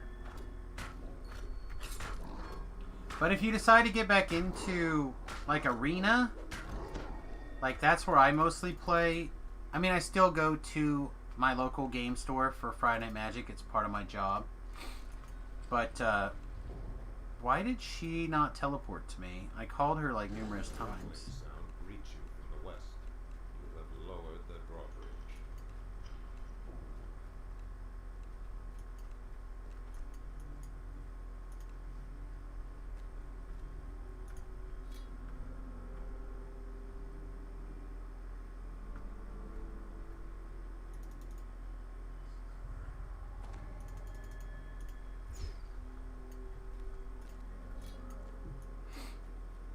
Anyway,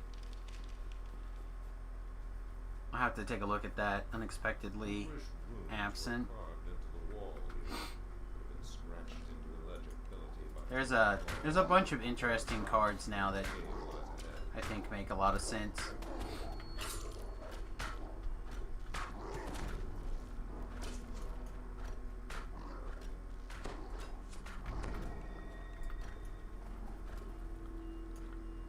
Like,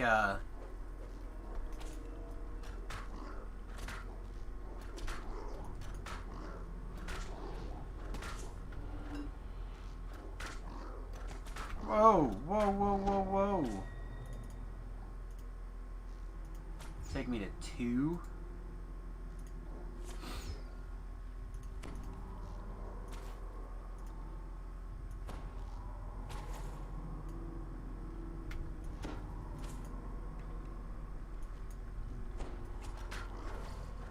Yeah, how would that work on?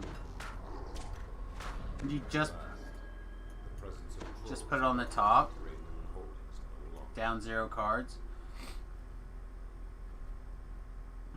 I'd have to look and see how that'd work on a scepter.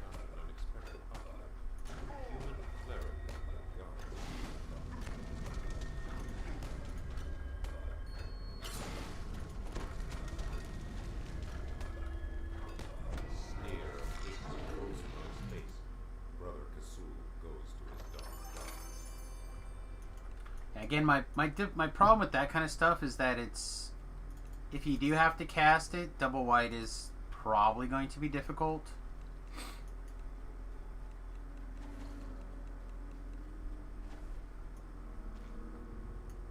But you could go on a scepter. I'll have to look and see if I have one.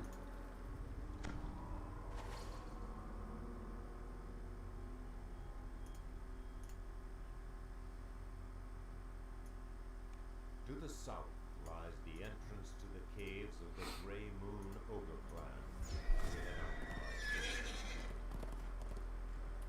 Clan. Winnie the Pooh Bear.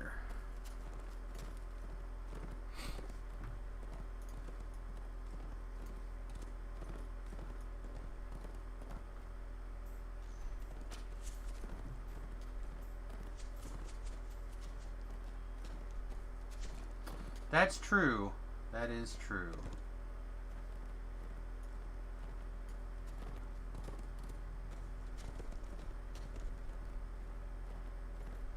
Again, I'm basically building the deck to beat up on the ice,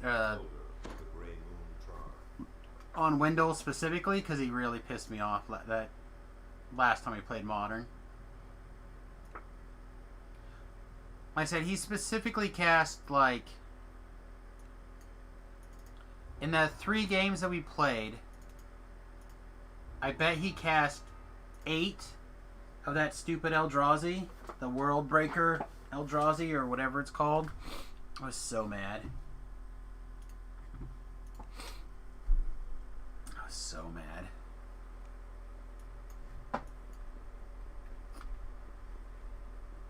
Like, I dealt with the first 2 in the last game that he played. But then when he's like, I'll bring this one back from my graveyard, I was like, no, I'm done. You're allowed to win this game of Magic, Wendell. I'm over it. Like, I knew I was on the verge of just, like, storming away. Alright, Beef, have a good night, buddy.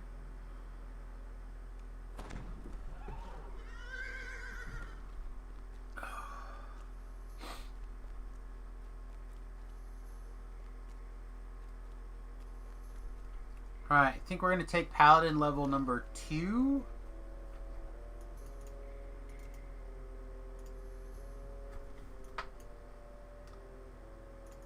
One, 2, 3, 4, 5, 6.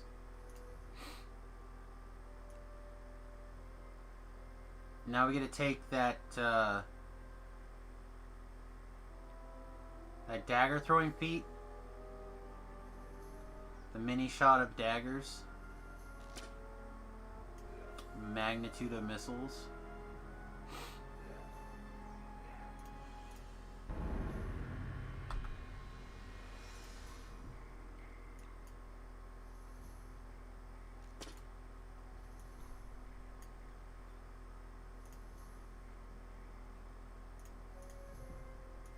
Also finally get a lay on hand.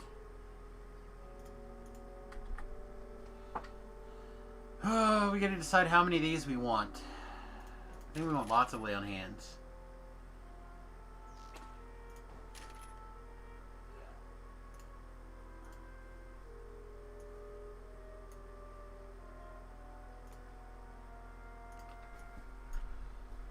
We have all the lay on hands. The best lay on hands. They're probably not very good, actually. The lay on hands are... We have +6. That is not particularly spicy.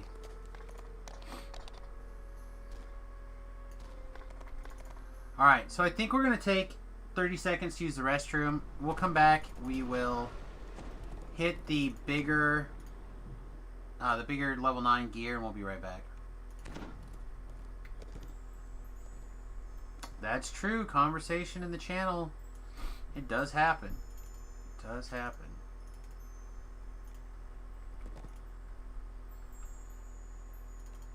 Alright. 30-second AFK while I use the restroom. While you're back, everybody.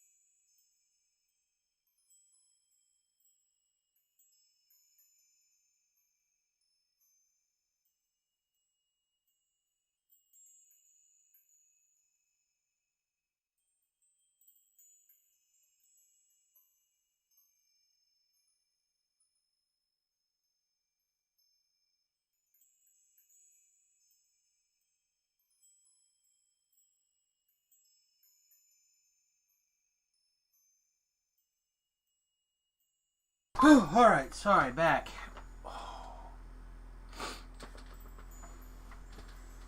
Not necessarily would. We may not know about time travel, depending on the number of people who have time travel and what the rules are.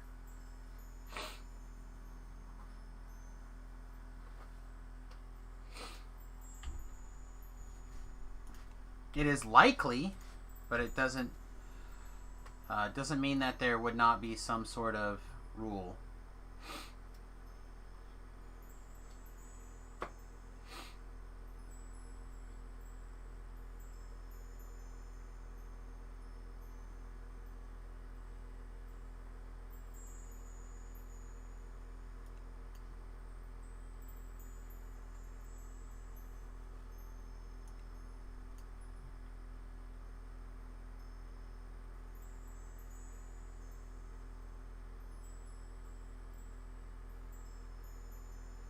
Doesn't matter about the rules. It does.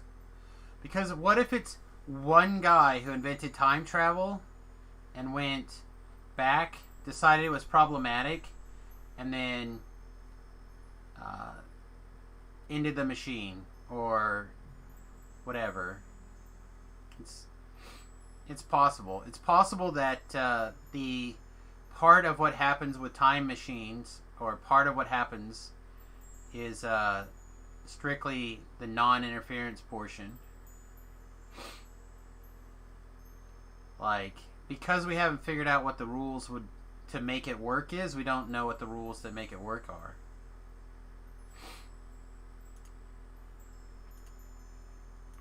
Alright, I think this thing was cutesy fartsy to carry around. Oh, actually, that might be our only charisma. There's 2, right?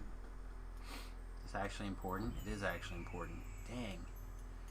I was going to switch to this full time, I think. Not that one.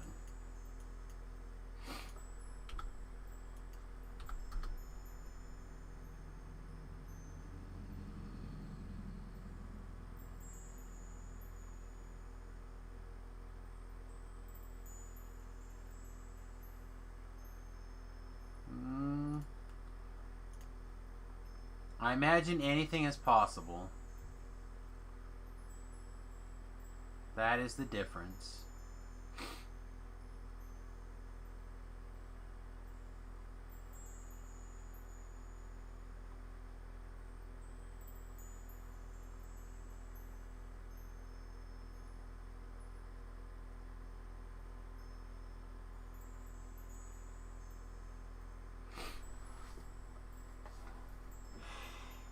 Oh, excuse me.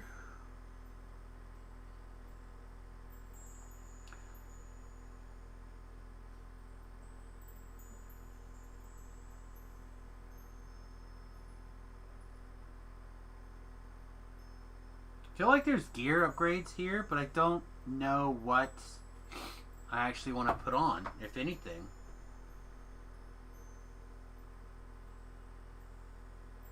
So, like, we could put on the Chattering Ring, but then we have to remember to take it off in the event that we decide that we want to actually go into stealth mode. Which I kind of want to spend more time in stealth mode this life, so it gets weird.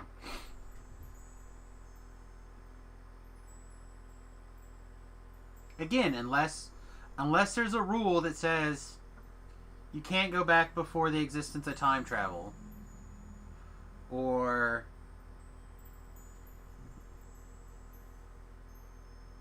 we, or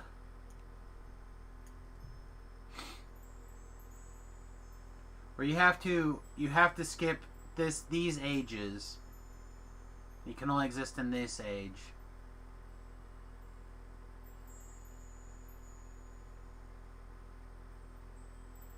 And if there's like a team of like cleanup specialists for people who break the rules, like again, it could get complicated and messy.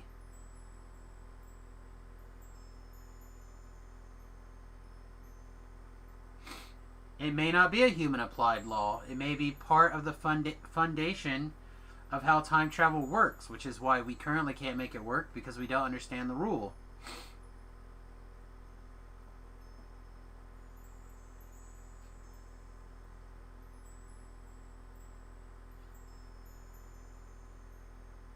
Which again is why I'm saying anything is potentially possible.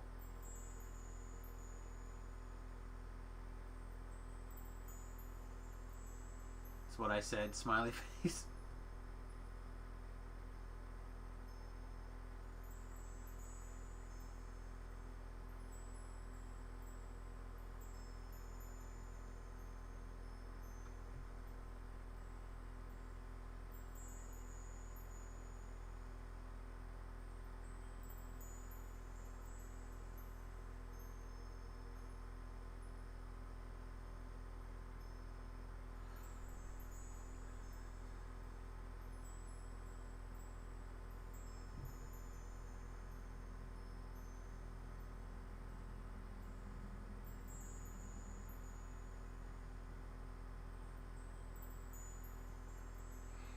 Or perhaps by the time time travel has been figured out,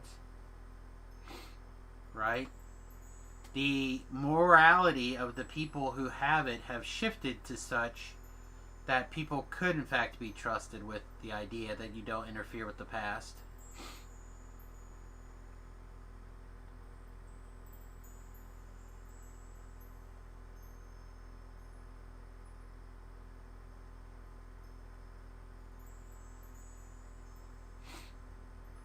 Well, send me a message and I'll see if I can pick it up for cheap. I'll pick it up and I'll give it a read.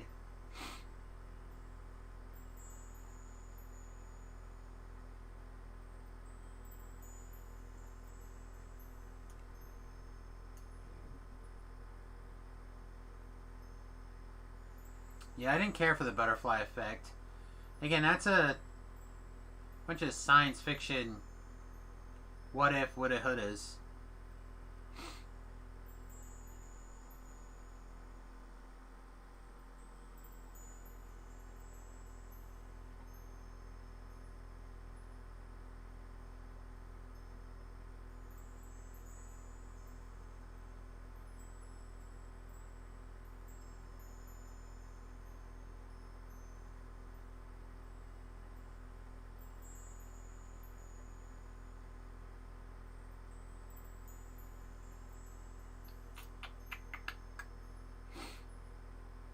That's a theory to which I just referenced?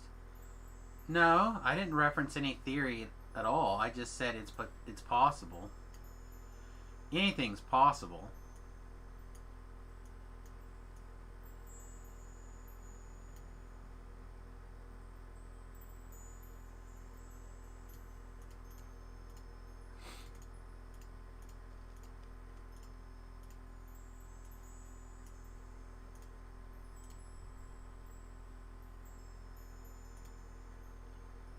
What level?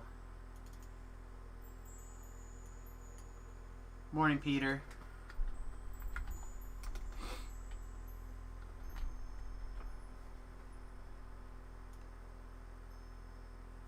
No, it's not topaz. It's diamond. Charisma 8. I feel like Charisma 5 is now around this level.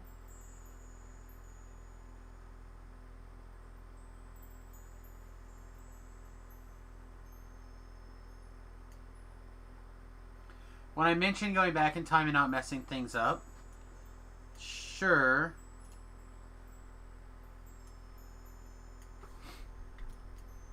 I don't think that he has a patent on the idea that people could potentially do that.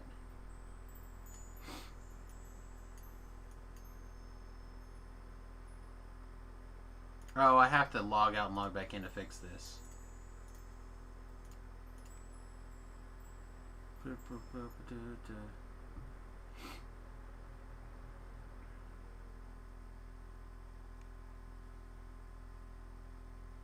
I called you Peter, Peter.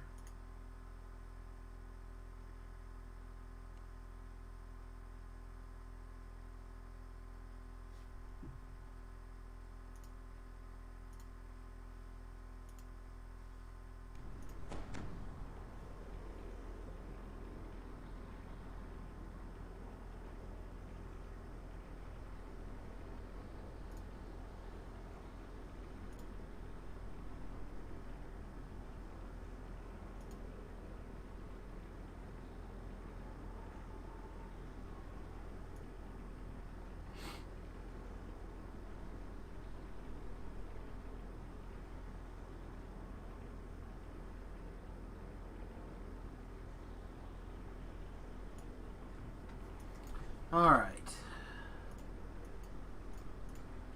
So I think what we're going to do is we're just going to switch this guy here to +5 charisma full time.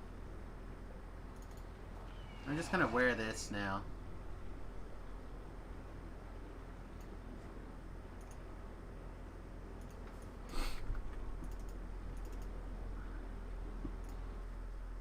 Ha ha ha, says the guy who comes to the internet channel every day.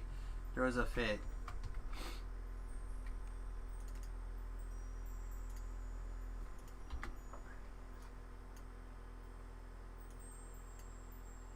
Look, my friend, you're welcome to do whatever you like.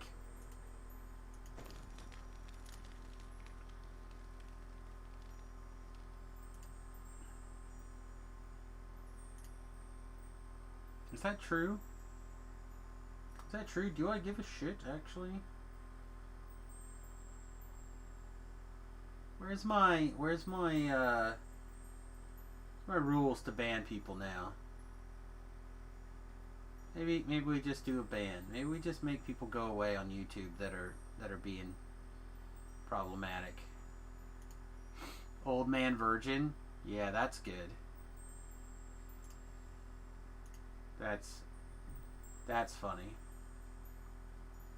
Where is the... Alright, let's go back to YouTube then. Sort of.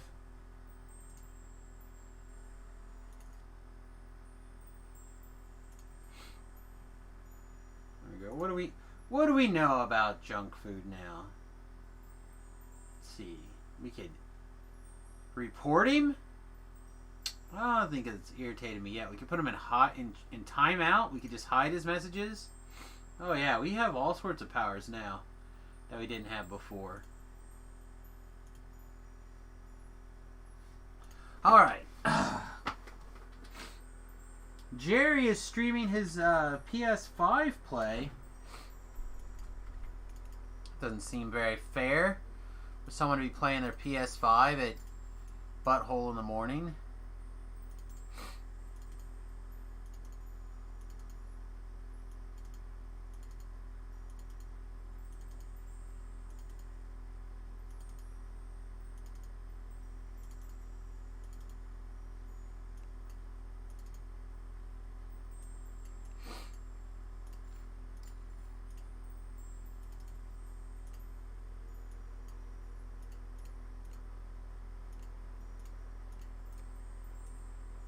Featherfall didn't go in the bag, huh? Do we have any...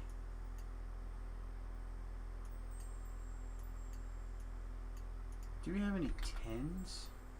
We got some 10s. Let's take these 10s out. Get rid of them. That one can stay. Not that we'll ever use it. That can stay and that can go in there.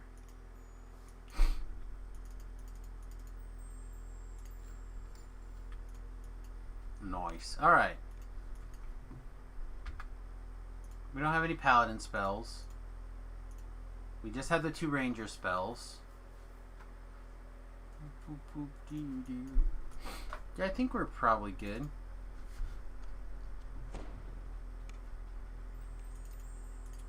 Level 7, we get to once again resume the world of fast XP if we want. I don't think we need that big of XP pile. We have a pile of 7 that... Yeah, we'll take one of these. I'm trying to weed through some of these piles of experience elixirs. Just kind of working our way down some problems.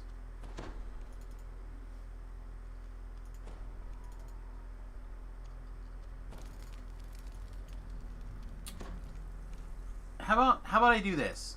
I'm going to go back in time, junk food, and I'm going to act as it and address you as junk food, in the off chance that you're perhaps not young Peter, or old Peter, or medium Peter, or whatever Peter. This is what I'm going to tell you.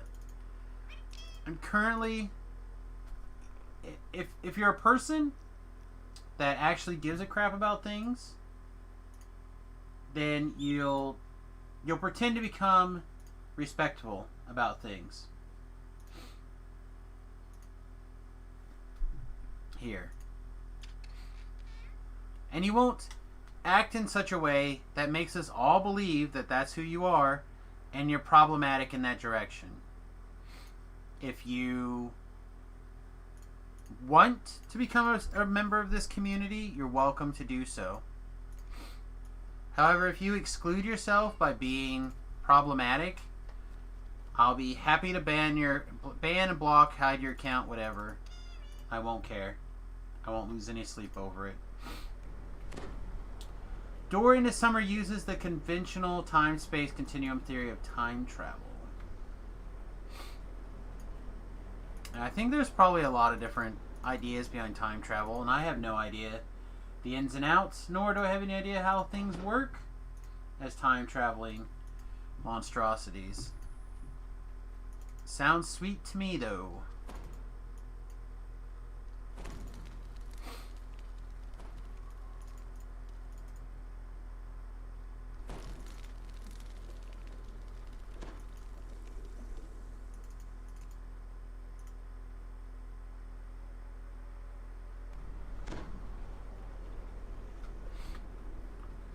We logged out and logged back in, so we need to turn this stuff back off. Alright. So we have lots of level 7s that we really like to run, but we're actually really short on wiggle room for XP.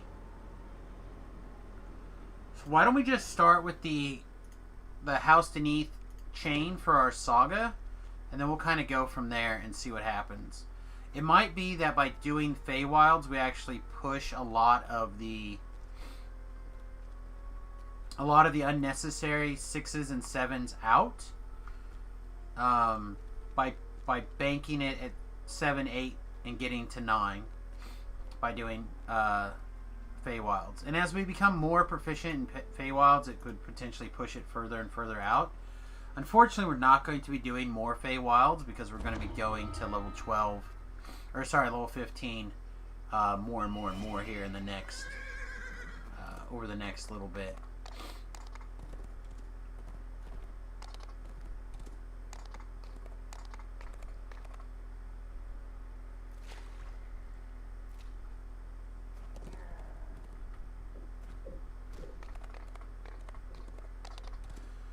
Oh man, I'm hungry.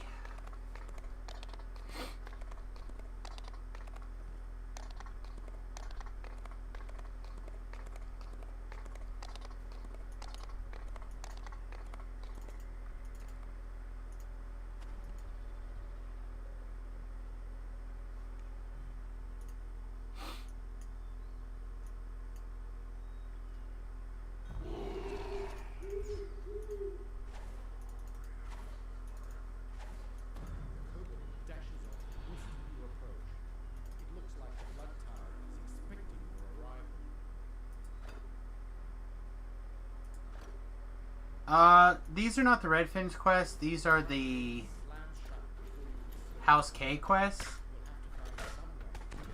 This is, the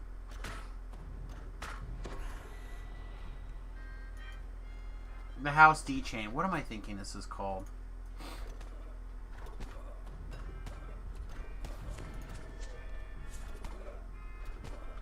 It'll come to me.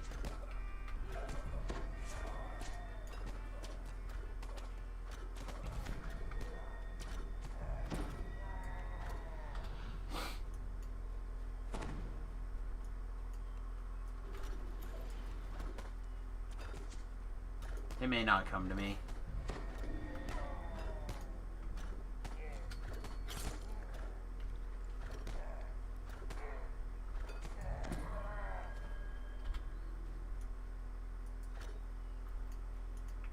I mean, yeah, I don't know. It's got a... Never mind, forget it. This is what we're going to do. We're going to go to the place that it...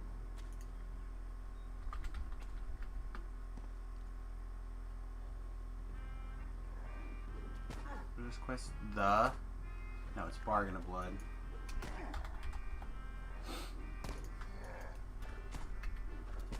Sentinels of Stormreach chain. That's what it's called.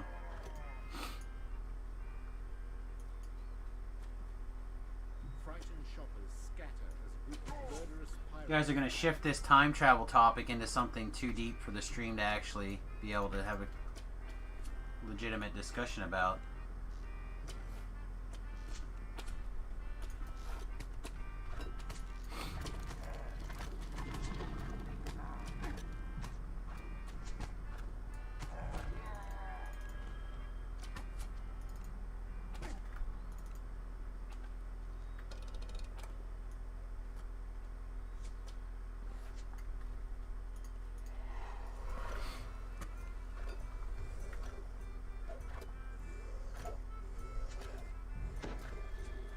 These guys didn't spawn right here. The caster and the two other guys. They spawn every time the last 3 times in a row.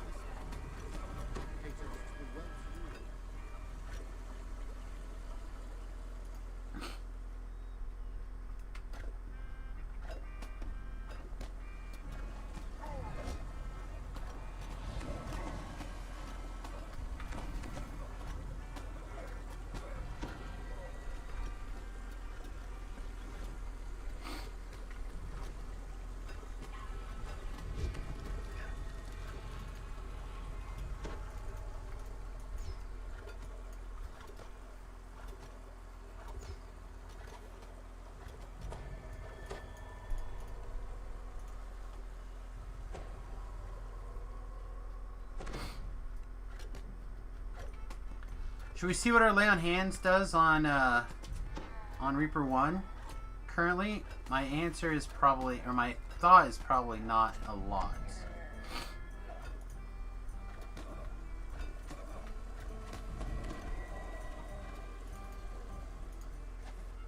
$50. Still better than the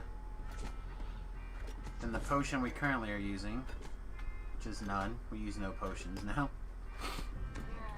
So that's 250 points of healing.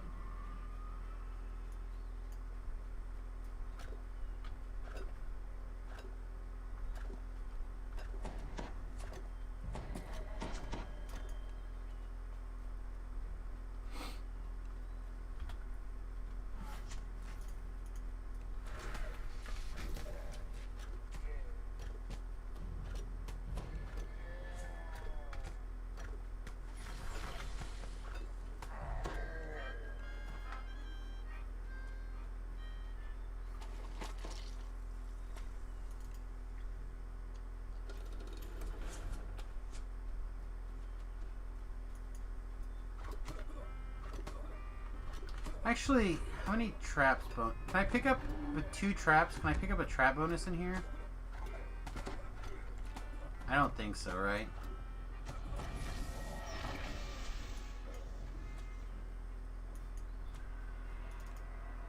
But there's more than that in here. Apparently you triggered yourself. It's probably true.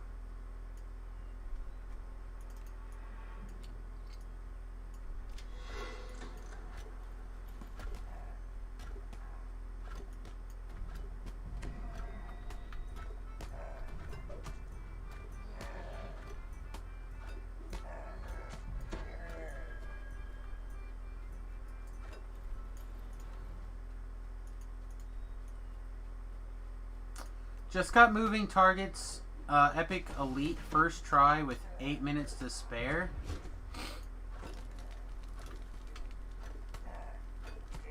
Six star. Okay. I was gonna say I don't think those could be done that way, right? They have their stars, their challenges. But that's still pretty good. Yeah, some of the challenges not having an opt out of time is very aggravating.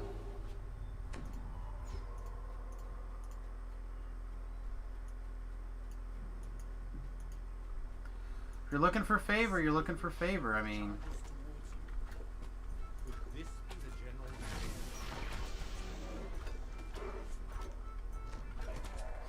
all I know is I need to practice them a whole lot before next hardcore.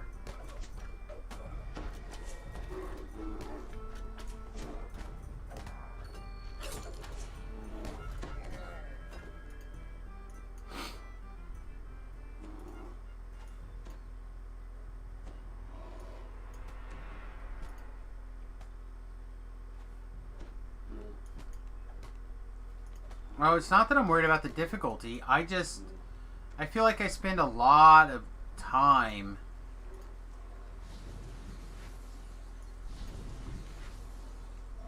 in there.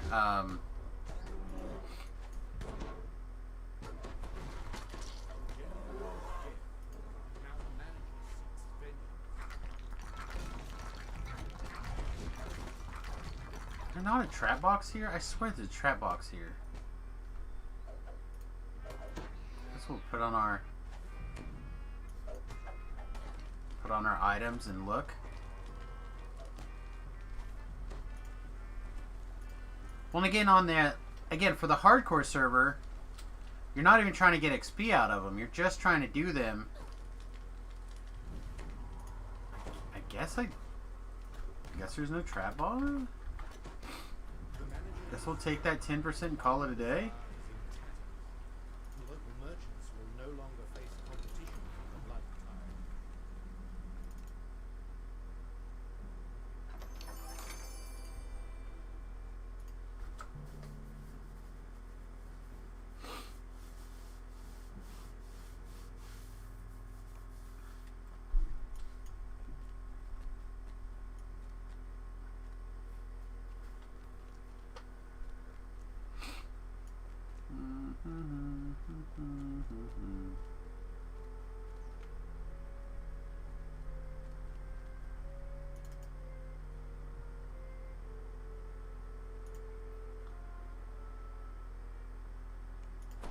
Yeah, they can be pretty long. Again, I'm not as worried about the XP or anything like that out of them. I'm more worried about the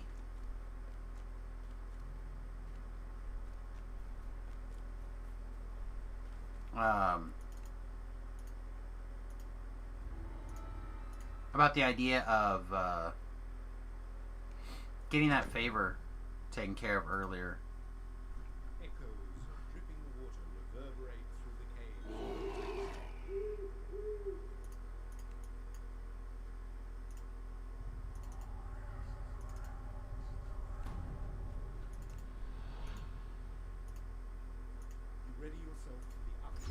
So like, I have to actually look at my final placement. We could do that maybe when this is over. But my final placement on the leaderboard this last go around was pretty good, but could have been better.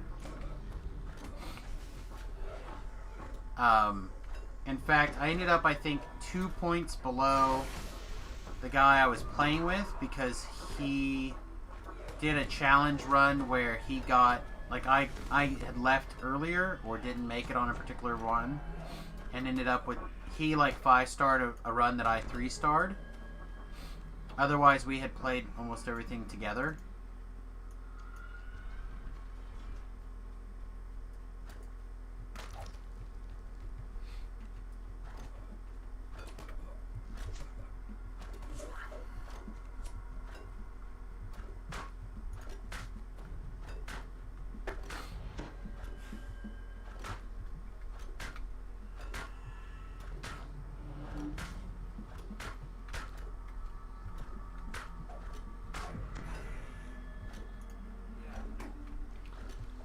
People could do more Cannith crafting on the hardcore server, but it just doesn't make as much sense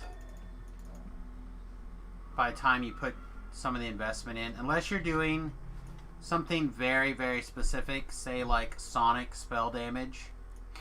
Unless you need like specifically sonic spell power.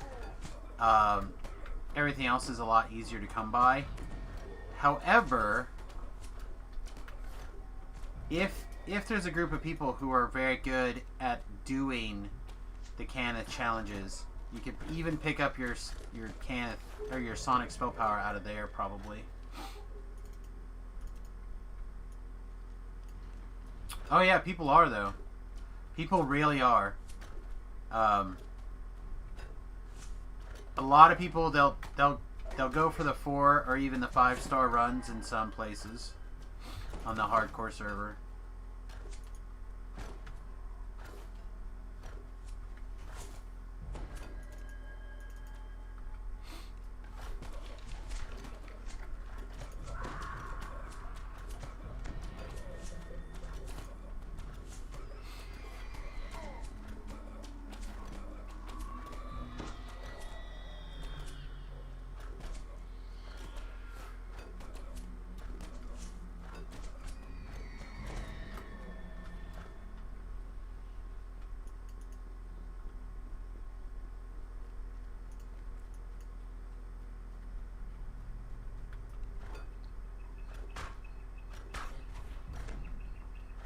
So it's pretty much exclusively what you can get away with on the favor.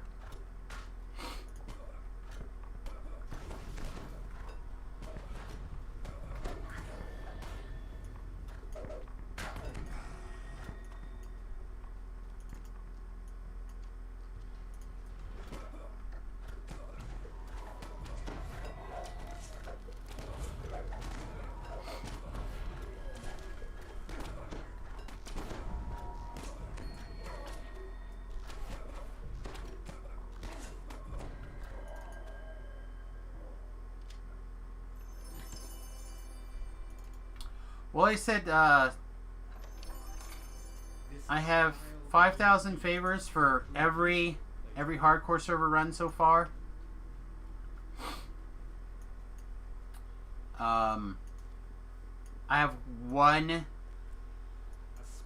I have put finishes on the leaderboard for everything that's not.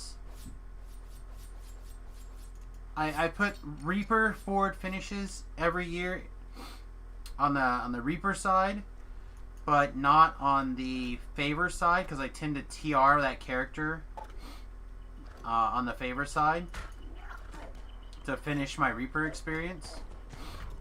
But this last go around, I did not have to do that, which was sweet.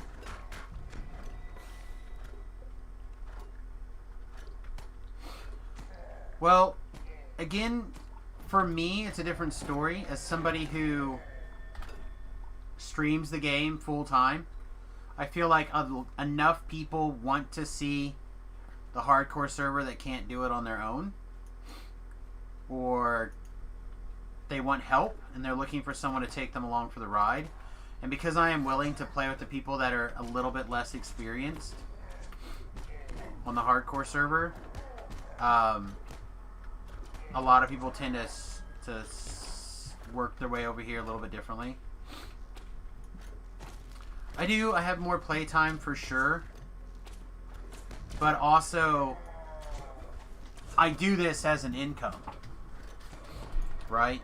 Like I play DDO for people as an way of entertainment. There's a lot of people who will join this channel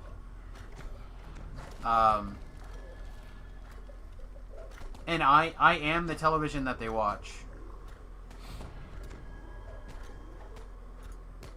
I don't remember if it was Flyer, maybe? I feel like it was Flyer. Somebody likes to basically say they watch us here instead of like MSNBC.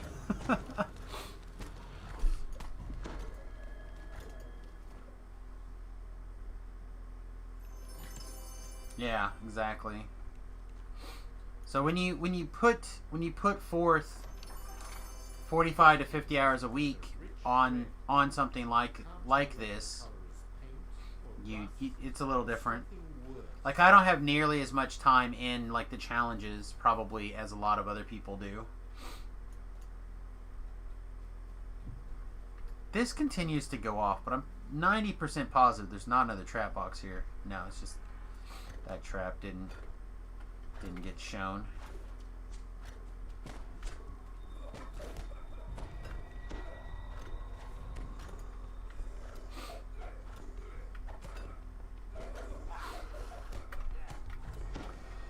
I mean, it's a fine line to walk, I think, between fun and work. I think there's a lot of people who they stream, but they like don't interact with the chat, or if they do, it's sporadically during moments of like catching up. I try really hard to keep an eye on the chat and interact with the chat as it happens, regardless of what's going on. Like, my first duty, most of the time, is to you, the viewers, and then staying alive second. But that's not how a lot of people play. So, it's different. Just like I pretty much do whatever builds you guys want to see. For the most part, every once in a while I'll pick something, or I will drive the ball there. For the most part, you guys drive the stream. I'm just here to be the outlet that actually gets it to you. That is not as easy for other people. So for the hardcore, I do tend to pick the builds on the hardcore, but I often take suggestions. And like, I'll put out things that I feel like will succeed the most, then let people vote on it.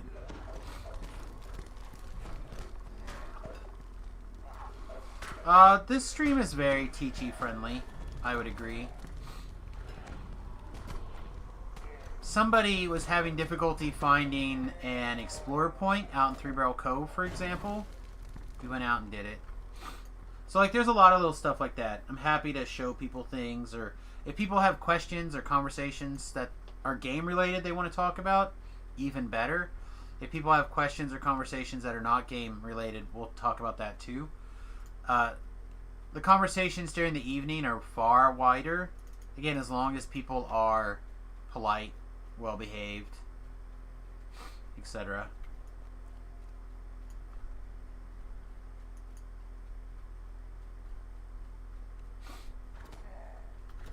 So, like, my friend Tobrel, for example, he streams a lot of his big raids, like his perspective on the raids, but he mostly does it as a tool for himself to be able to rewatch his content.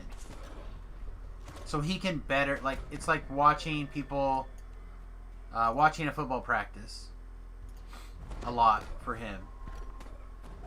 It could be about time travel, I don't know, I've never watched it. No. I could teach about time travel. When there's time travel to rules that we know about that we can teach. Exactly, like athletics using their own replays. That being said, his chat capabilities are not always the most interesting. But the content is strong. He's twitch.tv/Tobrel, by the way, Tobril. If you guys happen to be interested in the raiding content specifically. Also, he's got his YouTube channel where he likes to put a lot of those things up as well. Content is very strong. The interactive with chat, less strong.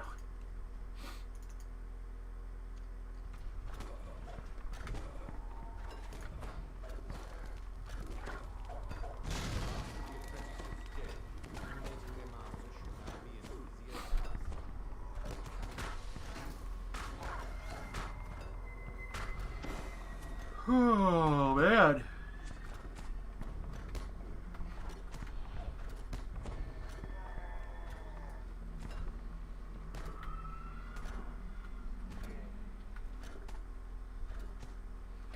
Well, I would chat with the audience if it was 5 people or if it was 100 people.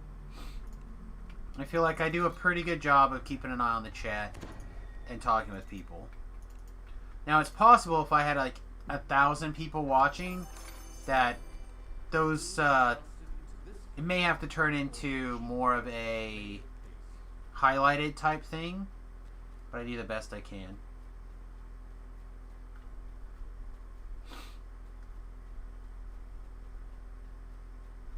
The book you mentioned was written by the same guy who wrote Trouble with Tribbles. Sci-fi writers often they like the idea of science fiction, for sure. Or time travel. Time travel is a very popular science fiction goal.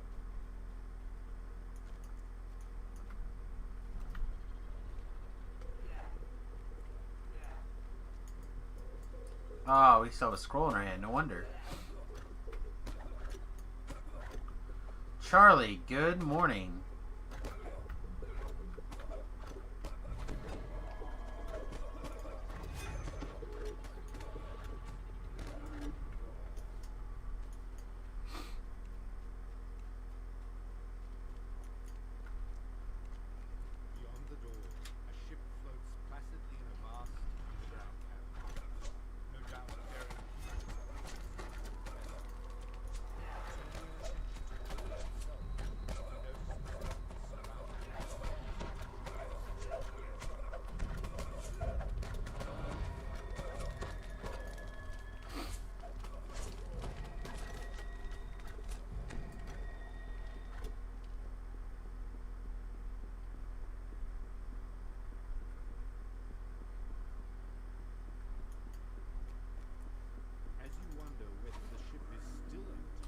The reason I get triggered by time travel is it's hard.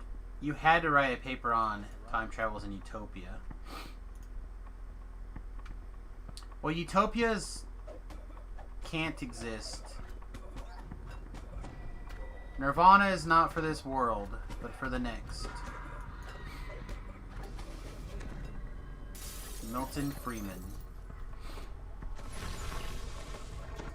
Just like the idea of time travel is difficult because we're not ready. There could be a time in the future where we are ready for such a thing, and then who knows where the human race would be evolved to at that point. Which was my point. That race of people could potentially figure out Nirvana.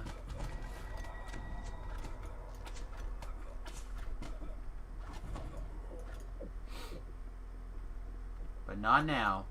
It's interesting that science fiction has influenced real science to the degree that it has. Well, that's...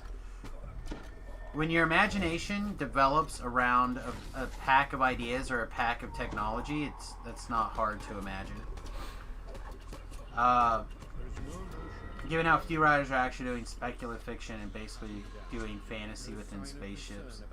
Well, then, keep in mind, though, that there was a time where it was so the other way around.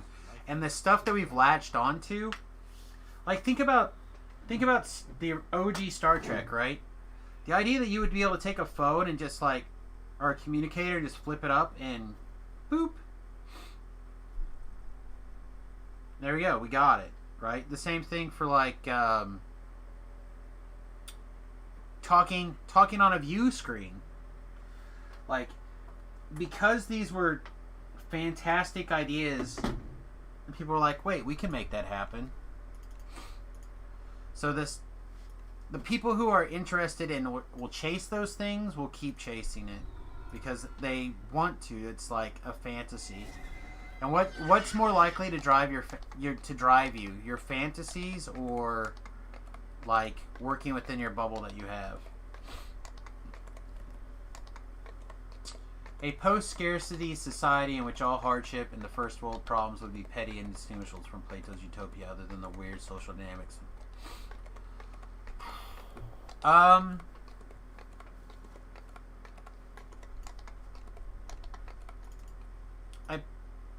If we can find a way to get to the point where we are in the post-scarcity world, I still think that you would have to work on human nature to deal with it. Nod's nuclear magnetic resonance energy was developed by a physicist, not a doctor, and it was because he was a Star Trek fan. Well, not just that, but there are literally dozens of technologies that were developed because it was a fantastic idea. Like rockets, for example. Like Van Braun? I think he was obsessed with Jules Verne. Is that right?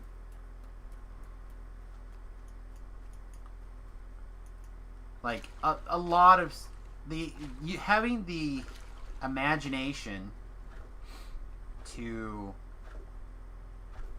imagine what the future should be like, even if you can't make it get there, doesn't mean that you're not going to inspire the people who are interested in putting their life into building something.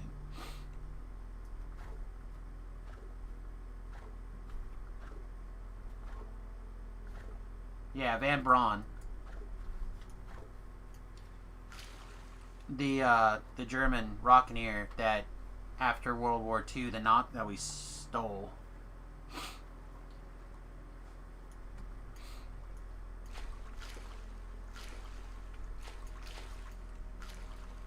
Probably the greatest Rocketeer we ever had.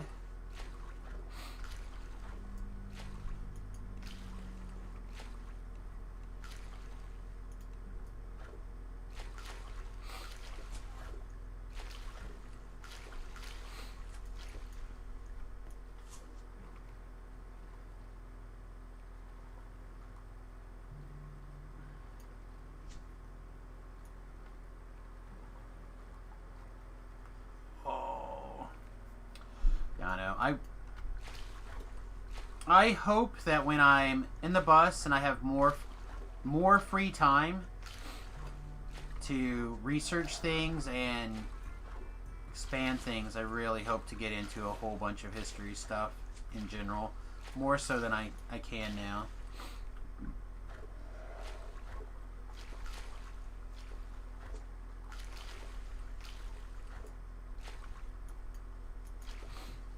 That is true.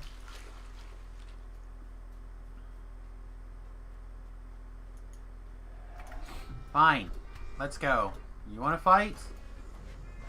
Little Plague Reaper? Let's fight.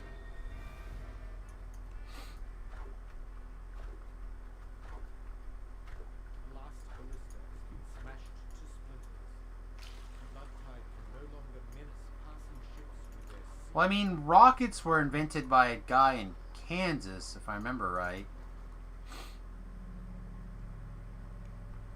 It just, once some of that stuff, oh good, sweet. Once some of that stuff started getting refined and coming together, and well, I think the main idea that we consider, there were lots of factors, I agree, but I believe the general idea of the rocket, I believe, was submitted for a patent in the United States by a guy in Kansas. Sure, but at the same time, the person who puts it all together and files the patent is the inventor.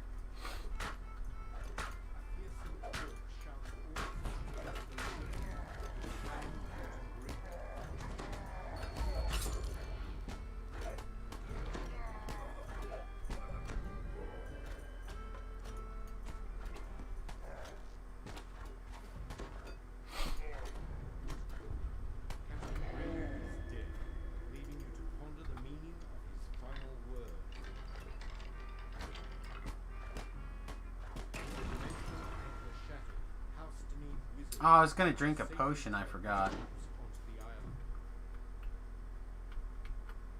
Whatever, I guess we'll just be happy with our extra 10% bonus.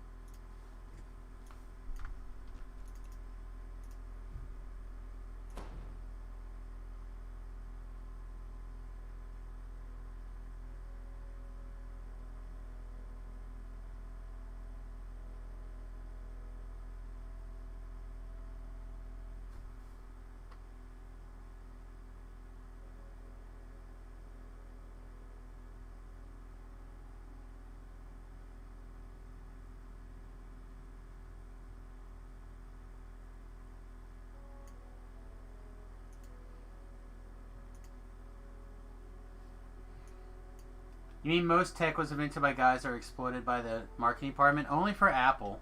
Only Apple. Wouldn't go that far, but certainly a lot of modern ones were, yeah. Guess Fire didn't have a good marketing team.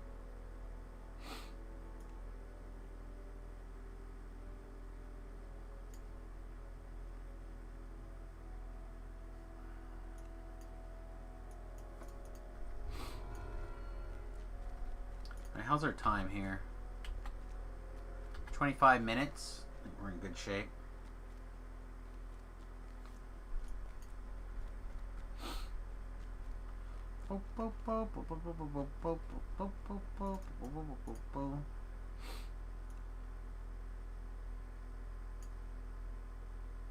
Check these things.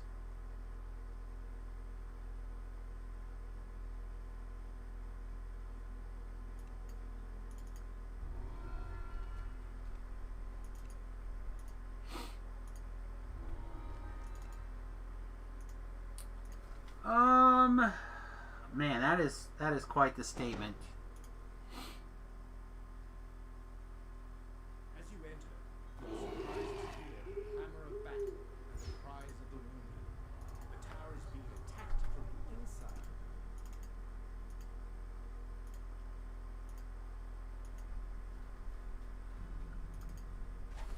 Yeah, but would you consider Snake Salesman like the most?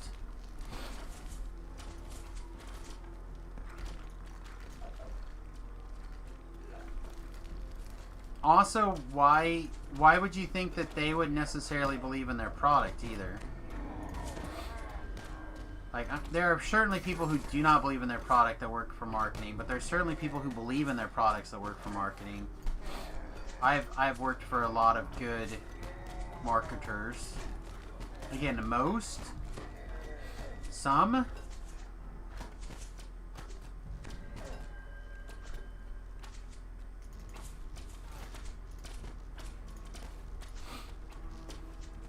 Most current marketing, again, most.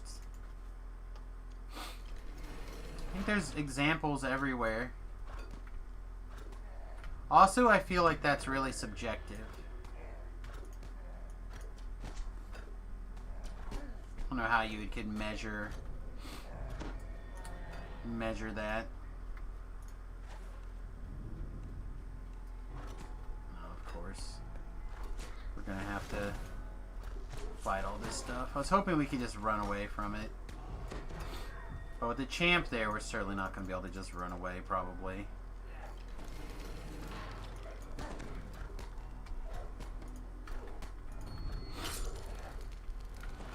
That's an interesting question.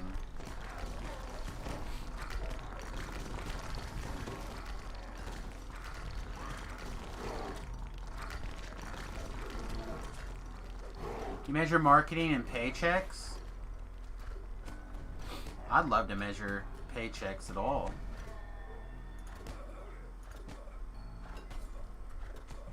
It's like, I feel like I advertise my stuff, but I fully believe in my product. I feel like I advertise stuff that I'm not even like paid to put out there. So like Tobrel stuff, for example, right? Like literally just did an ad for Tobrel. He didn't ask me to. He doesn't even know that I did it. Actually, most of the time he even titles his streams, "Don't watch this."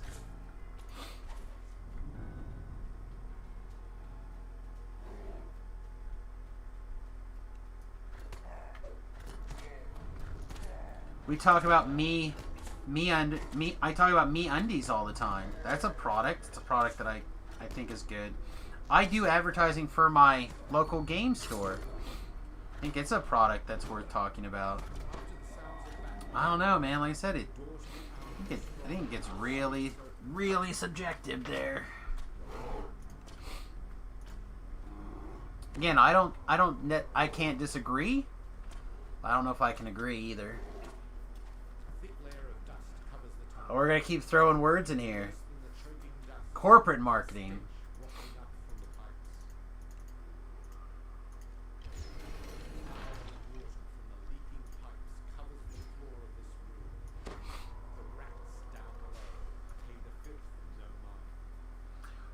I would settle with there is some places and companies and products that can be predatory. There is an amount of advertising that is done that takes psychological components into heavy focus. We like way jumped around where we shouldn't have. So like recently DDO has spent some money on advertising. Recently. Finally. They spent a little bit of money for the Feywilds expansion.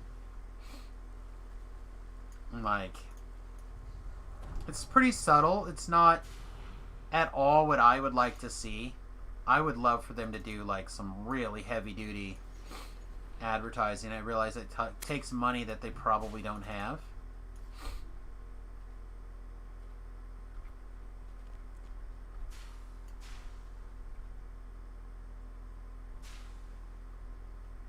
You can run on the pipe, yeah.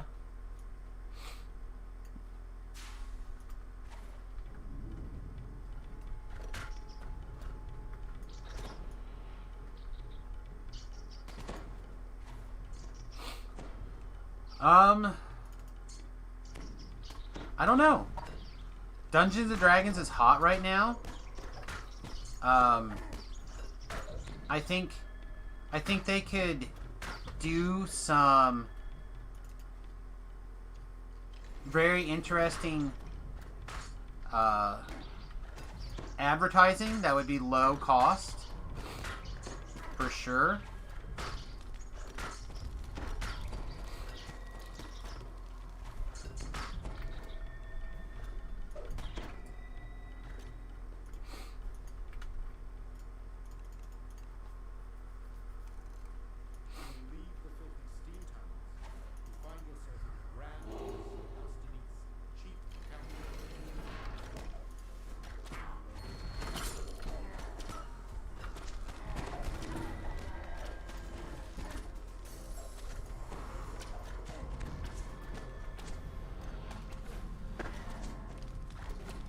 Well, it would definitely have to be targeted. I would agree. It would be something that... So, like, what I'm thinking of would be... like a 30-second Facebook... or a 30-second YouTube ad. What am I doing? I have the ability to disable traps. And... something that I think that would be really interesting is you get a bunch of the different streamers piled into one group. Maybe you have 1 or 2 Turbine employees in there. And you get the streamers going and feeding off of each other. And you record parts of a quest. Or maybe a raid. Or whatever. And record from every different point of view. Right? You get the streamers to...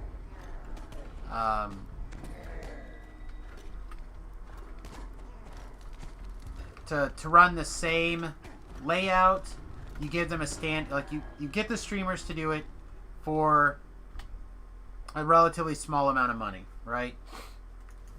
Like, all right, everybody, we would like you all to stream using this template within this settings.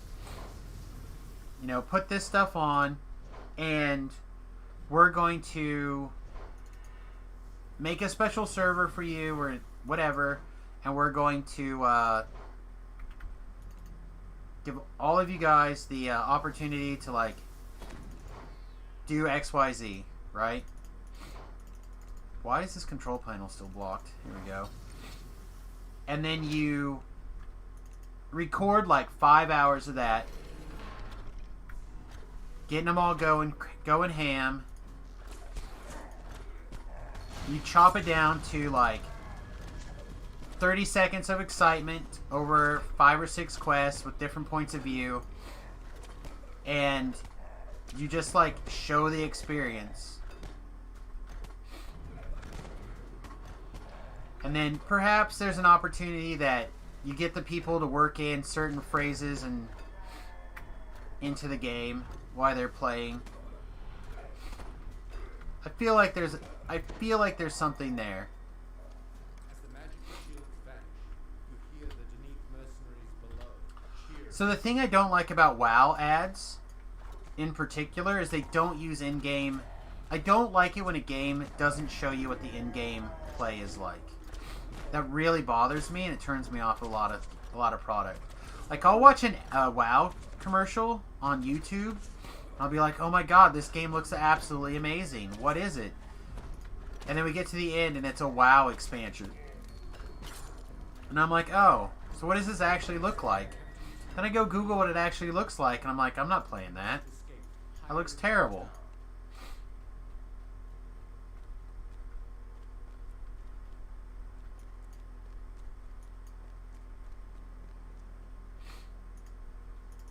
Oh, there is. I guarantee, like, the fact that DDO is still older graphics, still doesn't play on 4K, doesn't have good built-in 3D.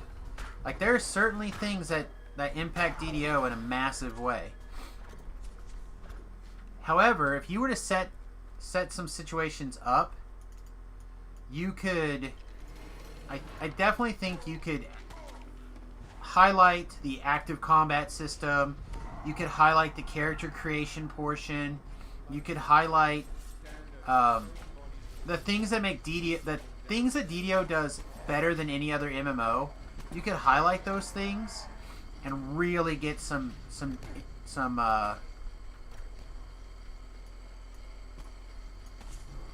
interest. Because let's be honest, the things that DDO does well: gameplay, character design, puzzles, interactivity. Like, it has this laundry list of things it does well, but it's got a list of things it does bad. Again, graphics, 4K, 3D. These are all areas that they could really work on.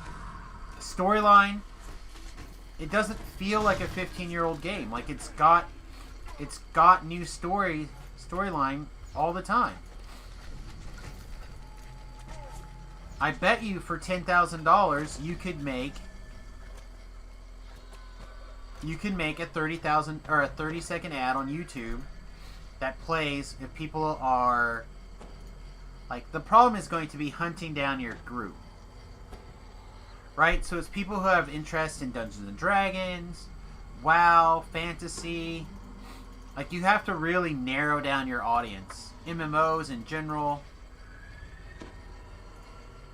Like, I feel like they've probably got it tuned in for Instagram and Facebook or YouTube. Because again, I got an ad on... Where did my spot go off at? Here? Alright, here.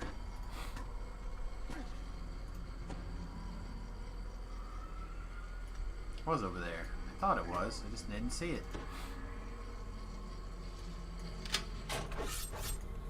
See, I don't understand that. Eberron is like the best setting. I don't know when exactly, but I'm going to get Keith Baker on for everybody. I've met Keith a half a dozen times, talked to him several times. I'm going to get him in the stream one of these days. We're going to talk about Eberron, because I love Eberron more than pretty much any fantasy setting. Like, it does everything, in my opinion, that you want from a Dungeons and Dragons This door leads out to the world. very top of the tower. This must be the path. The tower's exterior teems with pirates. Like, so much so that in the next month, I'm going to be taking over as DM for our play group. We're playing in Eberron. Like, and people are psyched. Like, I did not expect people to be that excited for this, because I was afraid they were going to be like, oh, we're just going to play DDO a whole bunch, but in pen and paper. But that's not what I had planned at all.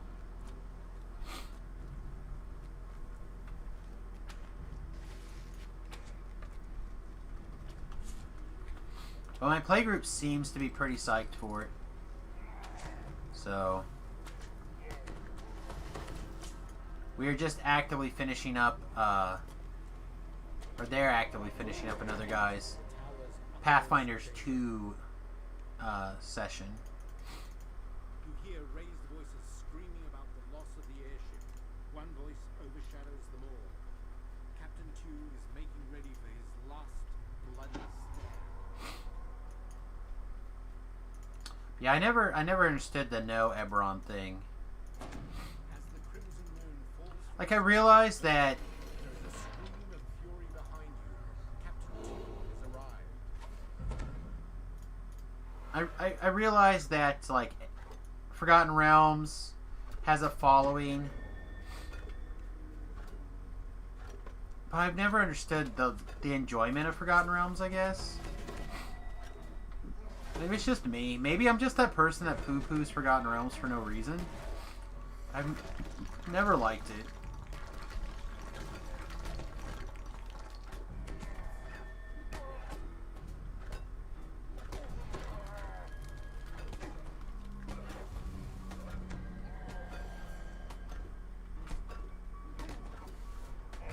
Well, I think a lot of people, I don't think that's uncommon. I think a lot of people are that way.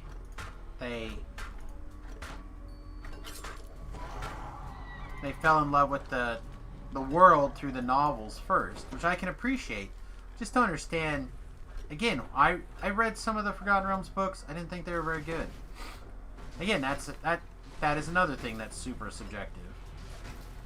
But I don't get it, man. I just do not get it.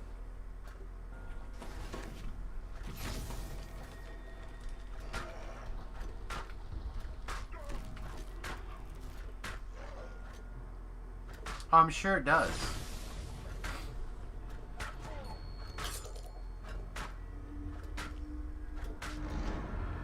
I mean, that's for everything, though, right? Like, I've read Star Trek novels that I like. Man, I have to finish this because I spent money on it. And then I've read books where I'm like, why is this not a movie?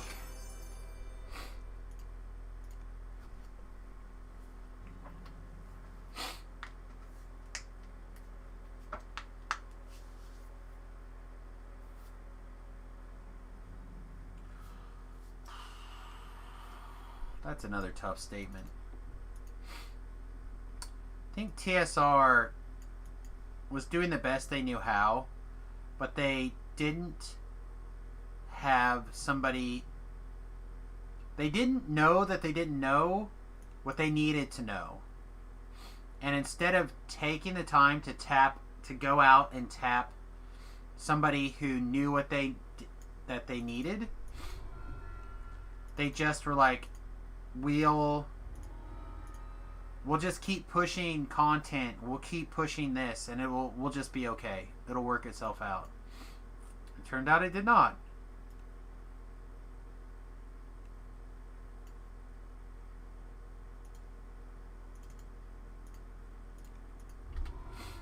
Also, Gary was busy getting his dick sucked instead of paying attention.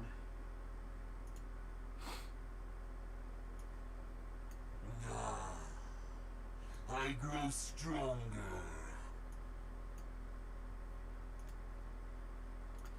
And Dave was too busy trying to be popular or whatever.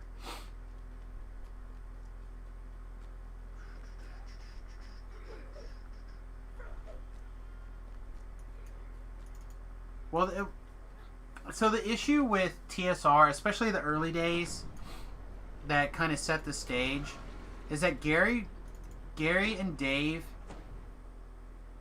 did not work together in the correct way. Gary didn't want to give Dave credit. Dave wanted more credit than he was owed, even though he was owed a lot. Dave was willing to settle for a reduction of credit, and he took jobs that he shouldn't have taken to be part of the company that he felt like that he created. So he was supposed to be in charge of, I think at one time,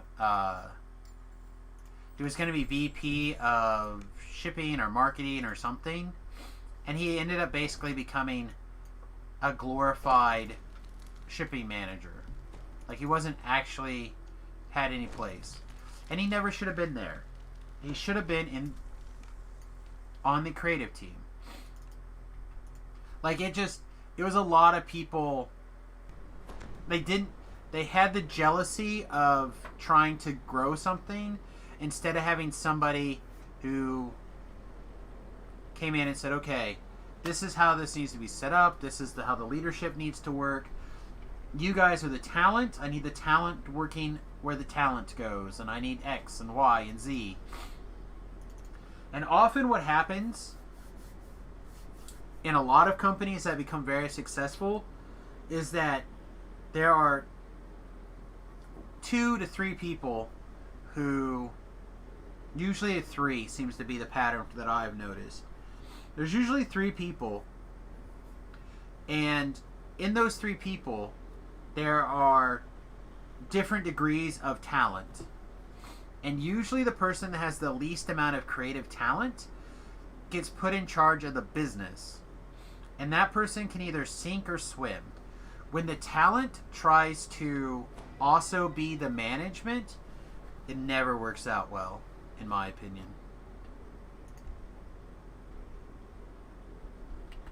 Anyway, hello, Thakar.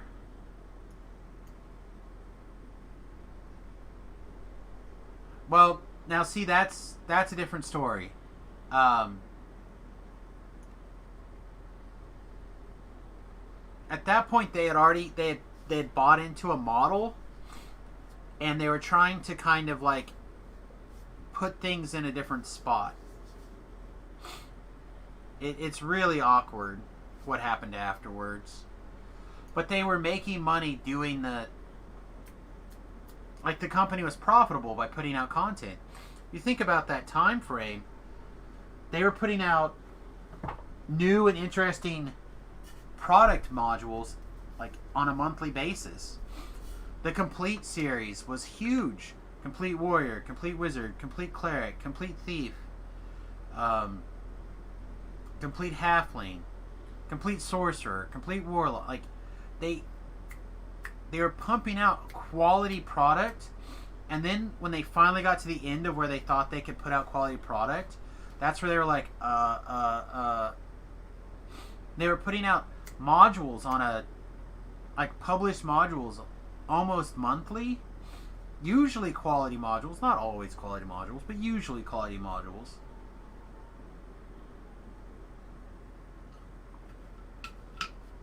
I remember the red splat books fondly, other than arguing with my DM over what stuff I was allowed to use. Well, that was a big part of it. A lot of my group wants to use any published books. And I'm like, alright, well, that is certainly a thing we could do. I think we need to do... Needs a deal. I think we need to go here now.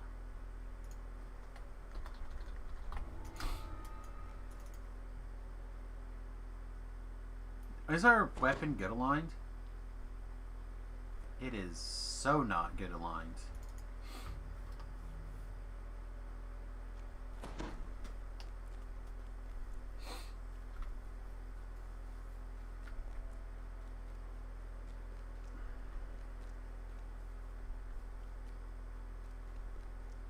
processing the problem. I think this is what we're going to do. We're going to see what's here for throwing daggers.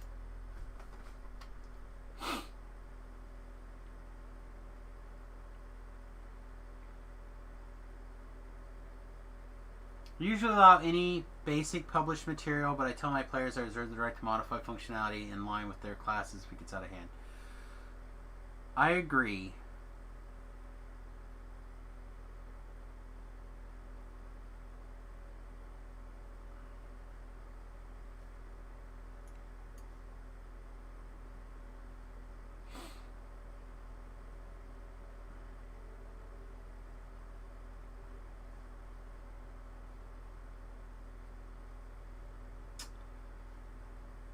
I suspect this is going to be too much to ask for.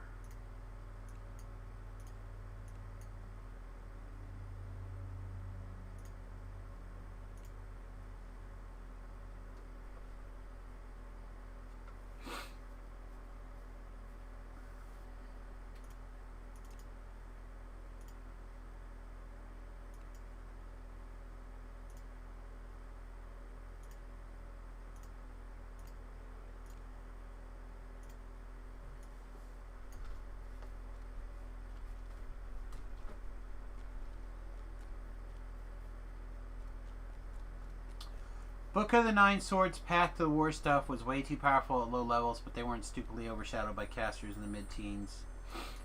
So, a lot of the early equipment books were balanced by the imbalance of power, which is a theory that I've put out for Dungeons and Dragons a lot, which is a theory that can't hold up in current Dungeons like DDO.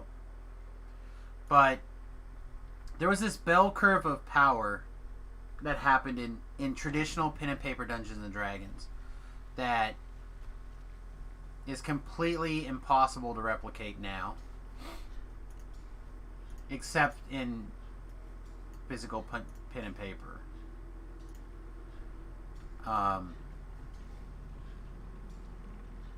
But I don't know if we want to get deep in the weeds on that.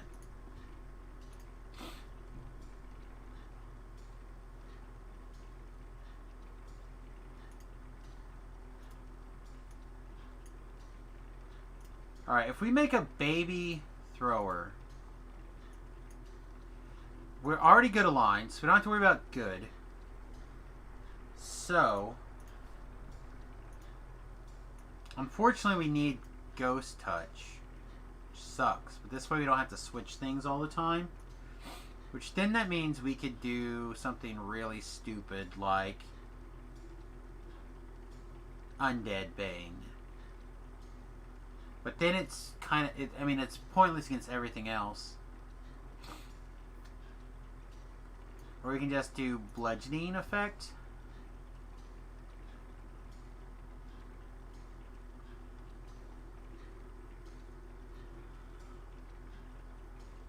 Well, so again, part of how you deal with that is all about how you control things as the DM. So a DM can make a weak character, like because they're low level, feel extra weak. Or you can still make them feel useful and powerful in the sense that everybody gets a shiny moment. Which is not easy for a lot of people.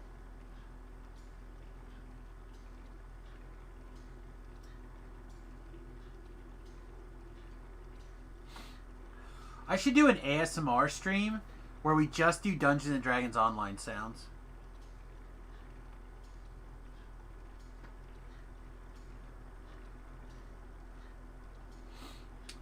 Do I have the Ghost Touch bracers from White Plume Mountain? I do, but I don't want to use those. I want to build something else. Just like I have Ghost Touch on the Spectral Daggers, so I don't need Ghost Touch, but don't want to have to switch weapons for ethereal things that I can't touch. I don't know what this button is. Okay, this AGB can turn off. Thanks. You're doing great.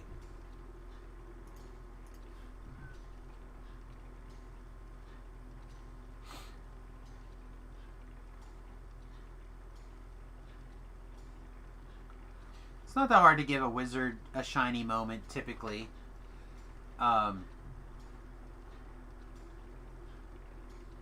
It's just that shiny moment changes depending on what's going on. So, like, for example, maybe the shiny moment is a very difficult to understand riddle, but then with a detect magic or a read magic, like in the olden days, the answer to the riddle is there.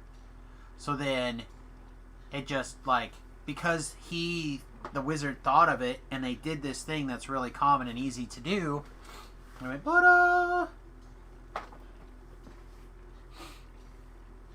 If they only mem Magic Missile as a combat-focused player, that's still fine, because they have their cantrips and their lower-level spells.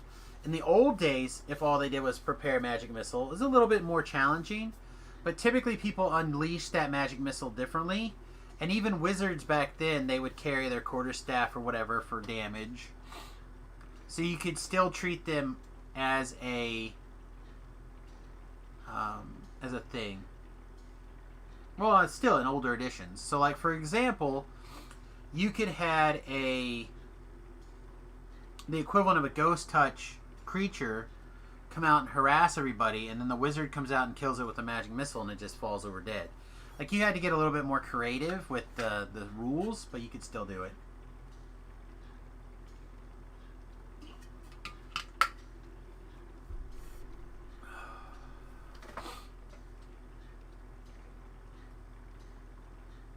Do I care? I kind of care. So what are we really building this for? We're building this to just smash through the Lyras.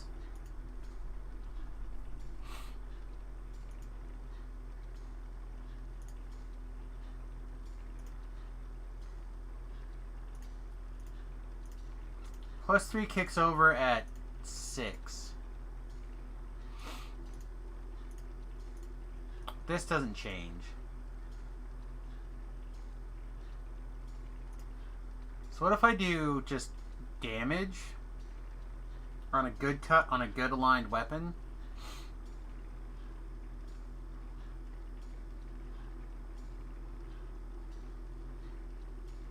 I'm looking for something to beat up undead more easily. This is not going to kill undead. At least not the undead that are good aligned. Or that require the good damage. And it doesn't have a slot, so I can't just make it good. So I need some sort of good aligned low level before level 10.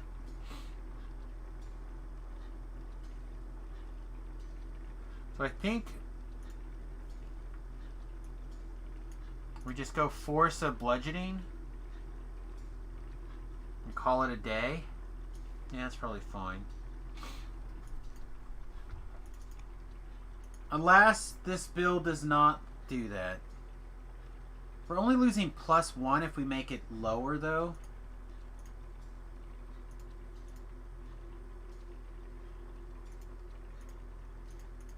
So we make it level 4. Alright, make it level 4. I feel like I have made this exact item, but not... But, as a... What if we do undead after all? I need my gym bag. My gym bag. Yeah, you know what? Let's just make it undead too. We don't want to make it level 1 because level 1 will it'll go down to 2d6. No, Force does not overcome Ghost Touch.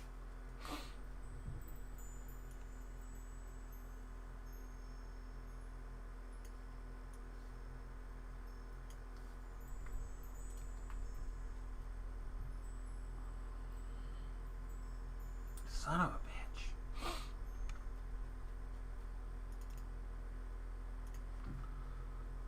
Alright, blee blah blah blah blee blah blee blah. I'm assuming I have I have 56 undead gems.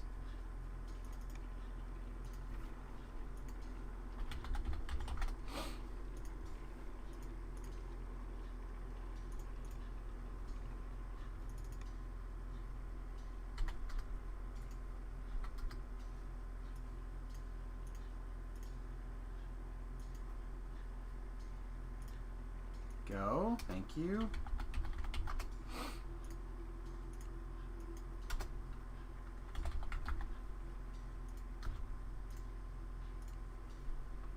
Alright, so that's cheap enough we could throw it in the trash if we need to. It's not a big deal.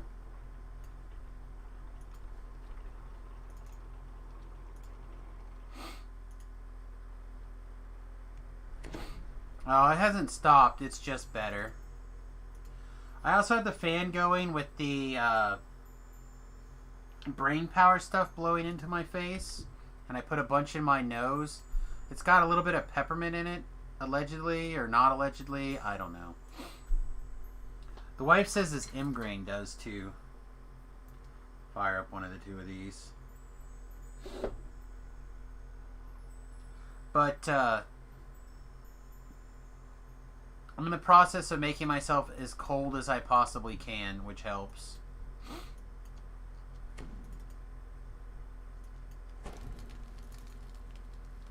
The Weep and the Keep are level 1 when you make them, or 2. The weapons in the Keep are level 1 when you make them, or 2. They are level 2, I believe. Yeah, here's one. Ethereal Throwing Dagger. I could have probably put a good on this and called it, but I'm just going to eat this later.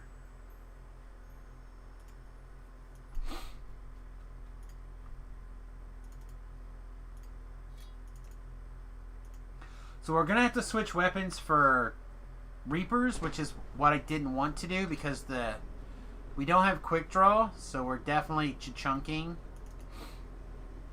But we'll figure it out. Let's see, we're coming up on 1 o'clock. Question is, we're coming up on hour 6. That means we're already 9 hours today. Oh. Do we go for 10? Do we go for 10 knowing that it's going to be a short day tomorrow? No evening stream tomorrow.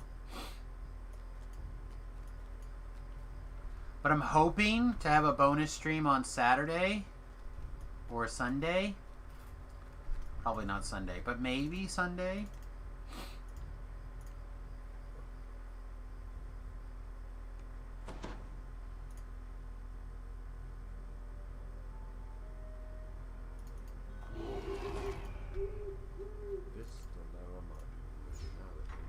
The tomb opens up into a larger space. The underground structure is much bigger than the surface entrance would suggest. Oh, excuse me. Need to consume this. It would not suck to consume of that. I'm going to fire off all of these because we have an hour left of the stream. Give or Holy take. symbols of the sovereign host adorn the walls around you. This place was once hallowed.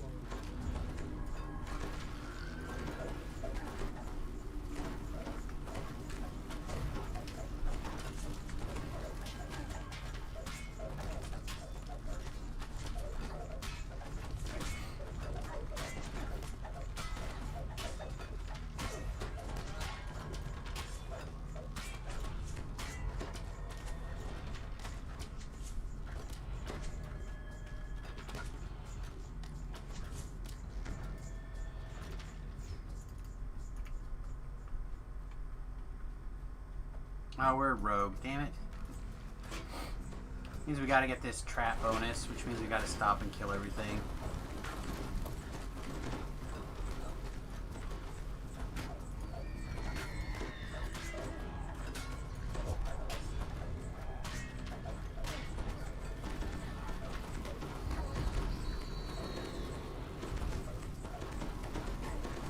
Where did these guys come from? Behind us? How?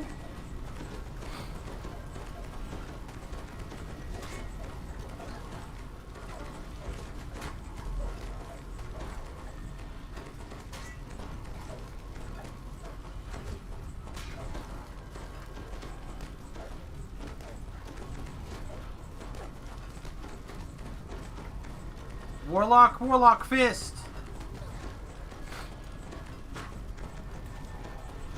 So, that reminds me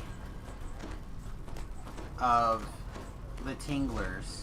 We've talked about the Tinglers before, but the Tingler, for those of you who may not remember, or don't want to remember, and it's too bad because you're going to be forced to remember, is what a writer calls his short stories that he sells on Amazon. I forget his name. But, that are so fantastic that it makes you tingle. They're almost always written about from a homosexual perspective. And what made me think about that with the Warlock Fist is that often the books are like they've started this nesting storyline.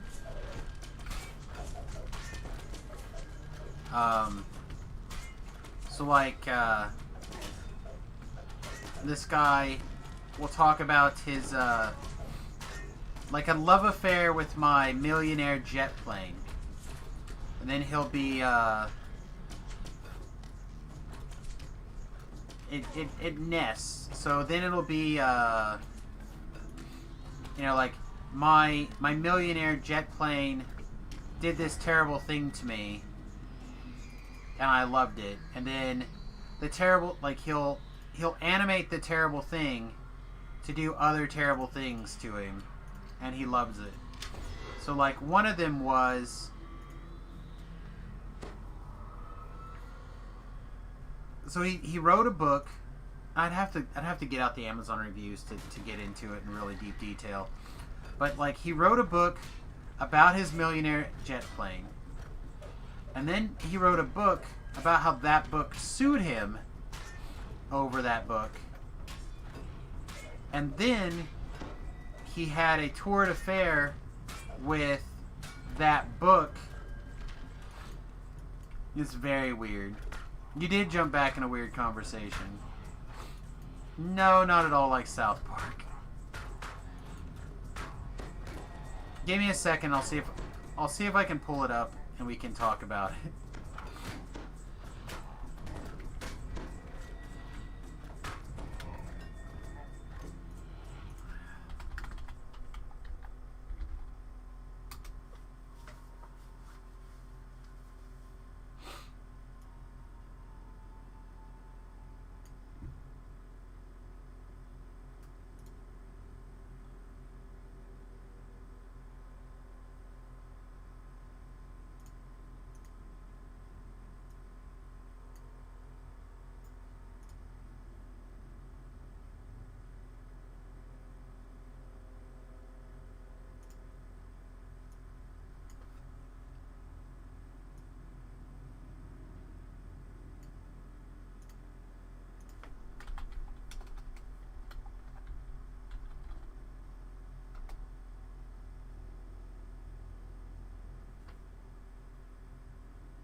Okay.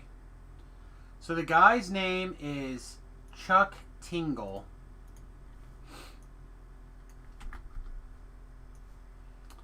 Alright, I apologize. This is going to get both weird and sexy. I apologize for this. So, So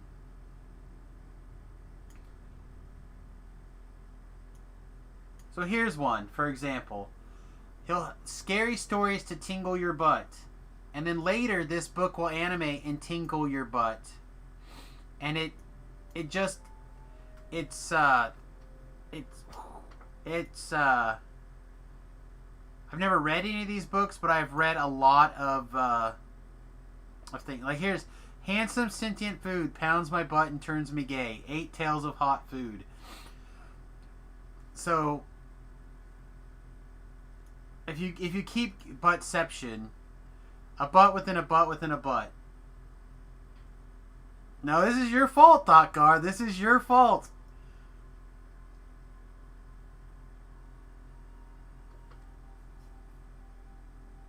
This man makes all of his money, by the way, from these things. Here, Into the Dungeon, Choose Your Own Path book.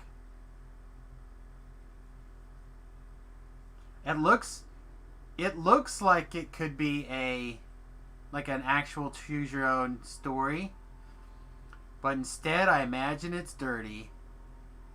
Should we read the review? Alright, maybe not. Maybe this is not that same site. It's not that same author.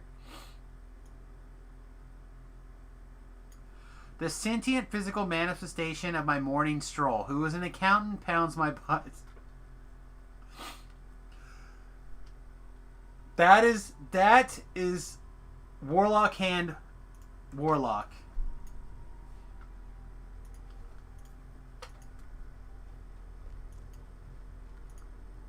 Thought-Gar's like, I just pushed buttons.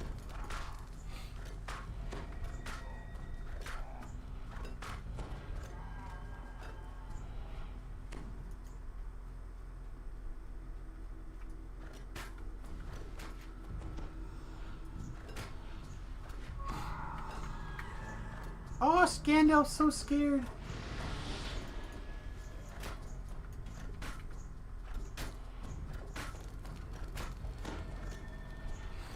The reviews, by the way, for his books are amazing. That is how I think I learned of him. I was reading the reviews, or maybe it's not the reviews, maybe it's the summaries. I don't know. There's something.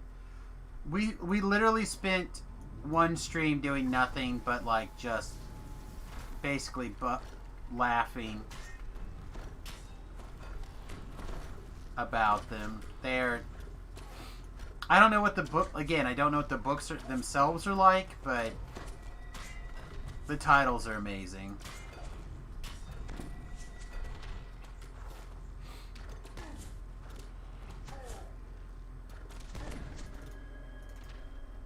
Alright. I think we're...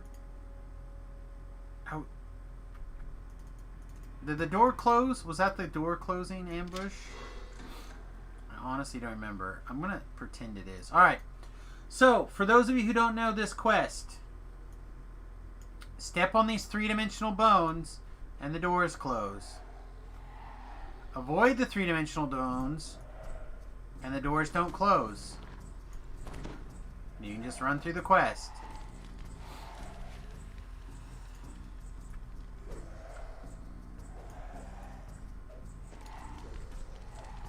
Okay.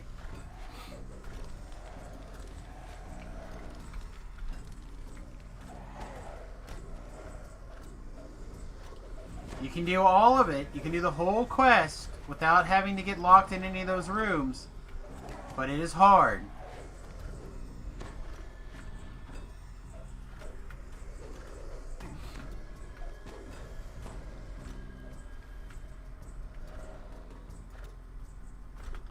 The path you just saw me take is the easiest way to do it.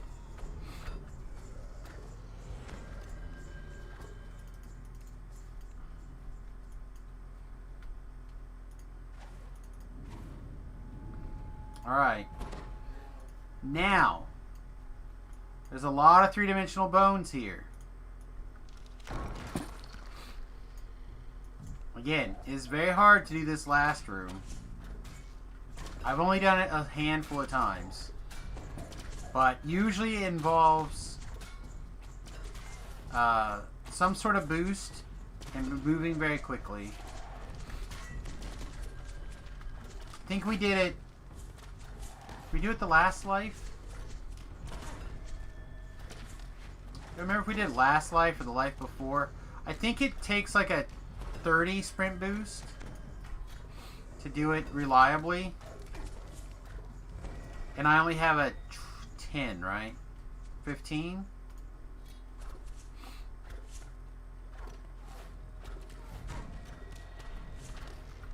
Plus you need to be going with that 30 striders. I cannot do it very consistently. You notice a note on the floor near a mangled body. The other thing you want to do is you want to put your hireling here. A chill passes through you as skeletons So she can distract the monsters while you recall away to safety.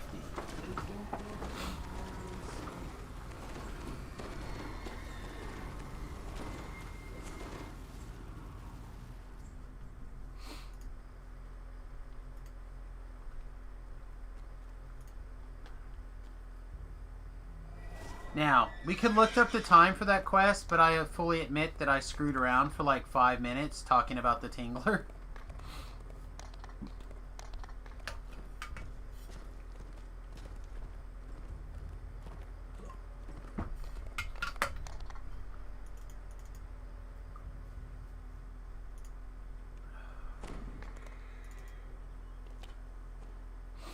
Gary Gygax is his voice was pretty different.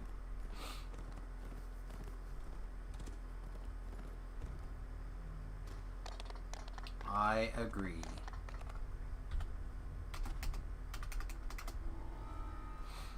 I didn't mean to get off my horse. Hi, horse.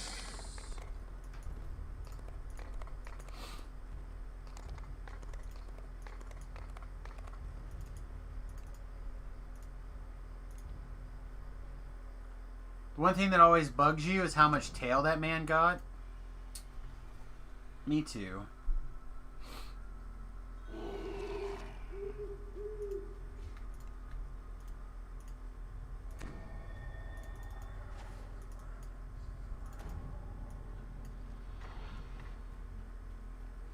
Oh. I don't care for Will Wheaton. You hear the not familiar sound of bone. I've not cared for Will Wheaton for a long time.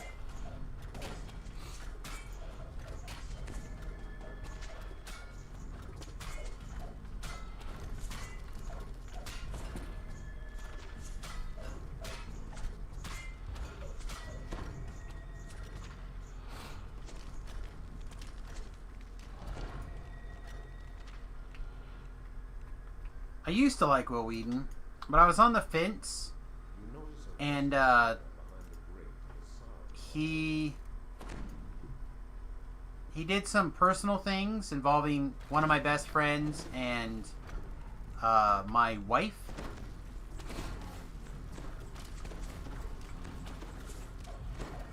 And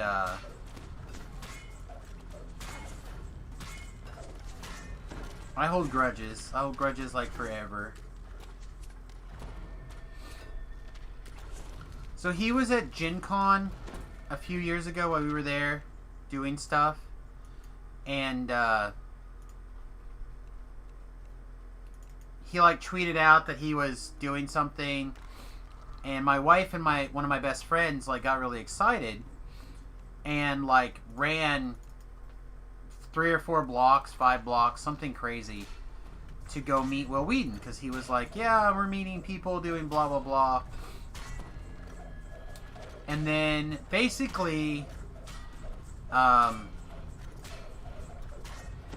got up there, my LJ John got there, and Will Wheaton's like, yeah, I'm not meeting people anymore. And he's like, but you just said like 2 minutes ago on Twitter that you were... He's like, yeah, I'm not doing that. I'm going to my hotel room instead. But he had a bunch of people with him. And then like 2 minutes after that, he like tweeted out that he was at some other party or something, and that people were invited, and like it got really awkward. So like literally my friends and family like ran to meet him. Then they blew him off instead of just like, "Hi, I'm Will." And that's all they wanted. That's literally all they wanted. Was like, "Hi, I'm Will." And then they would have left. They would have been like, "Oh my god." Like, they didn't want an autograph. They didn't want to shake hands. They just wanted to be close to the man. And he just was a dick to him, basically. My wife was like 30 seconds behind. She's not a fast runner. And regardless of how she thinks she runs. And my friend was incredibly disappointed. He's like, "I can't believe this. Like, all this nonsense to meet him." And then what really pushed it over the edge for me was we were in a corresponding I shouldn't have done that. Oh, we're still good. Okay. We were in the corresponding dungeon, live dungeon event, and we were on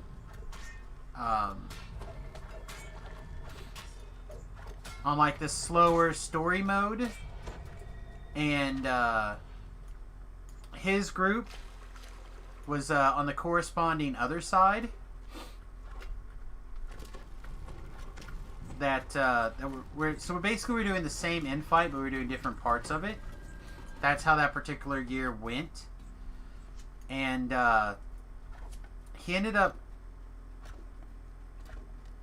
critting the dragon. There was like a Ion Stone or something. And basically by taking out the Ion Stone, the dragon basically was instantly defeated. So we didn't even get to finish our... like, realistically finish our true dungeon experience. Because he, like, went and did the thing. Which was cool for him, I'm sure, but for the rest of us, it really kind of sucked. That our $35 tickets a piece basically got the infight skipped.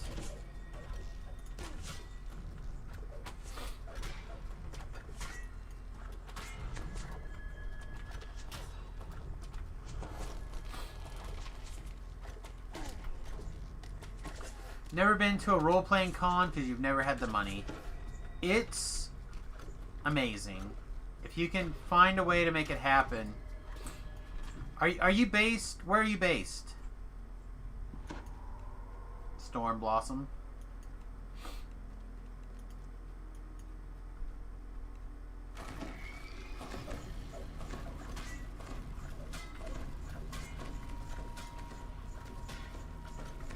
You are in Japan? I can't speak to Japan, unfortunately. I would imagine there's got to be a role-playing con in Japan. Something. It may not be very big. I feel like there's got to be something. But there may not be.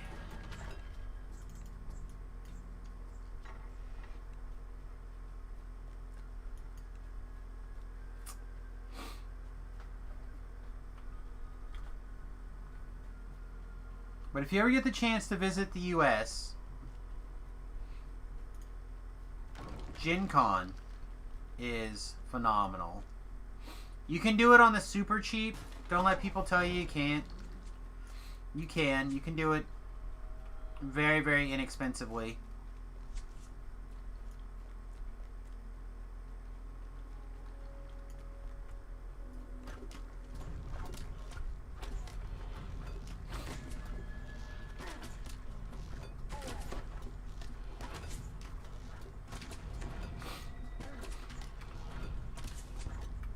Well, if Wizards of the Coast ever decide to bring Magic Fest back, Storm Blossom, you might be able to do a Magic Fest with like D&D goes together with Magic, like a lot of things.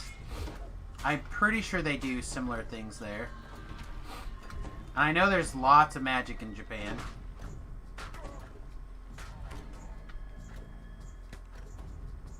Well, there's definitely, like, Dragon Con is on the West Coast. But I imagine it's just more expensive just straight up because of the whole, West Coast aspect of it.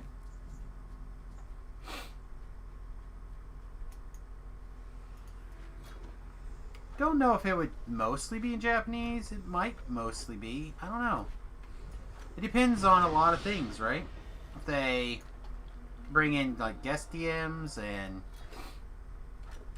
I don't know. It could be.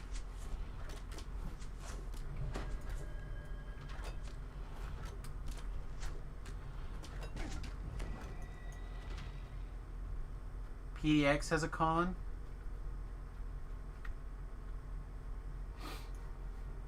Okay, let's actually disarm this before we. I'm trying to think what PDX is.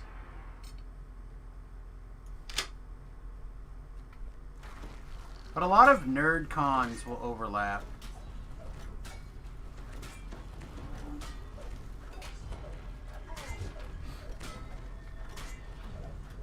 Oh, you're talking about PAX? No, PAX isn't in Oregon. They're in Seattle.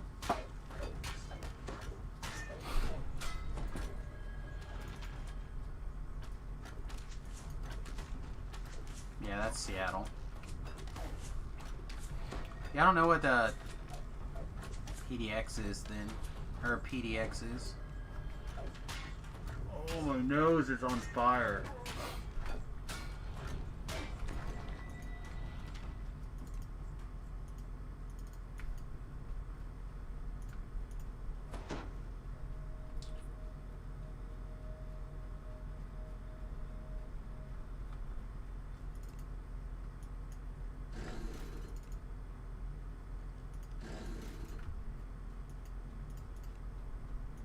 Would you come over here and heal me?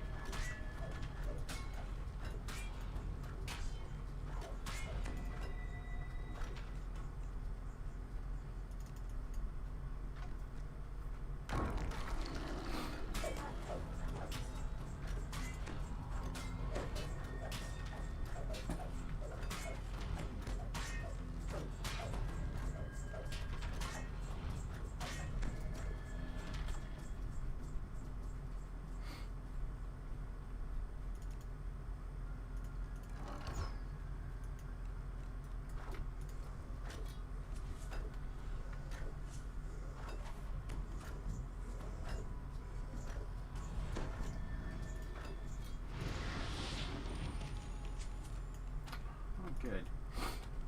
Well, we found all the Reapers, everybody. Good news!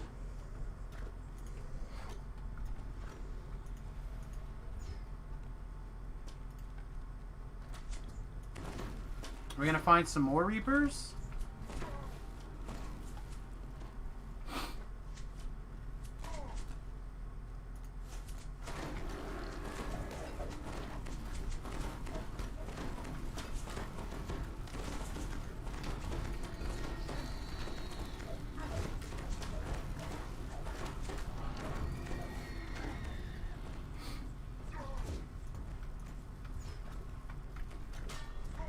Oricon?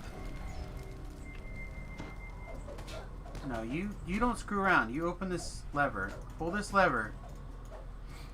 Jeez, I can't believe I died there. I can actually believe I died there, but I don't believe it.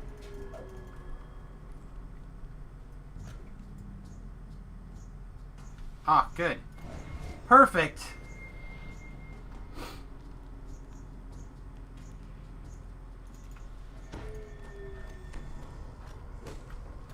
Bleeding is believing. That's kind of the truth.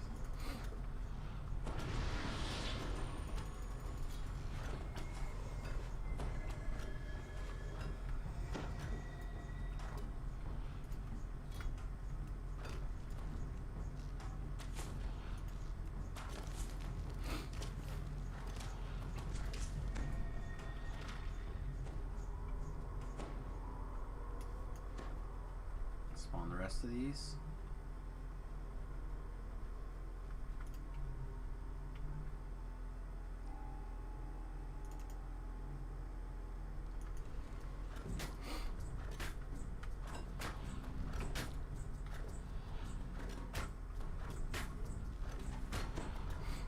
I got in a hurry when my face is starting to hurt. My head is starting to hurt.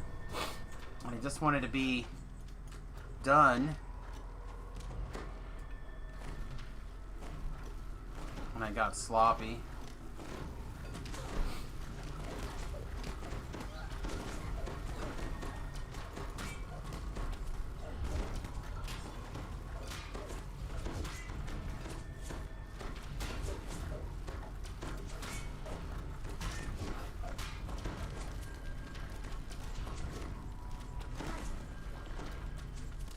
All I can tell you, Thought-Gar, is Magic has changed a lot probably since the last time he played.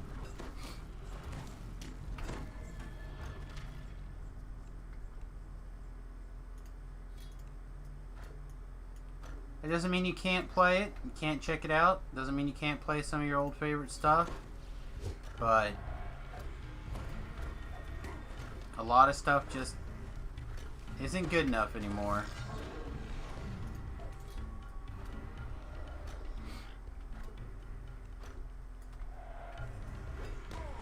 Ah, she does fine. It's all about the orders, right? It's all about orders and making sure what's going on. They're fine. They're not great.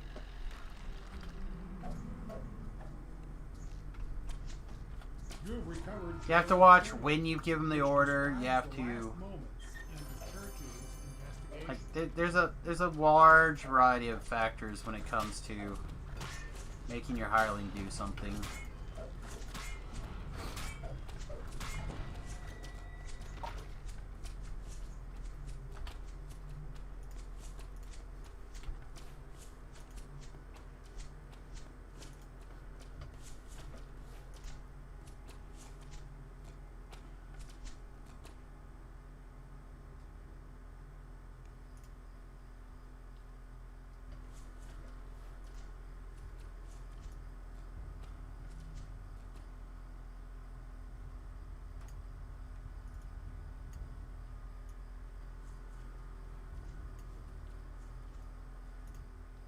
So I was looking to see if the YouTube channel was still had people watching it.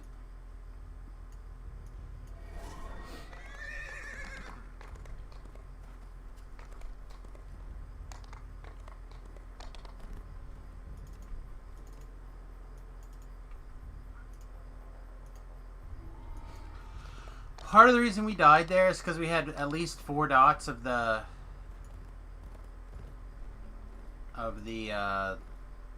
acid dot. We were taking like 30 a hit or something, I believe.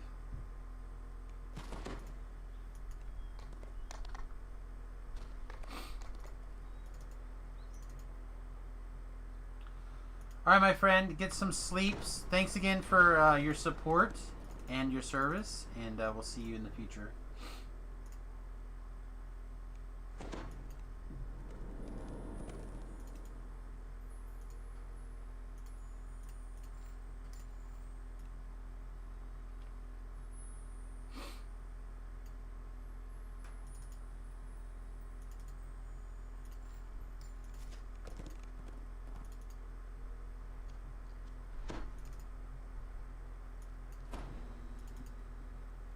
I'm not even in the realm of best Magic players.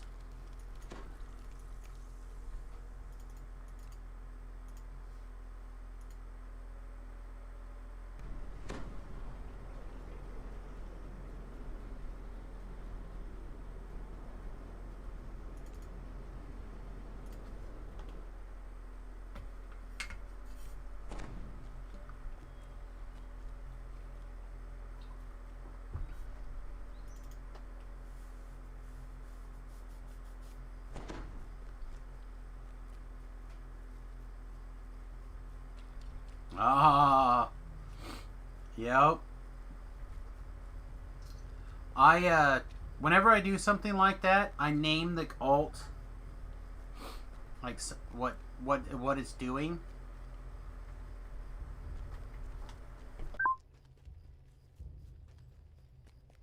So, like, I have an alt called Z Ships, because I always like to make my storage stuff name Z, the letter Z.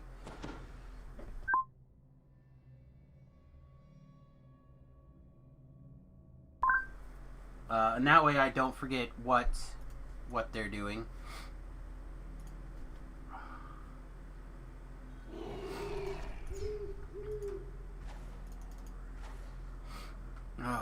This will probably be the last quest for tonight, I think. I think after this I'm probably pretty cooked as well. I'm probably cooked now, but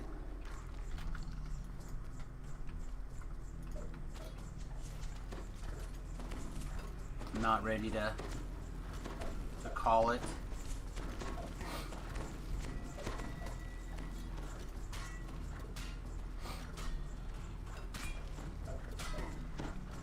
Right now I just want to lay down and watch Tim Pool's IRL podcast. Cuddle my dog.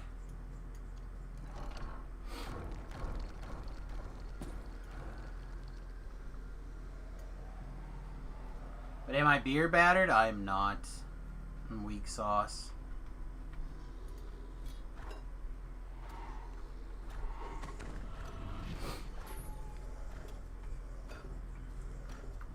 What was your sweet sign, Thakar?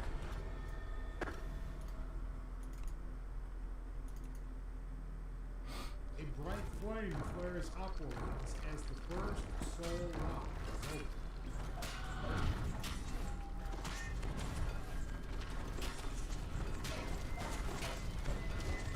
Jeez. We might be done sooner than I thought. I didn't cast magic missile protection because I didn't think I'd need it in the first fight. Turns out I need it. Oh, you got snow. I see.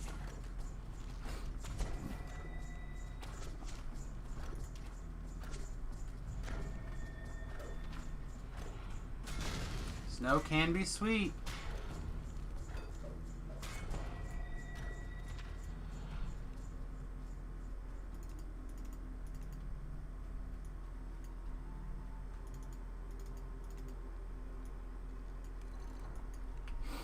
Tempura batted fries. I feel like I've seen that before.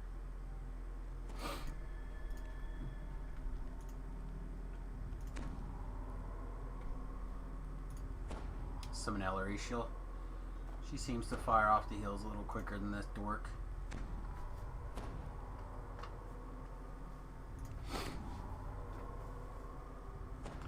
Yeah, right now I'm on a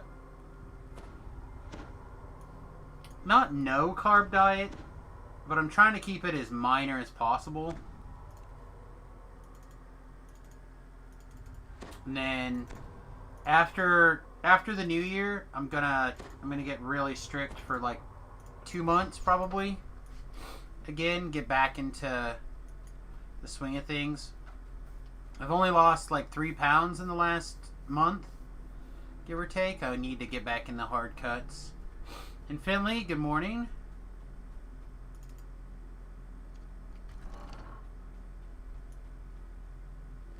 Yeah,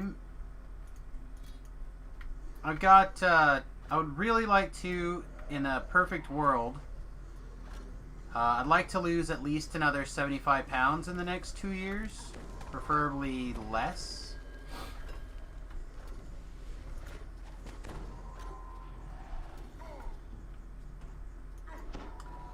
It's starting to turn around a little bit. Like, it was feeling slow and clunky, but now we have multitude of missiles, and it feels better. Soul locks are now.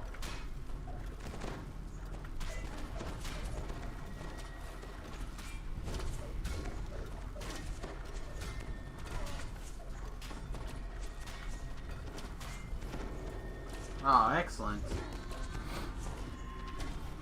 I love it when my in the last couple seconds of my activated feat is wasted due to a failed save on like a 1. It's the best.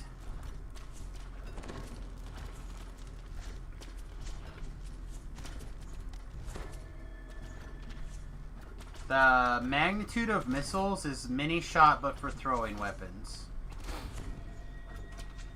So I love it when my mini shot for throwing weapons is gone.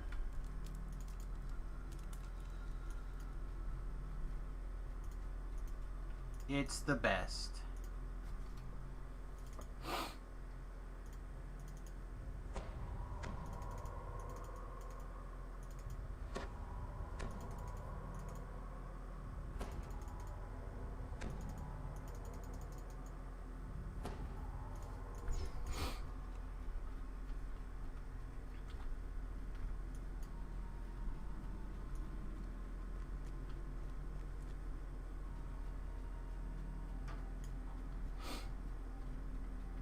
Alright, Storm Blossom, have a good night. I'm going to, like I said, I'm going to finish this up and we're probably going to wrap up for the evening.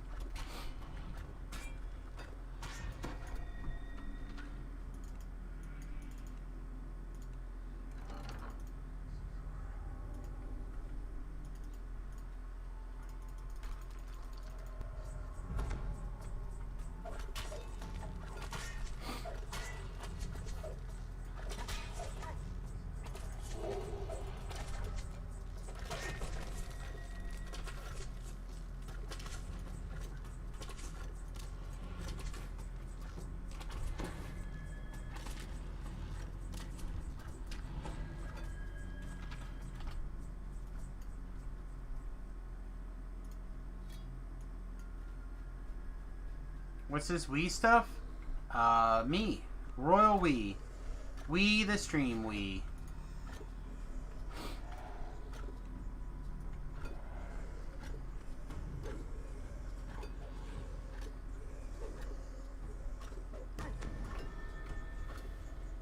I always refer to myself as Wii when we're talking about the stream.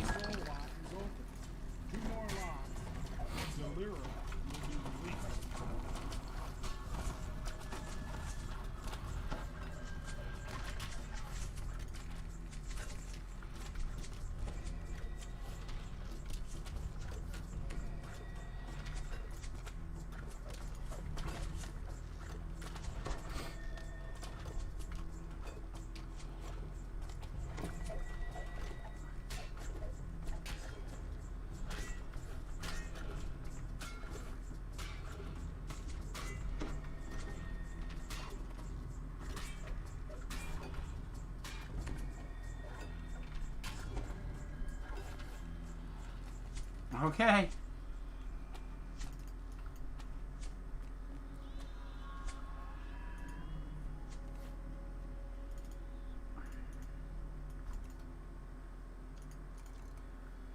I mean, I'm working on it, but I don't want to make myself sick trying to push it too much. I got too much on my plate this right now.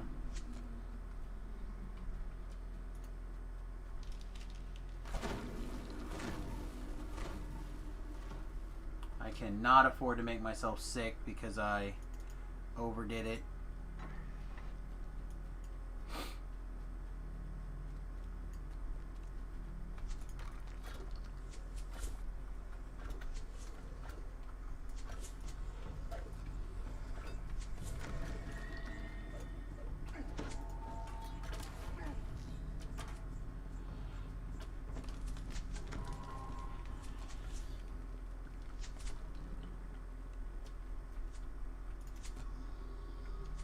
Hear the whispers faint in your walls as the vault seal is opened.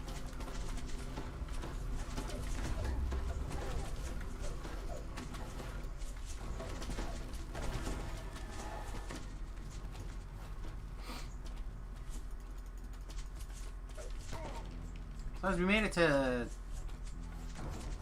10.5. tomorrow we should be able to make at least 11, maybe even 12. Because we're going to move into 8s. So we have all the Vaughns and we have so much fat experience tomorrow. I think we're going to have some impressive numbers for tomorrow.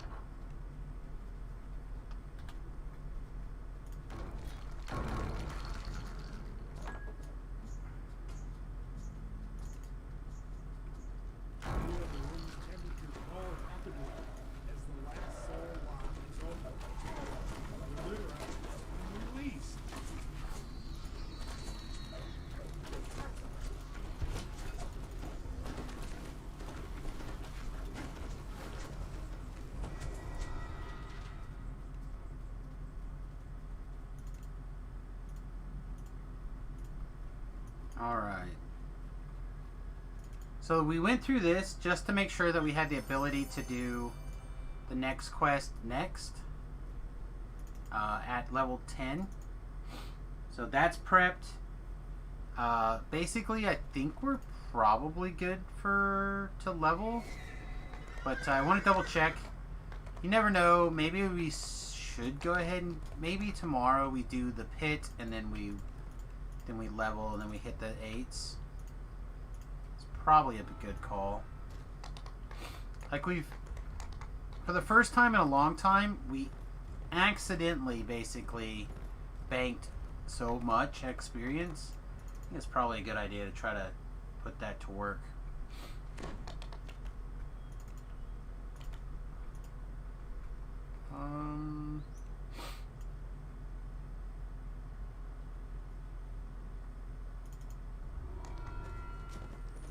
Clear up this letter. Alright, everybody. I do thank you for hanging out with us tonight. I really do appreciate it. I'm going to do one or two like minor housekeeping things, and then I'm going to log off and, like I said, watch a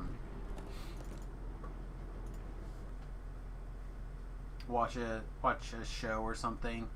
Try to lay down so my nose can drain to the back of my head and not down the front of my face. Alright, with that, everybody, I should be back in the morning like usual, and I hope you guys can join us then. Deconstruct this. We're going to relist these on the auction house. These are double slotted, both red and orange. So I'm hoping to make a tidy little penny. Alright, everybody, peace, much love, and we'll see you guys in the morning. Toodles.